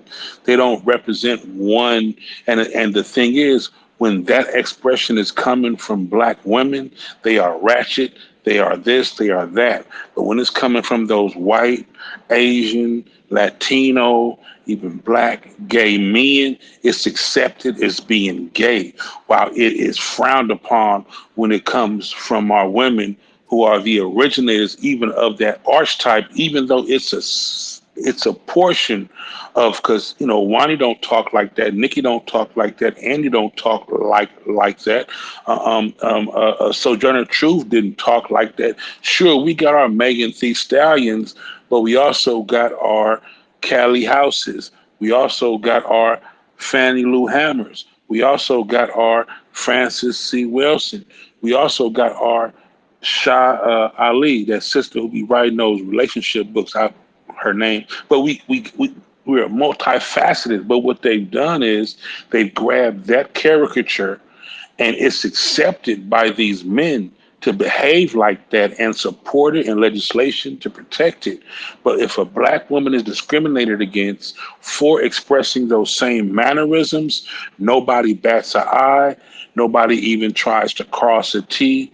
They are looked down upon, frowned upon, called ratchet, and treated less than a woman. And it's just, I just wanted to make that point when I said it. I don't want it to be like I'm saying all black women are like that, but there is this unfairness and this discrimination that black women face, that men who express those same type of ways get where they get raised up, and it's the weirdest thing. Hopefully I made some sense. I felt confused trying to explain it to y'all. No, you made perfect sense. That made very perfect sense, and thank you for clarifying that because I'm trying to be careful. This chapter in the book says things that could be taken out of context. You get a couple sound bites of this, and then your career's over. So I'm talking around it. So I really appreciate you, ladies and gentlemen. I have enjoyed y'all. Um, I feel like we're doing good work here. We're spreading the word of Dr. Francis Cress Welsing, and these are real solutions.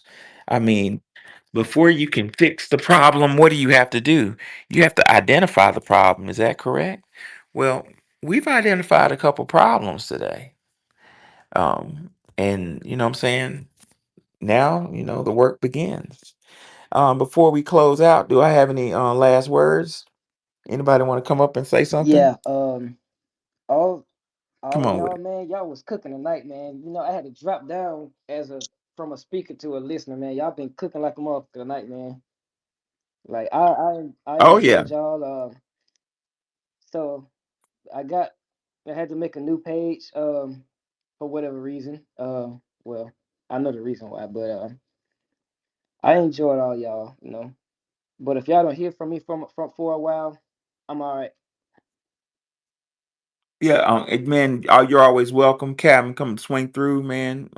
Appreciate you coming Oh, through. he fell I down. Where is he? Okay, there he is. I'm trying to see who's. Okay, I was trying to look and see who he was. oh yeah. Anybody else? Nikki, I really enjoyed your contributions tonight. Like, I'm learning here. You know what I'm saying? I love it. Wani, you blowing my mind as usual. And Andy, you're a prophet. You need to write a book, I'm not gonna Andy. lie to you, Andy. Hey yo, Andy, you need to be my wifey, Andy. Yeah, I'm about to, I'm about to, you need to be my Oh, wife, Andy. I got a ring for oh, your ass right now. I've been looking at. oh. I've been Well, trying to find. how I old? ain't saved How for a old are long you? time. You need to How marry old me, are Andy. you? How old are Well, you? I'm How 35. again? I'm Oh 35. shit! Let me tell you something real quick, Andy. Though, and within this movement, some of the rules are Hell nah, different within hell the no. movement. Don't do that. That's my big Hey, I sister. thought you Nah, always nah. spoken for my guy.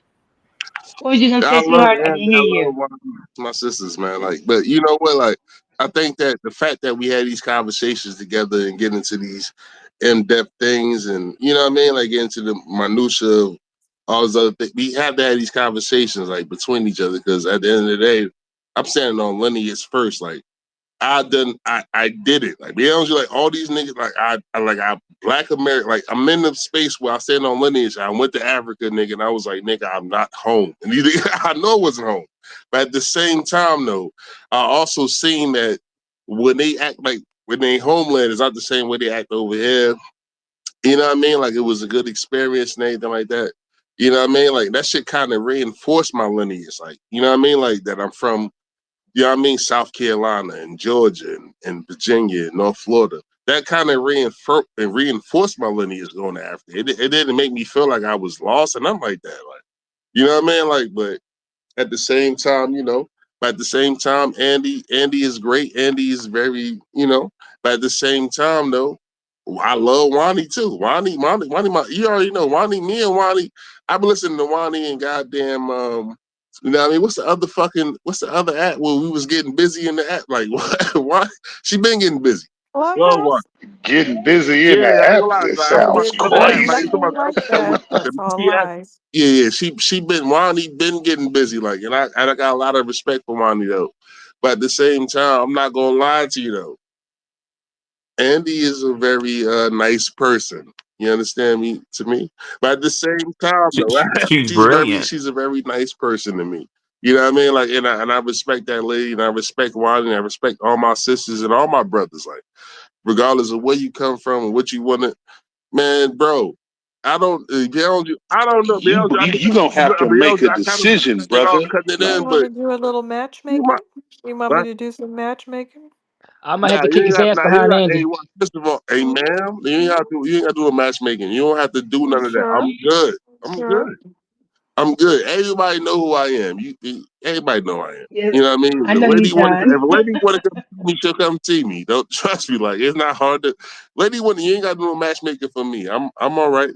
But at the same time, it's like you know what I mean? Because you've been over there though, so We gotta get match. We gotta bring matchmaking back. we do have Yes, to we bring do. matchmaking back. But at the same time, it's We're like gonna to make some me, play dates The we for gotta them. black stand on lineage love first. We gotta stand connection. on business first though. Like it be honest, you like we have to stand on lineage and business first. So you know what I mean? Like I have to apply these things that I really believe in. I brought these things to the real world and I had to take real life consequences for standing on lineage. But at the same Well, time though, mhm, that's what attracts us to each other though in the movement. That's because we all spend so much time on Twitter and in these circles and YouTube, and we mhm, and in real life outside the app, nobody thinks like us. yeah. So we kind of stuck around each other. So But the at the rules are a same little bit time, different with dating. though, it's like when you get around other Black Americans, like, and you kind of be honest, you like you talk. Be honest, it's easy for me to get a Black American that's not, you know what I mean, that's not really fully engrossed in what we talking about. It's easy because it's like, yo, bro, I gotta go to a Black American. It's like, yo, you know who your mom is? Like, yeah, you know your pops, yeah, yeah. You feel me? Where your grandparents at? You know what I mean? So talking about their grandparents. All right, where your great grandparents at? You know what I mean? Like it's easy. Then once I get them into their own lineage, and then I kind of bring up who like the ethnicity part, the what we owe part comes into it immediately. Cause it's like, man, I never thought about that. I'm just trying to survive and live. I don't, you know what I mean? My parents ain't want me to think about that pain. I'm like, no, embrace that pain. That make us strong right there. That's the reason why we going. That's the reason why we have this. What we got going on right now, because be around people right now who really embrace their lineage and try to go back and look back and kind of embrace that. You know what I mean? Like, don't run from the pain, run towards it, like, and take that. You know what I mean? Like, that's how they survive. Like, you know, No so that's Diddy. easy. Nigga, I don't know what you talking about. Nigga, I don't know what the fuck you talking No, about. Oh shit. You you on some, said take that. No Diddy. Oh, anyway, man, did it. I'm gonna mute up, man. But y'all be safe, man. I appreciate y'all letting me speak in the space, man. But I ain't gonna lie, but Wanda, because you travel the world, I know you've been to South Africa. I know that I understand when you went to South Africa back in the day, man. That shit ain't really that much different. I'm not gonna lie to you. It's not. Yeah, these Nick, places don't change much. They really don't. it ain't. Is not really much different out there. It's a beautiful country. It's a beautiful country. The Had a land, good yeah, the time. land is beautiful. But the crack is really is on the white South Africans. What they doing? I need to get a. People keep telling me they're just outwardly racist, and I'm like, what are they But doing? at the same time, hey, Iman, they're not gonna be racist. Be honest with you, they wasn't outwardly racist to me because we gonna slap the shit like What like were we they? Black Americans. Like our whole Right. vibe is different though. But what were they doing that you felt They was was just just fucking. It's generally like all racist? right. So I'm on the goddamn tour bus. Like this is Johannesburg. It's the city of gold. Now, mind you, I'm like, yo, they still got gold. I'm thinking that the crackers depleted all the gold. It's like it's more gold. Like I'm like, what? After all They'll the dig all the depleted. way to the center of the earth. They So don't then we care. go to it's a place called what's it called Sandalton and Sandtown, and I seen you know what I mean motherfuckers playing cricket and all this other shit. It's white people playing cricket. There's no black people around type shit. It's black people picking up the cricket ball. And I'm like, what the fuck is so we go into this rich ass neighborhood. This shit. was goddamn like this rich ass neighborhood was an all white neighborhood. They got barbed wire fences with electric fucking barbed wires on the shit, and we driving around and Yeah, I saw that. looking at. What happened? Oh, that was a Oh, mistake. I'm sorry, bro. It was it was an error. sometimes when you're doing Boy, you something, just you get silenced that. everybody ass in here. I didn't mean to do that. I'm sorry, brother. Keep going, John Danny. It's Continue. triple mute, brother. It's triple mute. Ripple. Unmute. And that was my bad, man. I didn't mean to do that. There's more now? Man, that boy Professor Boogeyman with that goddamn button. I think I've tried to avoid. I don't like using the mute button, but I didn't mean to do that. No, you can accidentally do it just by trying to hit an emoji. People be mad as hell. I was trying to hit an emoji, accidentally muted you. My bad. Yeah, I was trying to turn my mic off and hit the mute button. Man, I had fun and listening in with y'all. Yeah, yeah. I just do want to say I really had a good time. I just encourage everybody to listen to Tariq Dim Flextro's new song, Cry to You Niggas. Oh my goodness, it is one of the best songs Sing I it have heard to thus far. us. What? Somebody play What it. is it? Cry to You Niggas. It's an That's the name of Afrobeat it? song. It sounds so That's the good. words? Yep, Cry to You Oh Niggas. shit! Oh me N goodness! E G G A. Oh. You know, Neegah. Cry.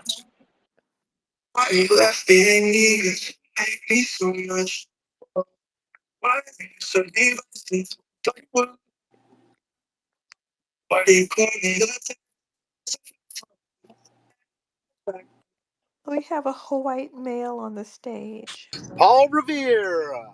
Come on. Are you the town crier or what? Is the Paul Von Revere. Ooh, Paul Von Revere. Ooh. Okay. Hold on, ladies and gentlemen. Hello, Mr. Revere. Thank you, sir. What's your lineage? Where's your family from? My family's from upstate New York, but I hail from Kentucky. You hail from Where were they? Kentucky. Mm-hmm.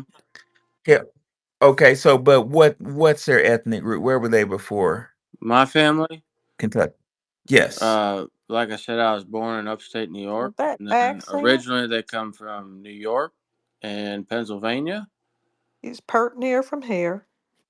Yeah, he got a racist ass account. I don't. I don't even have much patience with him. I'm really, Oh, yeah. Lord. Hey, Revere, you're in the wrong space, my friend. Uh, Get your ass up out of here, I'm What a just Did trying. you Muckles. come in to boy. be racist or what was your plan? I just need to He was going know to for the party. he was he was going to try to troll, but I removed It's him. not troll us on what? We're about to go to sleep. These people are just completely Yeah, out of the loop.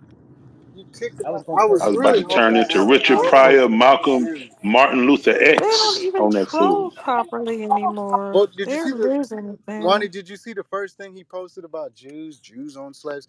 Are these people? This is done. Why are they doing this?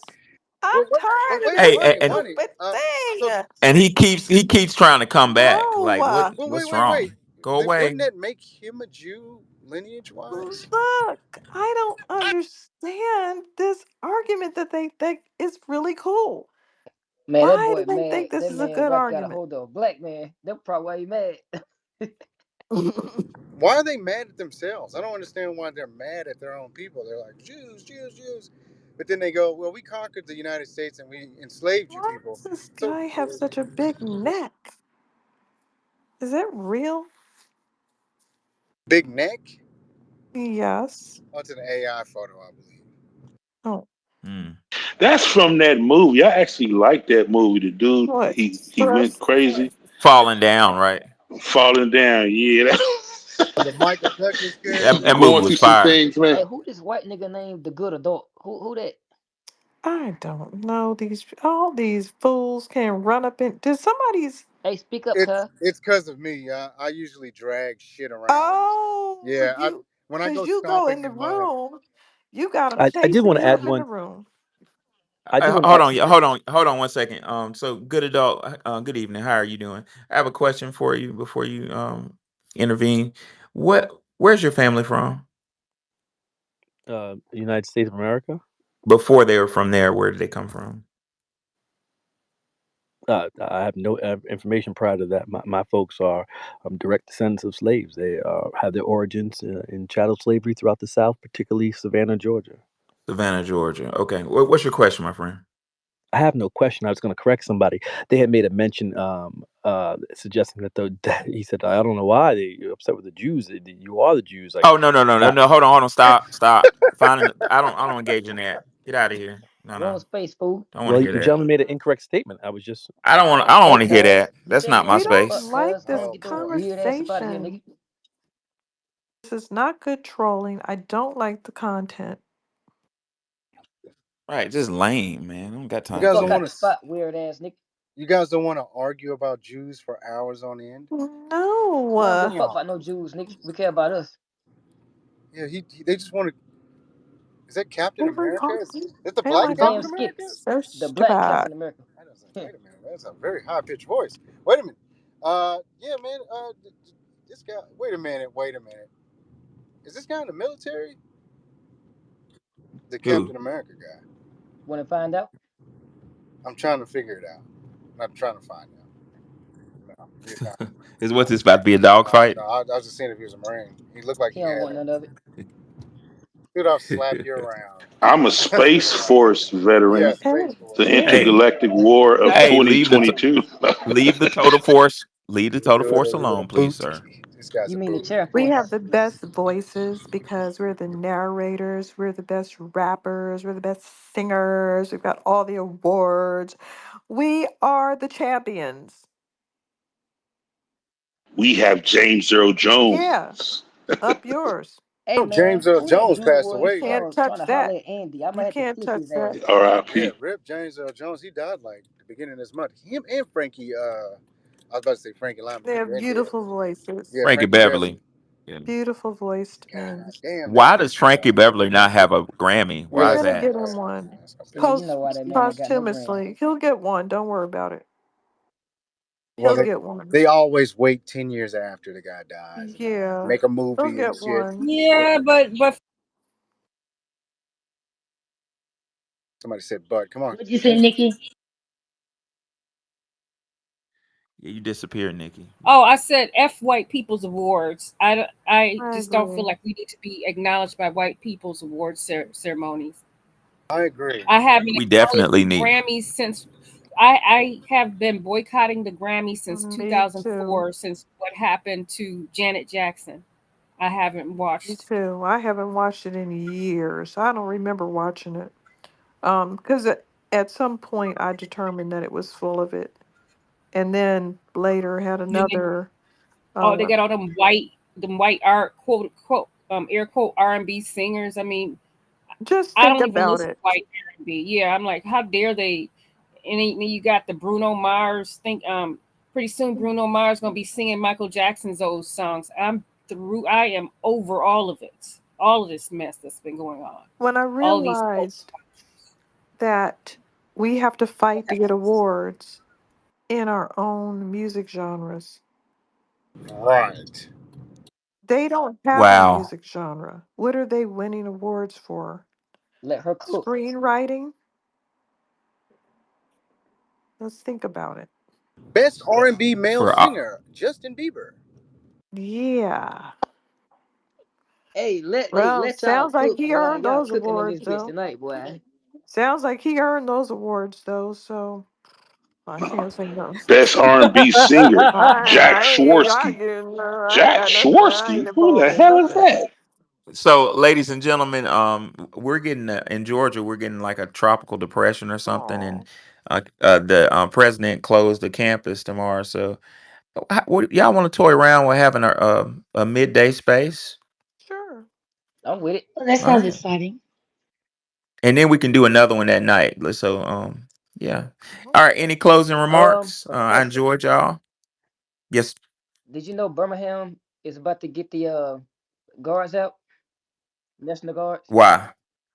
I didn't know that. Why? I have no idea, but I'm trying to find out. Apparently, well, Birmingham been violent, but they saying that it's getting severe. I don't think that's why, because New York got some going on too with the military. So yes, shit happening. California is too. Mm-mm, it's probably this election. People are losing their minds. They're trying to cheat. Yeah, I know. I think it's That's deeper gonna than that. make people riot Look at just what's on that just alone. happened over in Alaska. China and Russia conducting drills over that way Oh yeah, again. they were. Yep. They saber rattling. Uh, that's a conflict we don't want.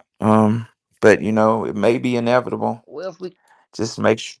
Go ahead. well if we get 4 more years of what we got now, we might end up doing that. That's true. One thing you can say about the Trump administration is I don't recall a war. Do y'all? Nope. Hey, my boy gonna And stomp ass in that race. I'm just waiting for it. I watched Tariq Space the other night, and he was talking about how something I said earlier that it's the media is making it look like Kamala Harris has such a lead. I was thinking he said what I was thinking, because I travel all across the United States. I'm in between a move from Tennessee to Georgia. We're still going back and forth every other week, moving, and all these states I'm going through all the time. I don't see hardly any Biden Harris flag. I don't see any of that stuff, or Kamala Harris No, flags. I see Trump everywhere. yeah, You know. cause this is the deep red stuff over this way. So Bro, I got Gen Z, black, foundational Black American, men and women talking about they gonna vote for Trump. man, you come to my house, all you see is 18 Trump. year olds. Yep. Hey, I got my Trump coin. Did you get yours? I didn't get it yet. Hey, that mother. I got my Trump bobblehead though. What's happening? With his fist up in the air with the blood. No, I'm just playing. Man, Fight, fight. The Secret Service is trash for letting him have that photo op after being shot at. That was hey, you crazy. know what I like about that though? A lot of people didn't even see the part where he was bleeding on the floor. He was actually praying. I'm just like, yeah, they can't fuck with this man, bro. This man is a man of God. They ain't gonna be able to fuck with him. Yep. You was expecting an amen after that, wasn't you? No, I'm just playing. No. Whatever, man. Don't start with me. Uh, Too late at night now. all right, so Too we late at night. we gonna reconvene tomorrow because I ain't got nothing to do. Hey, one more um, thing about that book. I'm still wondering about that book, Professor. which one? The one that you supposed to be working on. Yeah, I'm. It's in the beginning, preliminary stages, but I'm gonna keep all of y'all posted on that. So I'm the very preliminary stages of writing it, and I gotta I'm co-writing it with somebody very special that y'all know. But yeah, I'm gonna keep you posted. All right, and if you need a pilot, let me know. A pilot. Where you want to go? Yeah, yeah. Pilots are useful. Well, ladies and gentlemen, I enjoyed y'all. Let's say what time y'all want to do another space? Like at 10 tomorrow, 10 Eastern. In the morning.